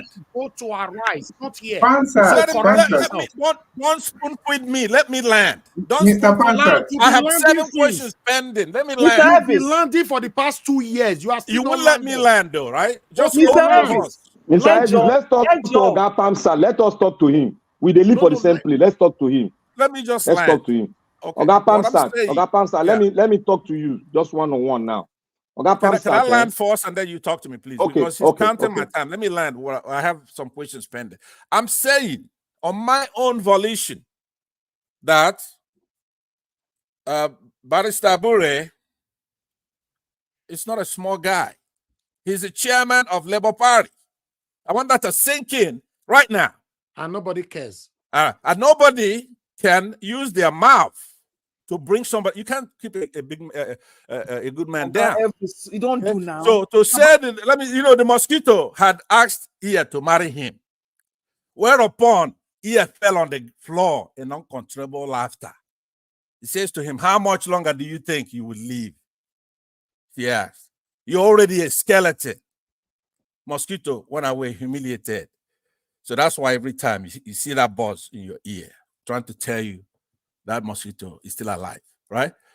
We don't come here to make ourselves big, but we don't also come here to make somebody small. Exactly. Yeah. So it's a two-way street. Yes. You have to be both trustworthy, which you are. We've said it. I've said it here over and over, that Mr. Elvis will not stand for anything evil, and I call it the way it is. Now, if it's not so, I won't say that. I would just want you to know that. But also, you have to be trusted. That is the other shoe there. That's very important. You cannot give a platform, like you said. Nobody's saying this is who you bring. You do a fantastic job running your platform. I came here yesterday and I called the way it is. You're reliable. You insist on facts and figures to things to be back up. But it's not when you get upset with somebody, like you get upset with me and you say I'm evil, I'm pathetic. I come here. Yesterday I was looking for to give a little change. I don't see the goddamn dollar sign. I say, hey, is it only me? It doesn't mean I'm here to undermine your platform. I'm not evil, but any day you fight with the Labour Party, you're fighting with us, and we're still going to fight you. I don't care what you've done in the past. If you fight Peter Obi, I'm going to fight you, right? I don't care, because these are good people. I don't. You say I'm not a Labour Party member, and I'm very disappointed in that. You say you're not a Labour Party member, that the Labour Party is corrupt, no, of course, and that's pathetic. I'm not. So, are you You back? shouldn't be disappointed. I'll say it again. Okay, that's fine, but I'm not a you're gonna member face of the the political consequences if you disrespect our party. We're gonna come after you. No, I want you to know that. hold Mr. on. Pamsat. Mr. Pamsat, you Yeah. see, sometimes when you talk like this, you don't listen to yourself. Maybe I'm that's listening. why you and I have issues all the time. Because that last word you just said now, when you talk disrespect our party, you're gonna come after me. None of you can come after me, because as far as I'm concerned, if you think I'm a nobody, you and whoever that is gonna come after me, all of you are nobody. You already said I'm a nobody, right? Yesterday you said I'm a nobody, and that's stop fine. using the word. What party are you talking about? Useless Labour Party you talking about? I'm only supporting Peter Obi. I'm not supporting the Labour Party. Well, that's your opinion. I'm supporting Labour Party, right? And so then stick with them. Yeah. Stick with them. Yeah, but listen, Mr. Pamsat. Mr. Elvis, can we move on? Can we move on so that we don't let yourself slip into one of the problems we have, which Mr. is Pamsat, can you allow me to address your I'm not a member of Labour Party. No, but hold on. Let me. Are you going to force me to be a member of No, Labour no, Party? no. I'm admonishing you. I'm saying to you, don't let yourself have the issue of absolute power making you corrupt. Mr. Pamsat, let me say this. Corrupt you absolutely. Mr. Pamsat, please. Let me speak. Everybody, let me speak. For those of you that watched the broadcast yesterday, for some of you that were calling in, that were contributing in a biased manner, I want to reiterate right now. This man always wants to drag me into this conversation. Before you people will start calling in again without not listening properly, talk about Abure and that woman and the billions allegations. Take me and my channel out of it. Because this is where I have issue with you. Don't bring me into here. And two, you're in it. Not a member. Let me finish. You're in it. Hold on. I'm not a member of Labour Party. I've never been a member of Labour Party. I've never been a member of any political parties in Nigeria. I'm supporting Peter Obi. I supported Peter Obi. I worked so hard to make sure Peter Obi succeed. That was all. I don't have any issue or any connection, any affiliation with Labour Party, and I'm not interested in Labour Party. So henceforth, don't drag me or connect me with Labour Party or any political parties. Please, just talk about what we present on this platform. Stop dragging me into this. Thank you. Go ahead. Mr. Pamsat. Yeah, I yield to Black Panther. Go ahead, Black Panther. Can I? Yeah. Okay. Mr. Pamsat, you stay here in the United States, and you know that everybody has a right. But there's a limitation to your right. The limitation is here, it's like this. When you are in a country where you know your right and your right is being respected, you don't go against the rules and regulation being thrown forward by the government. If not, your right will be taken away from you. I'm trying to juxtapose it to what we are doing right here. The owner of the platform has a rule. He does not want anybody to put him alongside with any topics that he brings forward. He wants you to see the topic the way it is and argue it the way it is, educate the people, and bring out some point out of it without not bringing himself in. He's the only one that has the right to bring himself in, but he has standard to us the rules and regulation of the platform, which I believe you know yourself. So we understand the political game, but he doesn't want to be part of it.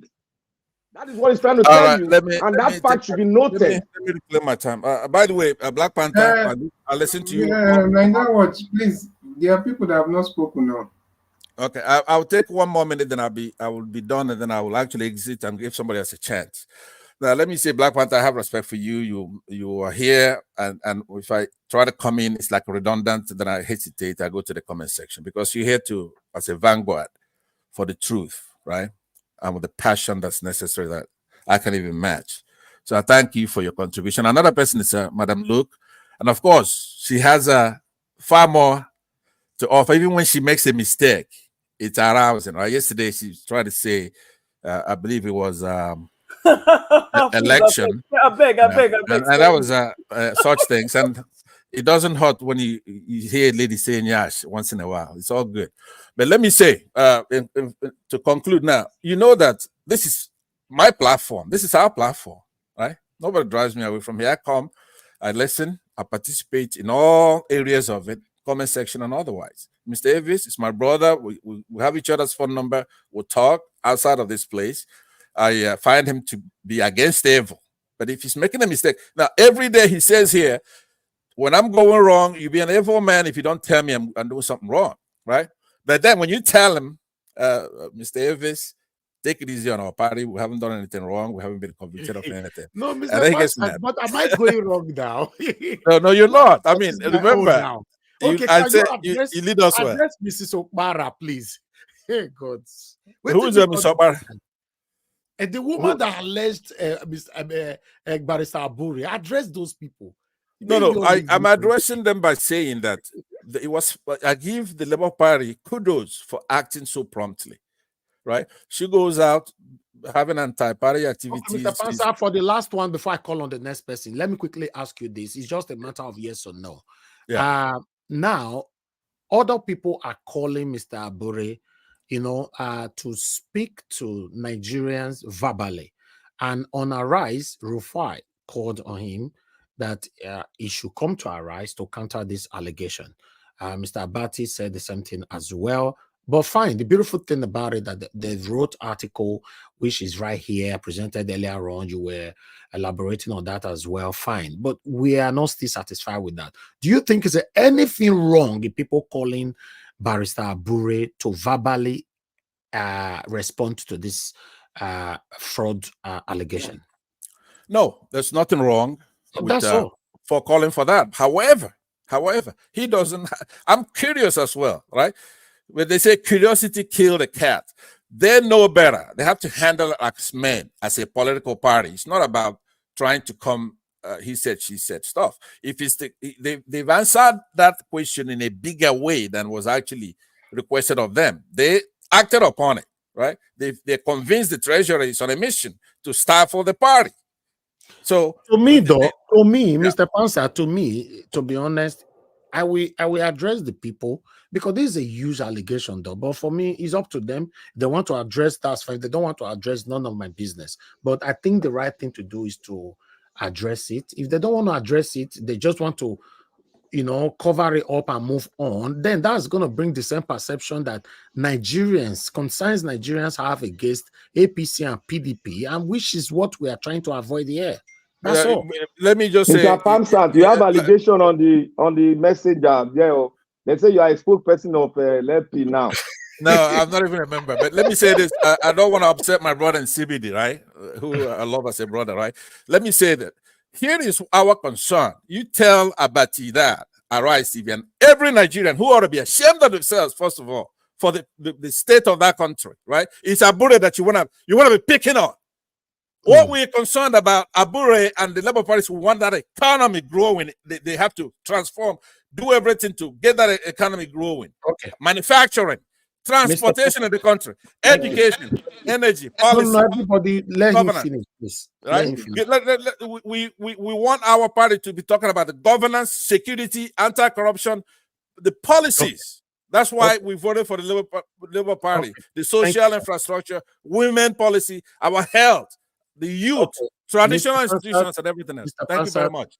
Thank you. No, hold on, sir. I have please. a question for Mr. Pansa. Hold on, no, he cannot answer that. Now you hold on, please. We have people waiting, But before we move on, that last statement from you, Mr. Pansat, I want to quickly remind you, from those of you that started this particular broadcast with us today, although I know I talk about this all the time, but on this broadcast, my starting monologue on this broadcast today, I mentioned it when I played that short video from Root, where the guy was saying that if you blame Tinubu's government, people will be saying that, oh, why did you people blame Buhari's government? Then I went on referencing that, yeah, this have happened to me so many times on other platforms. When you try to blame this government, people remind you of the previous government. Then I asked that, should we then justify evil just because evil happened in the past?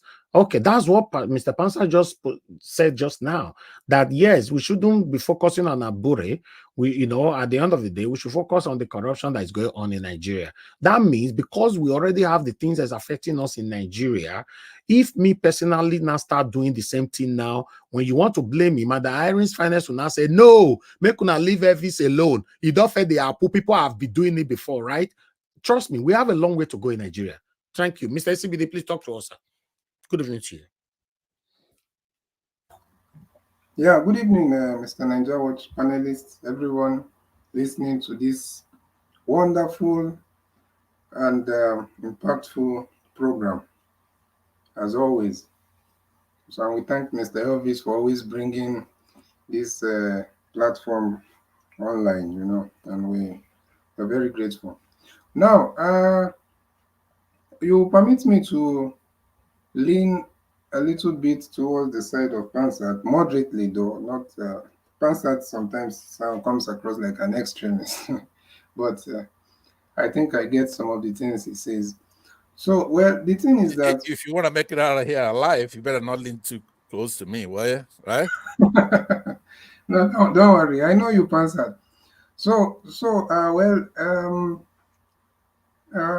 you see, before I start, please, I just want to ask this question, these two questions, and maybe someone can answer me. Nigeria, what you can also answer me, please. The woman who came out and did all this, is it so-called whistleblowing, alleged accusations and all that? Which media house did she? Is it Arise?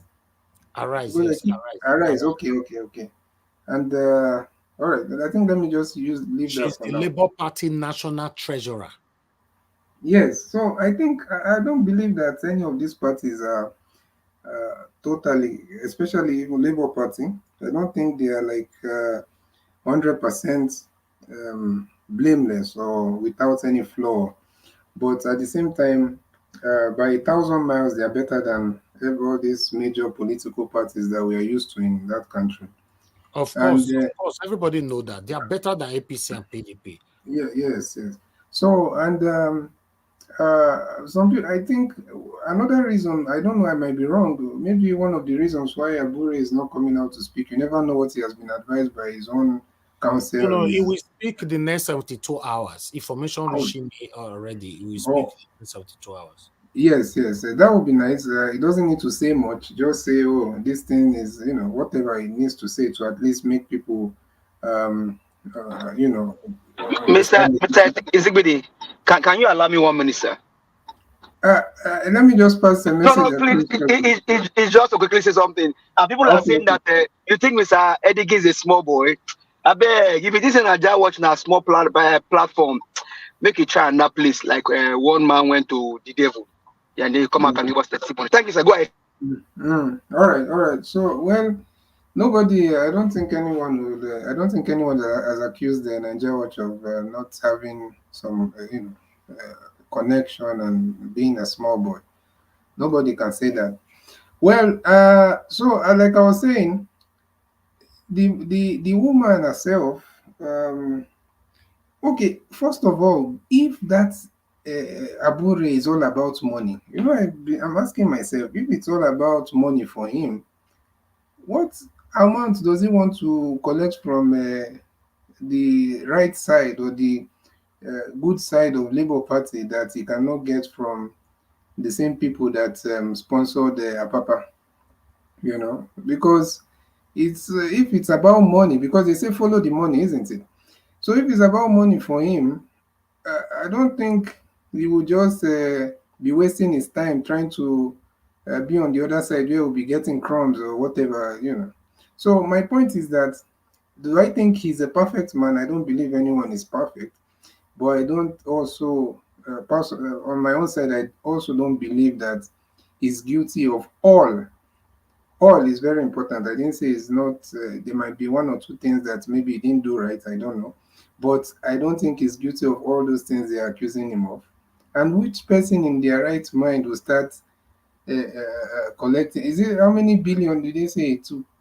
And buying house in Italy, what all that? Is he? Is it some oil? Even these people that are stealing barrels of oil every time in the Niger Delta, I don't think they have been able to purchase all those kind of properties and have those kind of, that amount of money. So I think a lot of these things are kind of exaggerated, and I think the whole thing should be properly investigated. And all these journalists that are always quick to start jumping up and shouting, come and talk, come and talk. I mean, all those, they are very, they seem to find their voice very quick when it has to do with people that seem a bit more accountable to the public, like Labour Party, Peter Obi, and all those people. If they can't use the same tone Don't on the mind them. regular. No, let the Tinubu make talk. They can't use the same tone on the regular, on the usual suspects. They can't. So it's just the double standards, and it shows that there's a higher power or higher force at play in all these things they're saying. And for Bode George and whatever is, so finally, I think that woman. Before I go to this Bode George story, I think they did the right thing, because at what point is just will someone in the party, something that has not been resolved or that they have not tried to maybe query among in their party, and you just come out, Arise News, you jump there and start talking about it's all politics. And look at the time it's coming, when there's we think election coming up in Edo State and all that. So probably they want a headway for maybe PDP or APC. I don't know. It can be, we might be looking at APC as the infiltrators. Maybe this time it's PDP. Nobody knows. So it's just a way of trying to make sure that the LP is kind of discredited and weak for the for the forthcoming election, and also maybe to slow them down nationally as a party. And for I've not had the bell. Oh, there's this bell, this orthodox bell that usually ring. Yeah. What's the Okay, go ring ahead. that will Talk ring? about Bode George. So that we'll round up. Yeah. So the Bode George, you see, the thing is, all these selective justice fighters. I don't know why they are so selective with their. And for Herbert Wigwe, to be honest with you, personally, maybe people that don't know so much about this, some of the things he's been doing and his kind of business, probably they will easily fall to some of these, stories. But I think the man is a very smart businessman, and personally, I think this death should be investigated, because there's no way you tell me someone of that caliber is flying on a aeroplane, helicopter, and there's no sound box, there's no black box, and they say, oh, it's not required. It's not required since when? So Where's that thing coming from? Please mute it. We don't need any noise. Yeah. Sorry. Please throw Yeah. it through your window. Throw it away. Okay. So I think we should, and imagine the people that was lost in that at the same time, the man, the wife, the son, So all this, it should be investigated. People should not be easily carried away. Even if an American, I had some American guy that does private reporting and all that, talking about that he doesn't even know about Wigwe. He actually just did a few research, and he's saying the same thing. He's thinking the same way, that this thing cannot just be an accident. And if someone as far as America is seeing it, there's not even a Nigerian, how much more we? And for someone like Bode George, yes, some of the things he said, I agree with them, to be honest. But at the same time, all this selective, you should not be talking about some people and leaving some people out. The main evil that we are facing in that country, they are not talking about it. And that's just the sad part. So let me stop there for now. Thank you. All right, thank you very much. Thank you.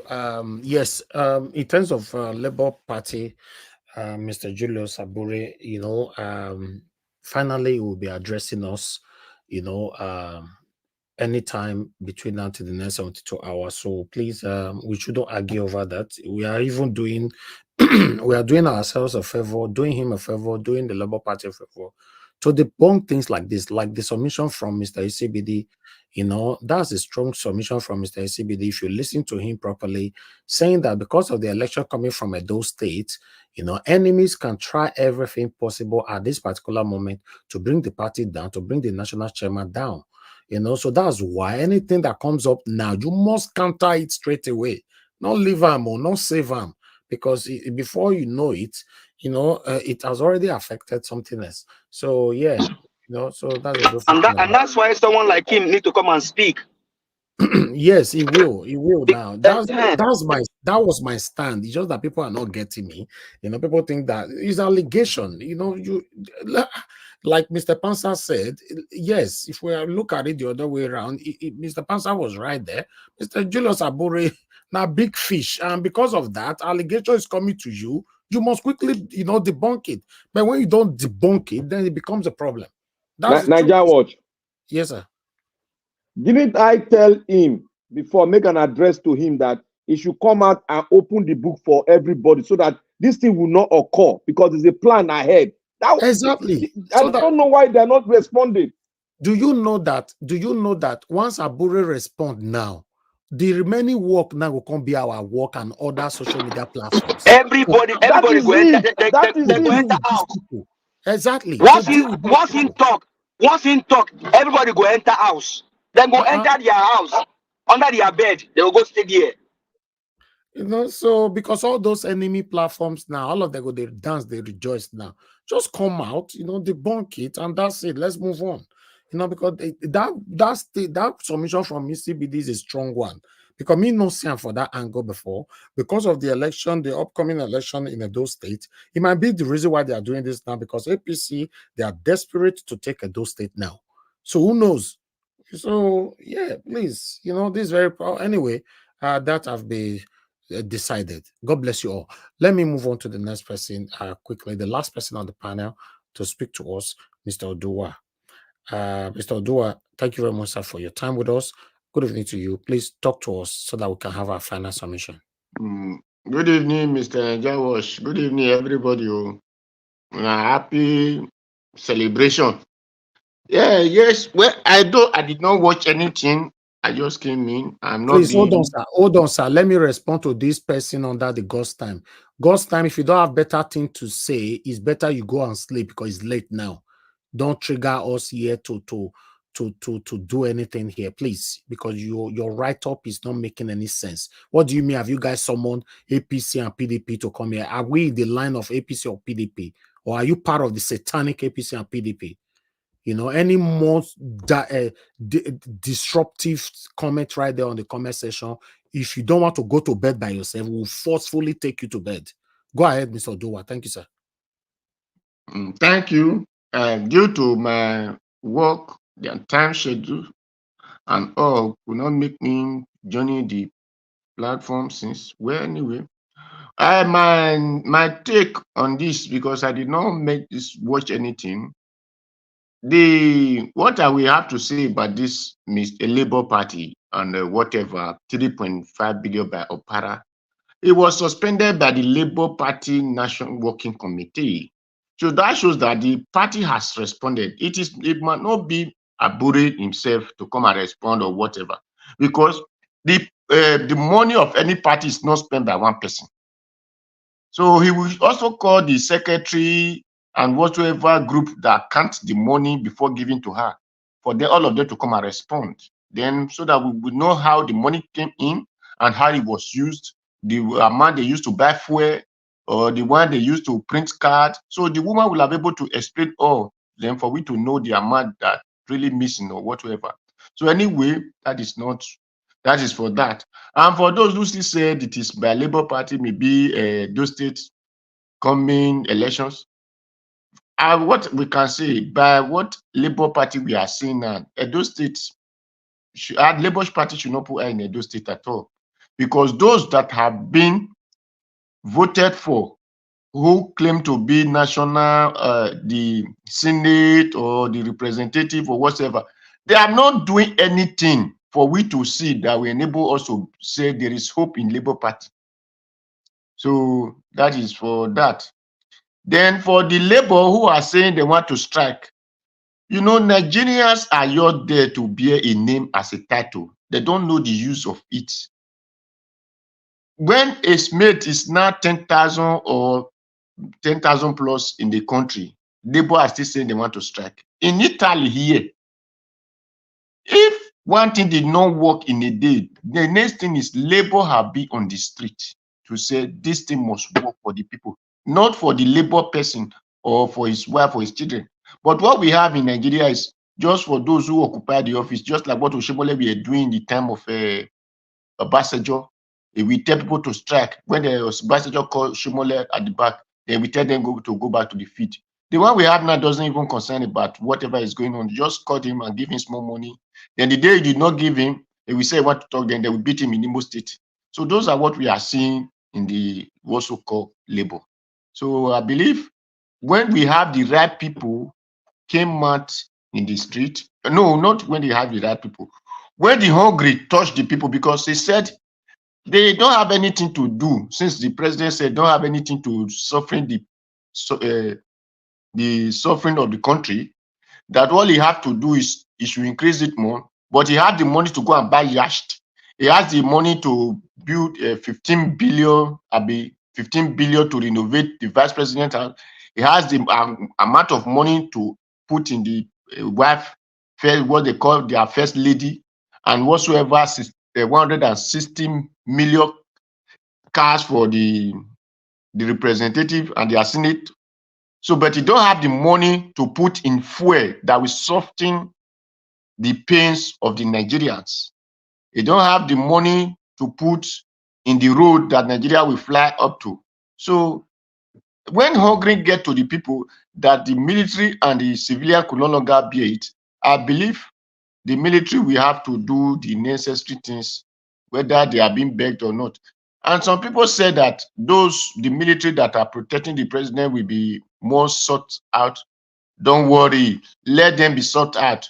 Then when the other one in the street is not well sought out, that is a country where Babangida must go take place.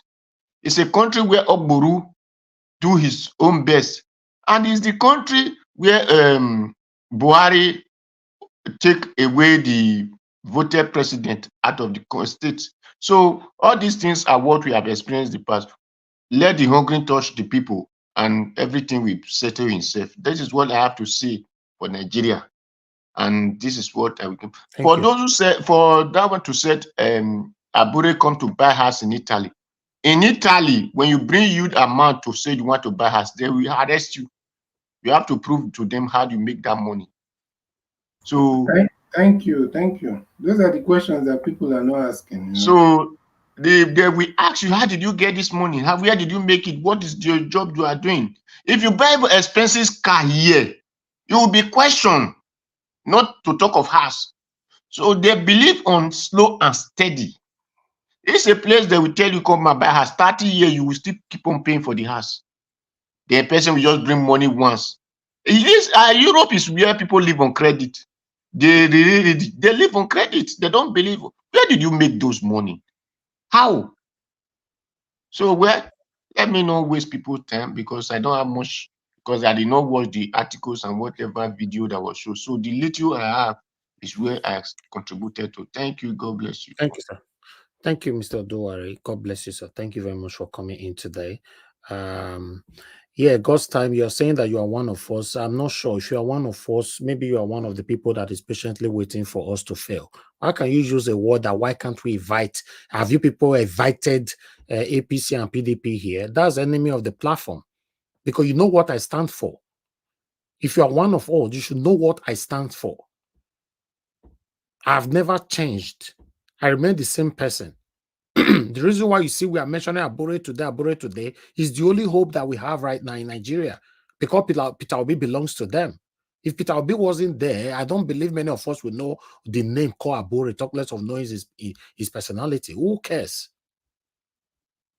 So do I belong to APC and PDP? Why are you bringing, if you are telling me that, oh, you belong to me, or you are one of us, you are not one of me. Because you are one of me, you should understand what I stand for.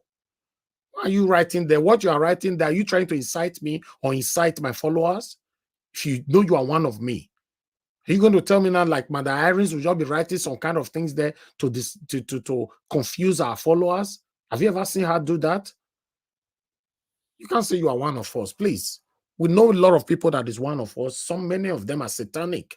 They are enemies, They are just there like a shadow, like image, pretentiously acting like I'm one of you, but they are waiting for them to fail. On this platform, we say it how it is. I don't care. I said it before. before the election was over, remember, many of you remember, I mentioned it here, that by God's grace, once Peter Obi is sworn in, the next minute I already start checkmating him. Many of you countered me here. Oh no, allow him breathe. If he get there at least 6 months, 1 year before you start talking. I said, this is me. I supported Governor Obaseki in second term in office. I'm still the only platform that countered him till this last minute. Many of them don't enter house because of 1 million, 5 million naira, all of them enter house. Do I look like a hungry person to you that I can be bought? I don't sing politicians' praises. I talk on fact. What the credibility that you show to me and to us as Nigerians is what will make me to say, okay, this is the person we want. I don't just come on air with my platform and say, hello guys, this election and this person will go support to. I don't do that. And Governor Obaseki was even lucky that I used my platform to support him, not because he merited it. It was because of the oppression that was Oshomole was oppressing him and bullying him and doing everything. The suppression was too much. Then everybody now say, oh, if now so you want him, then everybody will back this man up. That's what happened. This is what I was trying to tell people the other day. We shouldn't bring that kind of sympathetic feelings into this Aso Igodaro. If not, this man we rely on that area to win the election. Let us properly scrutinize this whole aspirant for now before they become a candidate properly, to be sure who want to be the next governor of Edo State. You think I'll come here now to say, okay, ladies and gentlemen, and now this person I will know for Edo State, I want to vote for. I don't do that. I did it for Peter Obi because I personally did the research about that man. Then, till today, if you know, say you are satanic, when you are watching us right now, you have anything about Peter Obi, stop beating around, let us know. He mentioned it throughout the election. If anybody find anything to do with corruption with my name, I'll stop campaigning. How many of your satanic leaders or past leaders that, or present that can speak like that in public? That is how I want Abure to speak as well. If you want us to sing your praises, you cannot hide away from people calling you to speak to us. You'll be alleged. Anyway, let me leave that area. I've been talked to. Yes, he will talk to us. And that's what I was fighting for. I want him to talk to us. He doesn't have to be on my platform. Anywhere you talk, the video will still arrive here. If you want to come to my platform on another good day, that's not. In fact, even on this particular matter now, I don't even want him to come to my platform. Do you know why? Because it's already becoming a huge allegation. So let him talk on the bigger platform, arise on channels, then we'll bring it here. We can bring him for another issue tomorrow. So what addressing? What's all these emotions everybody's trying to put in? We should call on this. We should call on this. Why are we selective? Who is too big not to call? Are you telling me if it was Peter Obi that was alleged with this billion, so we'll mention it here? Somebody will not be telling me, no, don't mention Peter Obi. They've alleged him. But they can't do it. That's the beautiful thing about it. They can't allege my wonderful Peter Obi because they've tried. So Abure should follow the same lane, the same footstep. Please, guys, nobody should tell me I'm one of you and you are indirectly waiting for you to fail. I'm not part of that. I'm a very straightforward person and I say things how it is. If you are my friend today, you want to become my enemy tomorrow because I say things how it is. It's your cup of tea. I've said it before. I don't come to this platform because I want everybody to come and be listening to me. We talk about facts here. You think my panelists, they don't have better things to do? Everybody just looking for a solution how we can have a better country. Some people are advocating for a separation. Some people are talking about a better Nigeria. So for me, my stand is a better Nigeria. I want to see Nigeria work in my time. Thank you. Thank you, everybody on the panel. I appreciate you all. Everybody on the panel have managed to pass you all around. Everybody don't give us a submission. We've been here now for the past 4 hours, 42 minutes, and it's still counting. So we're going to have our final submission for 5 minutes. People like Mr. Jonathan, as always say, Mr. Elvis, make I talk, Mr. Elvis, Mr. Jonathan does cheat us well for this platform. Don't collect 2 minutes, 3 minutes, 2 minutes, 3 minutes. Mr. Elvis, no be so. No, if you can't add all those 2, 3 minutes join now, you know, Mr. Jonathan don't but he use and do better thing now. All right. All of those 2 minutes, 3 minutes, and do better thing. Thank you, my people. I appreciate you all. All right, let's have our final submission. I'm going to come to you, Madam Luke. Thanks for your patience. Please, you have 5 minutes. This time, our time will start to the work. I'm not giving a time in the previous submission, so this time I'm timing everybody. 5 minutes, man. Thank you. Okay. Well, what can I say? The quest for a better Nigeria continues. And we are still looking for solutions. All we have are problems and more problems. And unfortunately, we do not have the mechanisms in place to even show us that we are heading in the right direction. Even with all the riots, with all the riots going on, well, not riots, the peaceful protests going on in different parts of the country, the threats and everything, it just makes me feel like Nigeria is sitting on a ticking time bomb. It's just like pockets of, and most people up there are just turning a blind eye. Tinubu is so insensitive, nothing concerns him. But what do we expect? He did not come to do anything. He did not promise he was going to help Nigeria. He said he was coming to dance. And he was coming to continue from where Buhari stops. I'm going to now say, Emefiele is the sacrificial lamb in all this.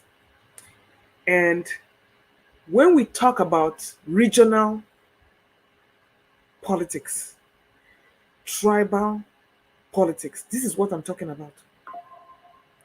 You all want to sit here and tell me that Emefiele will forge the signature of Buhari and the SGF and will still be standing today. He's not standing today. He could only get away with that because of Buhari during Buhari's time. They have made him their scapegoat. They have succeeded in diverting all the attention. They veered all the attention away from them. That no Northerner can be touched or fingered. That person has to come from the south, and it's a Emefiele. So when he was dining with the sharks, he did not know he was going to come to this. And now they're going after his wife. Whoever went after Aisha Buhari, even when they made, what's his name? Wike was backing like a rabid dog in Abuja about all the $1 billion of property Aisha and her family. Till today, have we heard anything about it? That has silently gone under radar. And that's why I keep saying, regional politics is a problem in Nigeria because they choose who to be held accountable. And that's what we're seeing now. And then coming to Aburi again. Yes, we all know you are innocent until proven guilty. But with the kind of judicial system we have, Aburi has benefited from the judicial system. So that go to court is just like telling LP to go to court when the mandate was stolen. There is no court that Aburi hasn't been to. And yet we have not seen any logical conclusion of all those cases. So you think, in my right mind, as Oluchi, that lady, I will not, see, I've done what I want to do, and that is the best I can do. I'm not going to be subjected to some kangaroo court or some panel.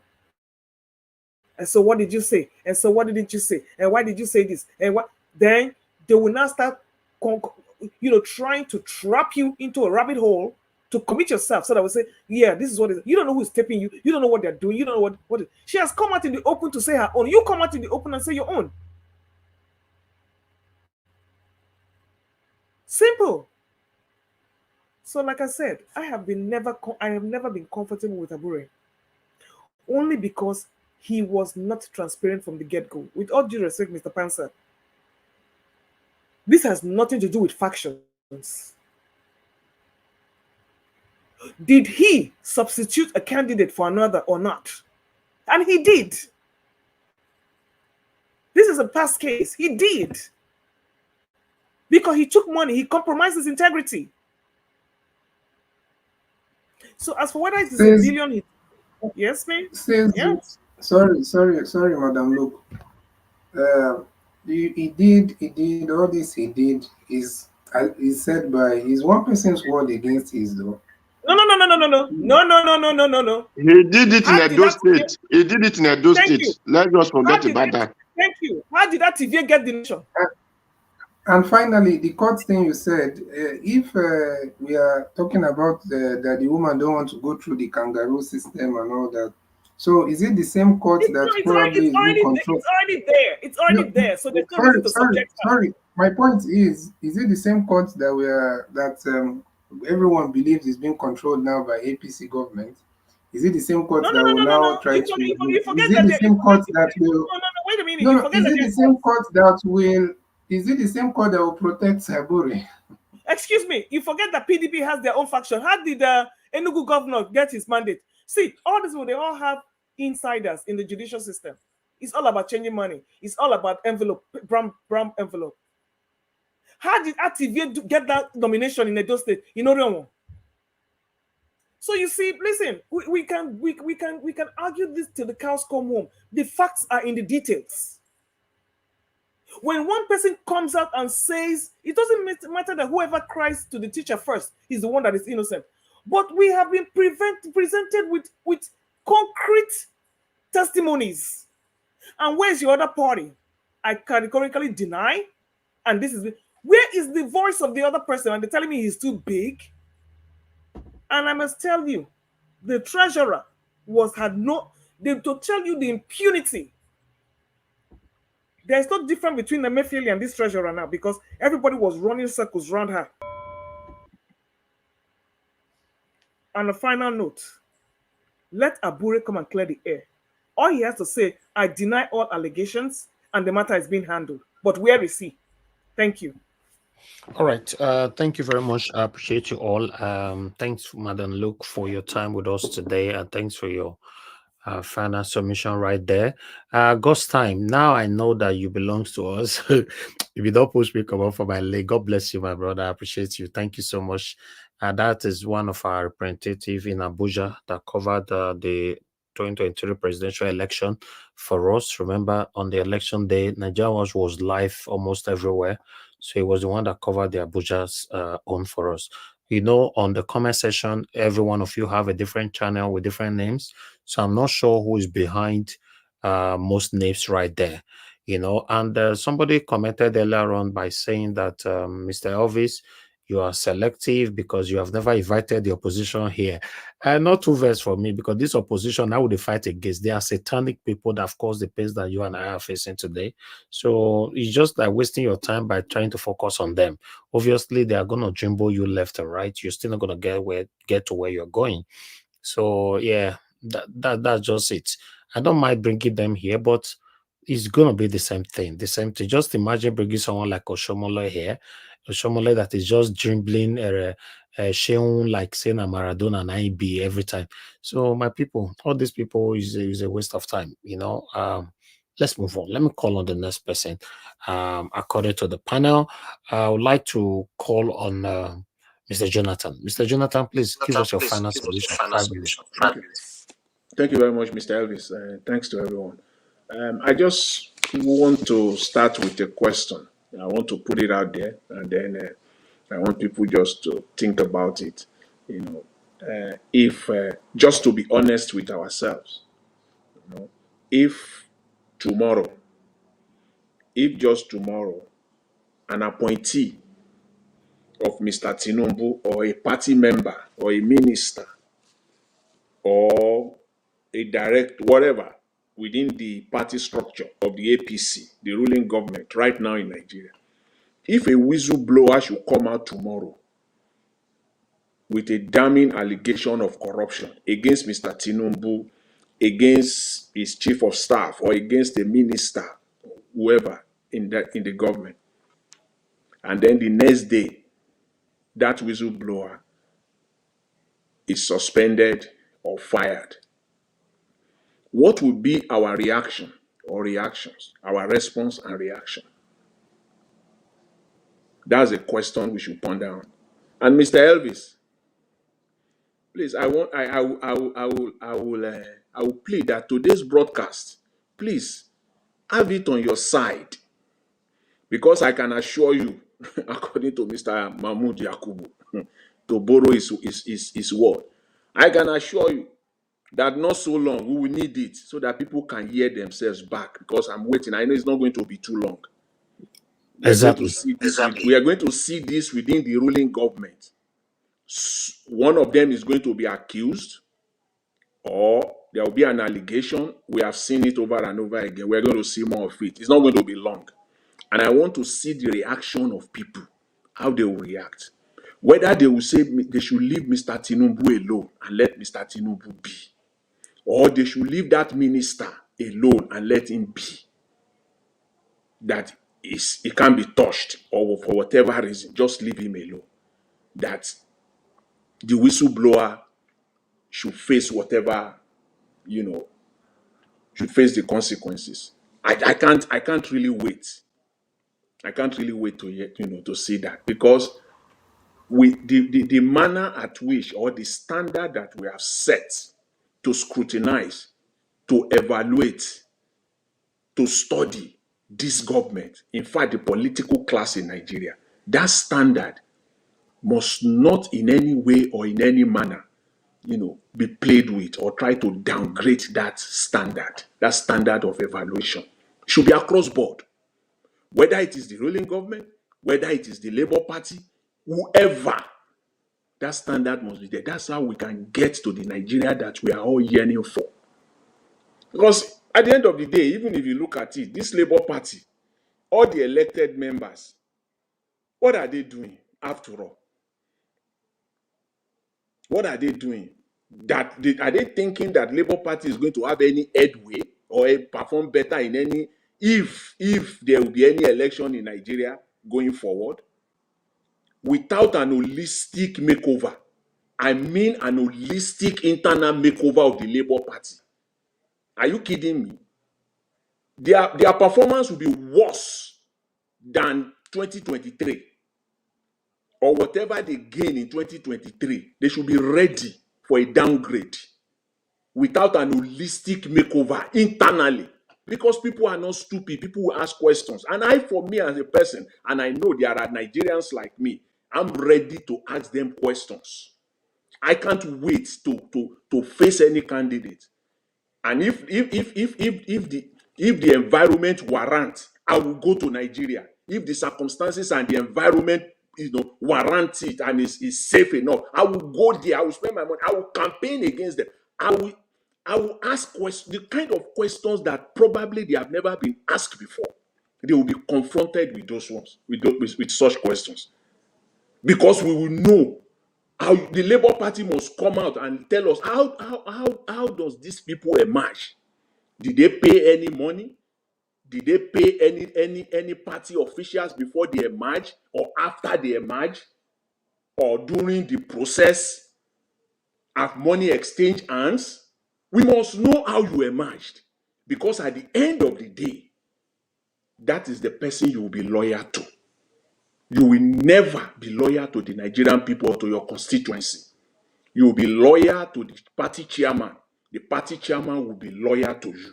So even if you end up there and you are siphoning and you are stealing broad daylight, nobody will talk. The people that are supposed to bring you to order, they won't talk, because everyone has collected. So that is it. So going forward, this culture must change. They must be able, in fact, Labour Party, Mr. Abure, if I have the opportunity, anywhere, whether on this platform or any platform, I will ask you straightforward, are you ready to make your party members that are going for election on the party platform, are you ready to ask them to sign an open dated recall letter? Open dated recall letter. No date written on it, but signed by you. Open is dated like a post-dated check. You already signed it that you agree to a recall. Are you ready to put that in front of anybody? If you know you are going there to do the work, so that it is just the date, you will just append, you just write your date on it now. It can be 6 months later after your election. It can be 1 year later. It can be, it's just, you have signed it already. Are you ready to do that? Are you ready to get your members, those ones that are going there, let them affirm with a signed up? They've signed it already. It's just date. They have affirmed that they are going there to work only for the manifesto of Labour Party that they campaigned on. They campaigned on that manifesto. That's why you are elected. You are campaign. You campaign on it. They must affirm to that. Then we know that you are ready. Then you are talking. Then we know that Labour Party is going somewhere. But for now, for me, it's all crap. Mr. Elvis, thank you very much. I really appreciate it. And thanks to everyone. Have a wonderful evening. All right. Oga Jonathan, may God bless you, sir. Thank you very much for your time with us today. I appreciate you. Okay, let me quickly move on to the next person, which is okay. Do we still have Give Us a Mandate here? No, I believe you left. Okay, you're not there anymore. Okay, let me go to Black Panther. Black Panther, give us your final submission, sir. 5 minutes. Oh, Mr. Najawa, thank you. I almost slept off. Thank you for giving us this opportunity again. And I want to thank everybody. I want to thank Tamsad. I want to thank, everyone. CBD. And you see now, we have all spoken. Some of us were against, some of us were in support. But finally, we came to a round table and we saw something which Tamsad was saying, we saw it. But once again, I will tell the chairman of Labour Party, when you hear us speak, our voice might look tiny, but we are men with big heart. We speak the truth to their face. We speak the truth. That is why when we come here, we spoke that, look, open the books quick before they take advantage of you and the party itself. We're not speaking out of ignorance. We're speaking out of love. How we recognize your party, and for your party has, through your party, a lot of things have been brought out for the whole Nigeria to see, but not to come and throw it and look at us little. So we thank God that you are coming out to speak concerning it, and we are going to, many of us are going to ask questions so that we understand it. I want to say one thing here. Whenever we are speaking too, we all should also listen to some vital key thing, because sometimes I see here when we speak, sometimes a lot of us just look at it, just go through, just disappear. I think I wasn't in this panel, I wasn't in the studio for a long time, for about 3-4 days. We spoke about where the former IBB spoke about what is going on in the government, and it might lead to a coup. And some of us saw it as something that is just like that. I said we don't know the mindset, and I went further to say the military are divided. And speaking from a place of where I have heard information, and I continue to speak on it. You see what the first lady of the president, sorry to divert because I need to go in there. You see what the first lady of the country is doing, going around the north to beg.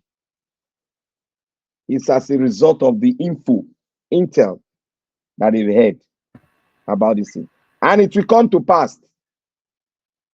Me, I speak it today and I stand by my word. It will come to pass. They will come in. If they continue to open the books and steal the money of the wealth of the country. And I want to add this little point before I just go off. Mr. Pamsat, I want to say this. We should not open our heart and believe heavy and trust any political platform in Nigeria, because all of them are copying the system that Nigeria is today. The system whereby one man, well, you made one point, I want to dig it out. One person can take the money of a nation and put in his private account. It has been done before, and that minister was suspended.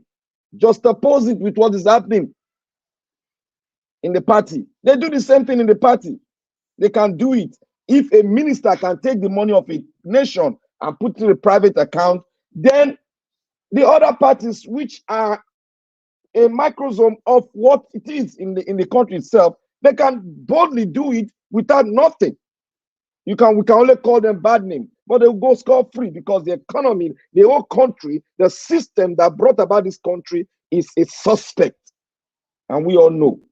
So I beseech every one of us, as we look, make sure your eyes, your wise eyes, are looking correctly so that you don't fall a victim. Thank you all. Thank you, Mr. Nigerian Watch.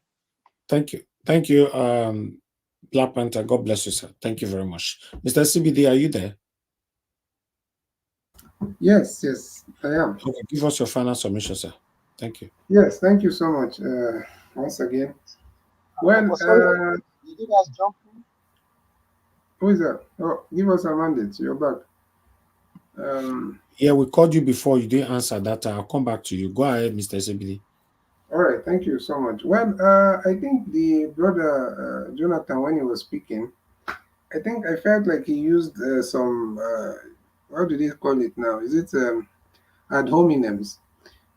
Which is, and also you can't use the same way you judge the case of the attacked with the attacker, So when you're saying that, oh, you hope when something happens in the government, if you put these two groups together, one is trying to,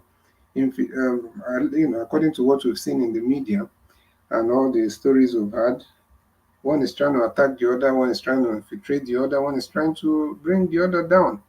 So it's not exactly the same scenarios. And there's something Madam Luke said about Emefiele, which is just very, she couldn't have put it, no one else could have put it in a better way, because that's exactly what it is. This politics, and unfortunately, some of our guys from the south and southeast, to some extent southwest, when they are busy jumping around with these people, thinking that they have new family. I think they're just usually delusional, because at the end of the day, the same thing that is happening to Emefiele, the same thing they did to what's the name, Allison, Jason. So it's just the same, and it's quite unfortunate. There are the tribal politics or the regional politics is very strong, and unfortunately, if you don't belong to any of these three major tribes that they call themselves, which I don't think there should be anything like that, three major tribes. You're talking about uniting a country and you're singling out three tribes to be major. I feel like it's very wrong. But since they have done it that way, what are we going to do now? We can only talk against it.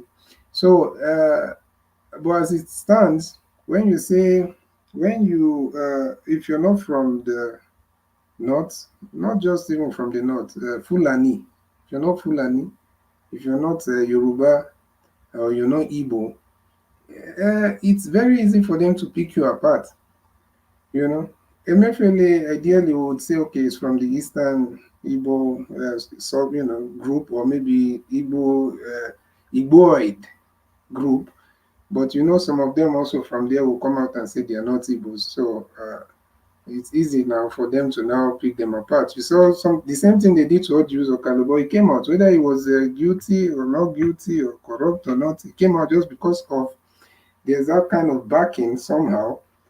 Someone like even Nnamdi Kanu, if he was not Igbo. To be honest with you, it would have been very easy for them to get rid of him. But there's a way they kind of feel like they can't do it directly because the group will see it as an attack on them somehow. So it's kind of a little, it's just complicated that way. So it's unfortunate that they are now using the man as a scapegoat.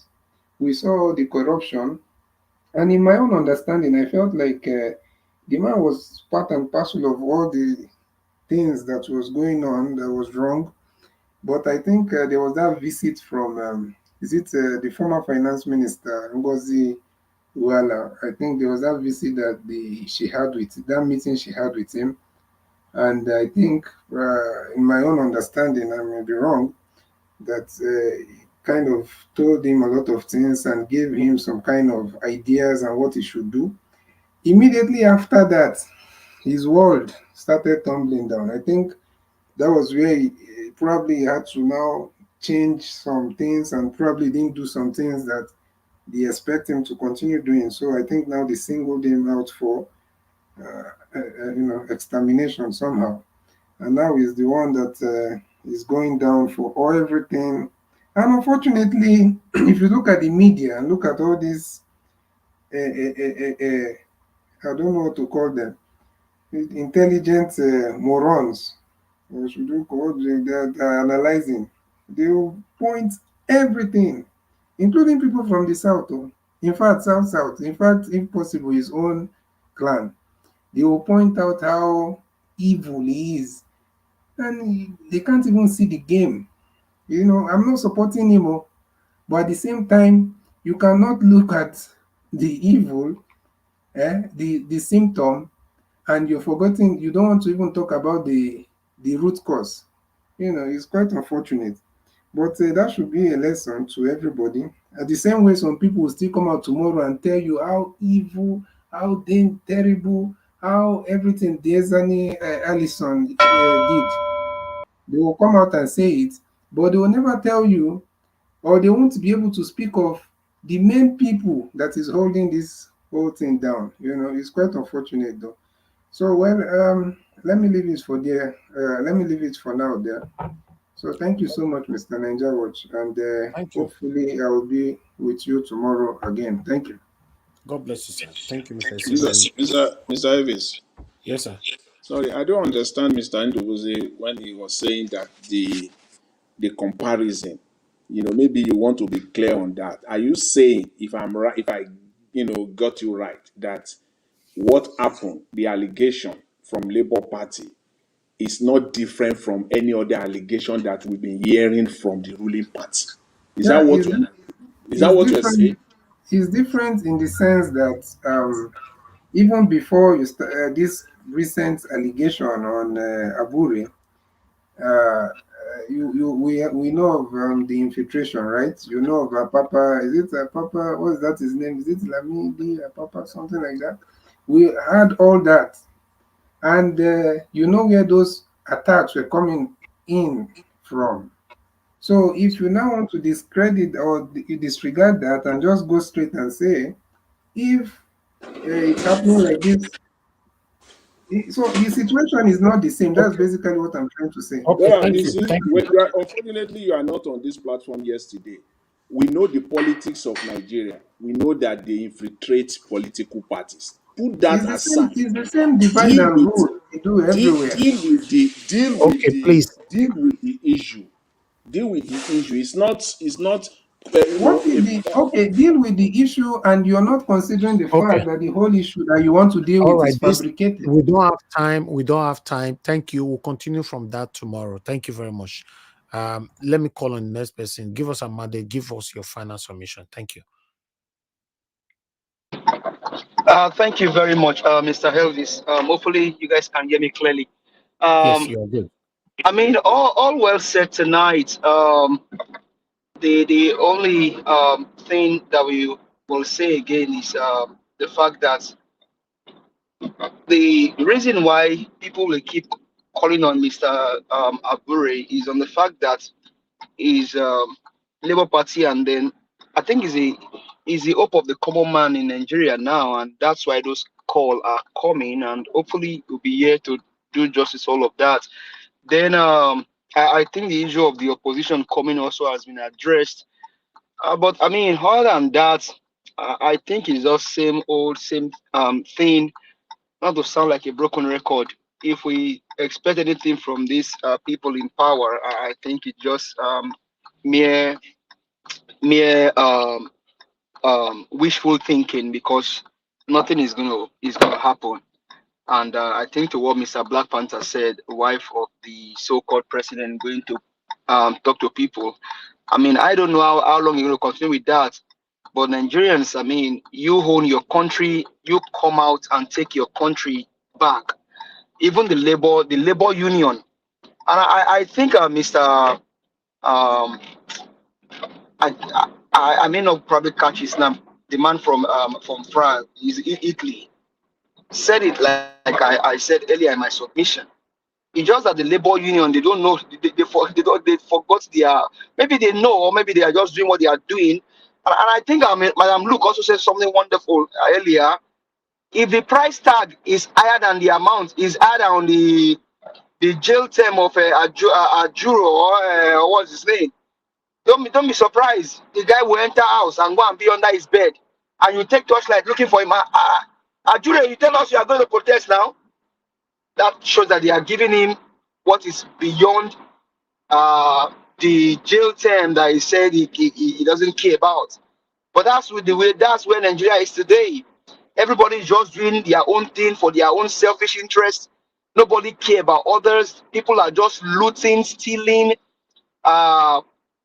doing all sort of things. They don't care about the common man. But the one that touches me the most is the young children, the underage child, the 10 years old, the 5 years old, the 15 years old child, girl child, the 15 years old boy.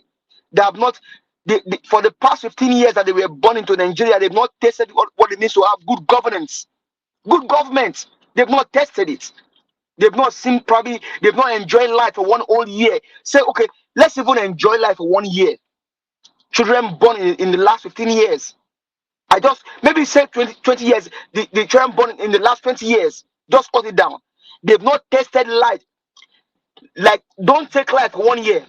Perhaps they've not tested life for what, like no interaction of power supply for 1 year. No good roads, no good, no hospital. Education is destroyed. Little wonder you see in states like Edo State, even in your state, even in North. Children sitting down, they sit down on bare floor to learn. That in itself, how can you even learn in such a condition? You sit down on a bare floor to learn. How will you assimilate in that kind of condition in the first place? But you see Nigerian children, even in that kind of condition, they still come out top in their classes. You bring them to places like America, they excel. They excel. They excel, they prosper. And these people looting, stealing, what's the essence of having money when you have people poor around you, children crying of hunger? A little girl sang a song I sent it to Mr. Elvis some days ago. Babati Numbu, don't let Nigeria breathe. A little girl that sang that song. That girl was begging the president in quotes. Should he even get to that level? Children now today are breadwinner in their family, because if they don't go and sell, their parents will not eat. And these looters are stealing money. They don't care. They don't care. Somebody said they brought their children to America, and it was time for them to return back to Nigeria. As soon as that girl landed back in the airport, she went into trauma. She went into trauma. It took the mother energy to talk to doctors, psychiatric doctors, to now begin to I don't know, but I care more about the children. And this is what the pastors, the imams, and the chief should care about. The little children that have not seen anything good about Nigeria. Compare them to training in China. Compare them to training even in South Africa. Nigerian children born 20 years ago, they've not tested what it means to have a good government. They've not enjoyed not international power supply for 1 year. No education, no nothing. And these guys, they keep looting, they keep stealing for their generation yet unborn. Continue to loot and steal. How much more can you carry? How much more can you loot? Money have wings, they will fly one day. Thank you very much, sir. That was a wonderful final submission. God bless you, sir. Thank you very much. Okay, let us quickly move on to the next people with us here. Yes, God Pansat. Mr. Pansat, please give us your final So I 5. spoke with before Pansat now. Okay. Yeah. Go ahead then. Go ahead. Mr. Pansat is patient today, no problem. Yeah, I'll 5 wait. minutes. That's okay. I have much regard. I have big regard for Pansat. Pansat is a good guy, you know. Always also come to watch whenever he's talking. I like him, even in Dr. Damages. I want to also today. I want to comment also the one Chris that used to call from Berlin. That one is also a good guy. And who's the one that spoke before this guy now? Not give us Amande. The one I comment before. Today, I think is one of the best today. Because even this thing of Tinubu's wife, I wanted to say before, but I forgot, you know. Tinubu's wife is going to the north because he knows that's where the power is. That is why he's going there. And don't be surprised that she's going there with a lot of money. Because those people, the only thing they have is their interest. Those their emirs and so on and so forth. It's only for them, they only work for their own interest. You see? And that is why the country is where it is today. If you give them that money they want, why? I'm sorry, sir. Don't be surprised. She may even be the one running the government. Don't be surprised. She's the one now. I have said it before. She's the one. No, my brother, it's not a surprise. She's the one. The husband already. You people know that the husband, the head is not okay. She's the one running the government. Him and the Badjabi Amala. They're the one running the government. That is why Badjabi Amala, all the whole corruption, all the whole this thing is involved in all of them. His signature is not the whole deals that have been done in this thing. All the ministers that were appointed, all of them gave that man money. This better do the same thing. So that is why nothing is. They can't suspend. They can't do anything to him. It's him and the wife. That's the people running the government.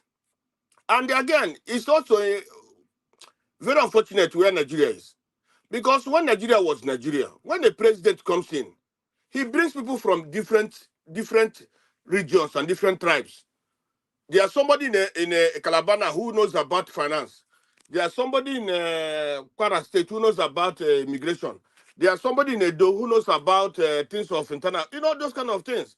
But this time, Buhari came with all his people. And those people are not competent people. They come and destroy the country. Tinubu came with also his boys. How can a country be run by you having your boys? People that this finance in the finance sector now, it's only Tinubu's boys. How can the country move forward? Even Fala now is not even talking about that. He's not talking about that. That's the most important thing. Because we have good brains in Nigeria, scattered all the whole Nigeria. You can't come and say this is your brothers must be here. And then others become. That's why you see this corruption is so ripe. Because when you see somebody from, let's say, Delta State, and he sees what is happening, Fulanis are eating. This tribe, these people are eating. The West is eating. Then what do you want him to do? When he goes, you have to eat like them. Because his nothing is being done to them. So that is the thing. For those who are Bode George, well, I respect Bode George so much. Bode George was a lone voice against Tinubu. He was a lone voice. He said many things against Tinubu. But the people didn't align with him. Because that man, the West didn't align, many of the West didn't align with him. Because the man was saying it. Tinubu, where are you? Even in school, nobody knows you. The man said that Tinubu is a big criminal. We should not allow him to enter there. I know he may have criticized them, Elemelu and this and this, but I don't think maybe because that tape was only for some few reasons, but it's not that the man was only, because most of even on the financial sector, it's most of the West. But The man is the man is a truthful person. He doesn't say this is this side, this side, this side. So maybe because the tape was only because he just mentioned those two names. But I think he must mention other names, okay? But that man is not tribalistic. That man, I said earlier, he was the only lone voice against Tinubu. He's telling Tinubu, if you can come out and tell me those you went to school with, then I know you are real. He talk about he was every time, whenever the people call him, he's talking about Tinubu. Even he said, even Tinubu, instead of Tinubu to be there, it's better he go for exile. So I think, for me, I don't want to criticize that man so much because the man is not tribalistic. For me, it's not tribalistic. I know those who are tribalistic. I know those who don't want Nigeria to go forward. But in Nigeria going forward, things have to change. Corruption have to stop. Terrorism have to stop. All those things have been embedded into Nigeria now. And it's difficult to go. So whenever we are talking about everybody wants one Nigeria. Because we know we are now like brothers and sisters. But with the situation at hand now, with the situation on ground, my brother, it's very, very difficult to work. God bless everybody. Thank you, Dr. Chief Elvis. May God bless you. Thank you, sir. God bless you So too. another I day. appreciate you. Thank you very Okay. much, sir. Thank you. Thank you. All right, Mr. Odua, if you're still there with us, please give us your final submission. I want Mr. Pastor to be last. I thought someone wanted to speak before when they said it is his turn. No, Anyway, no. I want Mr. Pastor to round up the show. okay. Go ahead, Thank sir. you. Thank everyone. For me, what I'm seeing, because Abure or Bode or whatever is not even our problem. My problem. My problem is military that are sleeping. Hello? Can we hear Go me? ahead, sir. Go ahead. Okay. My problem is the Nigerian military that are sleeping, allowing the country to go backward. So, because if we can see what is happening in Sudan, it was bread that was increased that caused Sudan to change around. In Egypt, I did not believe that they have ever suffered half of this, that the Egyptian food is street. Even in Libya, that we were a person we bought a new car, a new Land Cruiser with 10 dinar. That is $10, which at that time we call it, let's say, 1,000 naira. We bought a car, 10 dinar. They did not suffer the way we are suffering now. When everybody flew the street and said they want our Baba Africa to go out of the positions. So, but if Nigeria keep on sleeping, well, let them sleep. Then nothing, when they are wake up, then we cannot tell them, okay, because Nigeria, I do not see any track that is the problem. That it is the Benin, the Igbos, the Calabars, the Hausa, the Yorubas, or the Fulani. No, I did not see any tribe that is the problem. I always see the people who occupy the positions that the problems of those who have never seen opportunity to the positions. So that is what I see as the problem. So if those who occupy the position decide today to change their mind, then Nigeria will be good. So we pray that those who have the good mind should have opportunity to the positions, whether in the military, in the offices, whatever position, whether even in the farm, for those who have the good mind about other people to occupy positions. It's my prayer, and that is what I wish for the country. And by the time we have that, the country will keep on moving forward. Because Nigeria is only the people that have food but are hungry, have what they are swimming in the blues house close to the ocean, but they cannot have water to bath. Nigeria is only the country that claim to be rich, but they are all in, let me say, 5%. 5% is too big. Only 2% are the one that is rich.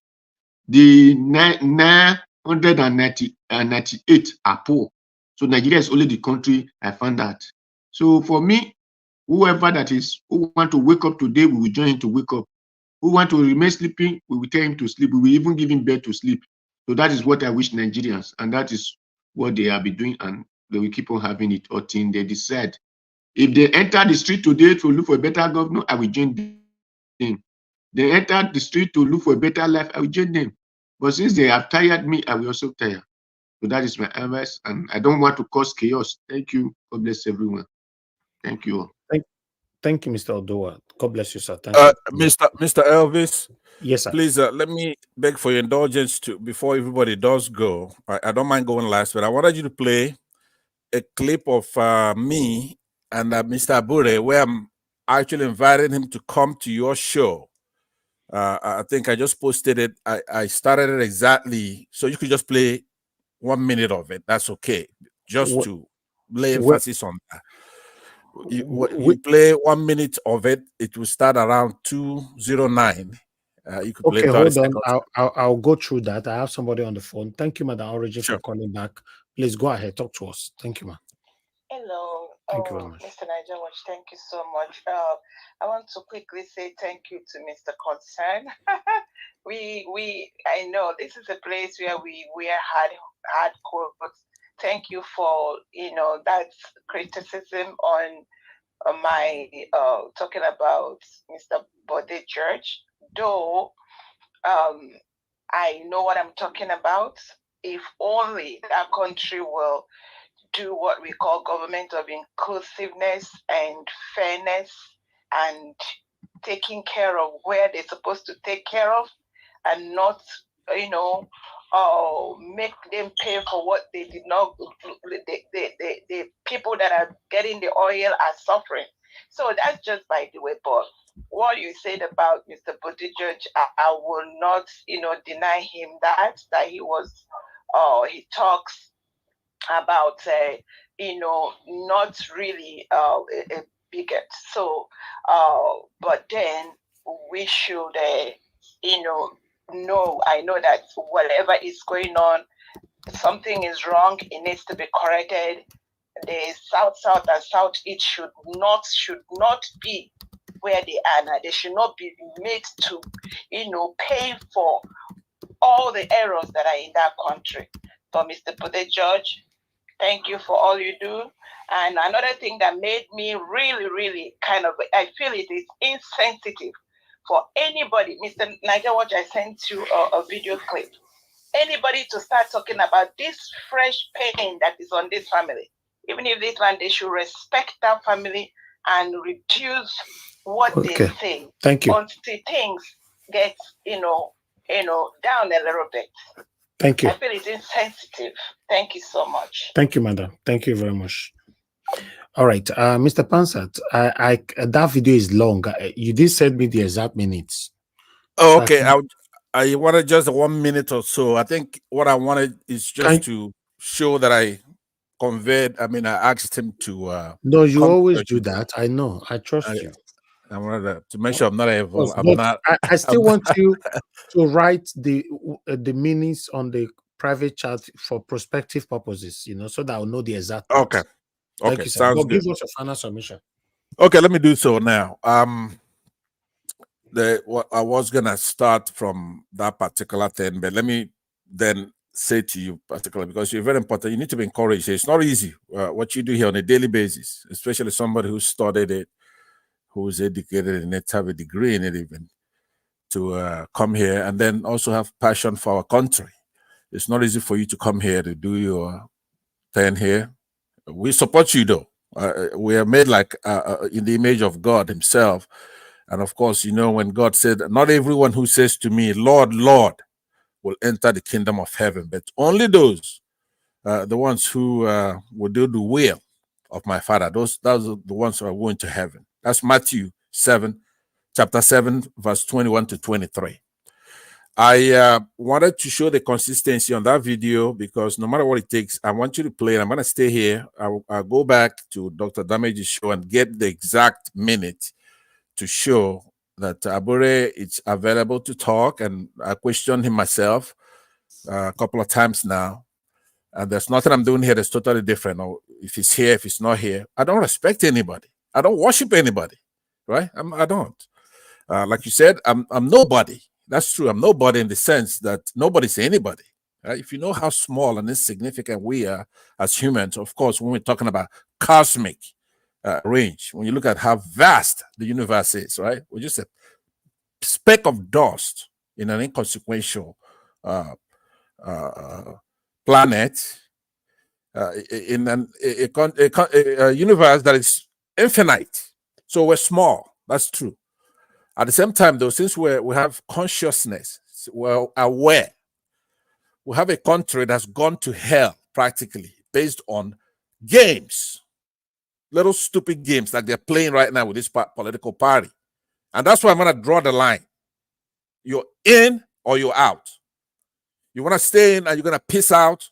But if you're out pissing in, they're going to have to deal with you. There's nobody that cannot be dealt with. The country is big. It's blessed with a lot of resources. It's got a lot of human resources, a lot of intelligent people, smart people here in the United States, for example. Now, we don't get a lot of respect here. In this country where I am, it's over $30 trillion economy, right? I remember when I used to go home when I was younger, you go home to some of these people who are making all this trouble, you could say, get on your knees, and they would do it. If you're not in the United States, you have to understand how awesome this country is here. And the people who are here, doctors, lawyers, and Nigerians have their share when it comes to people who came from outside into the United States. We're educated people. So the nonsense has to stop. Peter Obi is a known phenomenon. So is Babadati Ahmed.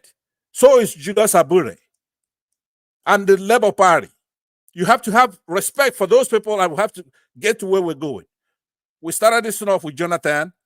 He wasn't the smartest light bulb in the room, but he was a Democrat. He's a civilian. He's educated. He's not bloody. He has humility. But you, from the same nonsense of finding one little speck of dust in his eyes, after you went and brought in Buhari, who has a log in his eyes. If it's not Abure, then who? Showore is not immune from the same criticism. I posted 2 links here. I wish you show it to these people, because a lot of these people on this, a lot of the wayward people in that comment section are too lazy to Google it. He's accused of the same thing. But did Showore take $1 million? Of course not. So we have to do that. We don't come here to waste our time every day. That's not what I'm here to talk or to be a star on TV or something like that. No, I could do that on my own. If I want to be on CNN today, I'll be there. Right now, I'll make a call and I'll be there. But so what I'm saying, with all humility, I'm saying we have to fix the country, but you have to deal with the country you have, not the one you wish you had. Do you want to be populated by angels before you get your hands get the gloves out of your hands and get down dirty and fix the country? If you're looking for some kind of messiah to be a political party leader, that's all he is. He's not a pope. You make allegations, take it to the committee. If you lose at the committee, you have to go through the party process. But if all those people don't find you credible, fuck you. You're wrong. I don't see how that whole committee would the National Working Committee will go through it and then give it to the disciplinary committee, and they don't see what the hell you're talking about, and then you run to the press and they invite you to come and talk about it. You don't show up. So I'm saying let's focus on the main problem, which is to fix that country. We're not going to have popes as party chairman or even saints as candidates. Whereas the other side, they're coming to equity with dirty hands. What is alleged here that they don't have in the PDP and the APC? Nothing. So I rest my case there. Thank you. I say excuse myself. Thank you very much. Thank you, Mr. Pansa. God bless you, sir. Thank you for your time with us today. I appreciate every one of you on your time with us today. Thank you so much. I can see somebody calling in. Listen, guys, it's late. I don't like this kind of late call. Please, let's if you want to call into the show, even though the show crossed 10 p.m., you can call in before 10 p.m. After 10 p.m. UK time, it's late. It's almost 12 o'clock here. Calling into a show this time is not welcoming, please. I understand that with us. Thank you. Whenever you want to contribute like this, just join the panel, quickly give your submission, and that is it. You know, we take calls from that 6 p.m. to 10. That's a lot time for calls. I appreciate every one of you anyway. We're rounding up now. Everybody have given their submission. May God bless every one of you that came into the panel today. The people that are here with us, Madam. Mr. Elvis, Yes, sir. sorry, the call thing, can you include it in the banner that moves under the screen, right? Because somebody in the US now may be thinking that, oh, because it's maybe still about maybe to 6 p.m. or I can just call in. So, but if you have that thing, or you after this time UK time, you cannot call in. Maybe that can probably create awareness for the people. Okay, yeah, I'll do that. But it's also easy to know though. Even though you're in the US, 10 p.m. UK time, just convert that like converting dollar to naira. You know that, you know, but nevertheless, we'll put it on. But yeah, you know, I appreciate every one of you. It's been a long day. Thank you very much, Madam Luke, guys, CBD. Thank you very much, Mr. Jonathan, Mr. Oduwa. Give us a mandate, Black Panther, and Oga CM, Mr. Pansat, and those of you that came in that already left, Oga Consign, and many others. God bless you all, my people. Those of you that called in, thank you. Madam Origin, Oga Chris, and many others. Thank you very much for your call today. And those of you that supported the channel, I want to say thank you very much. Started with Madam Bella Naomi, Mr. Pansat, Grace Cantidu. Thank you very much. God bless you all. And our people right down in the comment section, Mother of all, Mommy Diaspora. Thank you very much, Mommy. Thanks for all you do. We appreciate you. Thank you very much, Mother Iris Finance. Thanks very much for all you do. God bless every one of you right there. Thank you so much, God Chris. I could see you right down in the comment section as well. Madam Luke is also in the comment section. Mr. Jonathan Kingsley, thank you very much. Thank you, Abu Azi, for all you do. Don Anthony, thank you very much. UC Andrew, Ray Abua, thank you very much. And many, many others right there. We've come to the end of this broadcast, my people. Help us to press on the like button. Let's stand for what is right. That is why we are here every day. Everybody can do something else. I can easily do something else with my channel. Many of my panelists here can put their time for other things if they want to. My callers and everybody here, even the spectators, but we all choose to continue to do this to see a better Nigeria in our time. That's what we are doing, even though we know that most of us that is doing this, we live in a comfortable country where we don't really have any issue, you know, but we still want a better country because our country is our country. Please, let's continue to put in the effort to do what we are doing today by sharing our videos, liking our videos.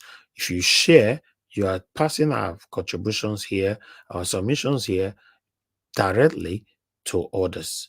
When if you like, you are telling YouTube to help you to suggest the video to others. So it's the same thing. Like and share, do the same work. My people, I appreciate every one of you. Thank you so much for all you do. For those of you that is just going to play back this video later on, please endeavor to like and share. Hit on the super thanks as well to appreciate our good job here. And if it's your first time on this platform, I appreciate every one of you. Thank you so much. Please endeavor to subscribe to our channel, hit the notification bell to be notified whenever we are on air so that you can join this interactive session. Although somebody reached out to me the other day, said that this interactive session is too hot, enough joy, because you know the panel that is to join the panel is too hot. He doesn't have the confidence and all that. No, listen, we don't bully people here. You know, we give you the opportunity to give your submission, and people allow you to express yourself. So join us, it doesn't matter, you know. And other people also said the other day, make una they speak PG. They speak PG most of the time, and most of our people here they speak as well. You know, I understand not everybody that have the confidence to join this kind of panel because you know everybody they speak big grammar and all that. Yeah, but for me, you know, be yourself. Come here. That they say na speak in me, I they speak na Nigeria who are the talk. You know, yeah, to be honest, you know, just keep your own confidence to yourself. Come here, just say, my people, na good evening, na PG, I want to talk to now. That's it. It's our language. You don't necessarily have to speak English or whatever or grammar. No, please don't let nobody intimidate you. You know, we are here to communicate. Anyhow you communicate, it doesn't matter. I appreciate every one of you. My people, yeah, Now we draw the curtain. Have a good night, my people, and bye for now.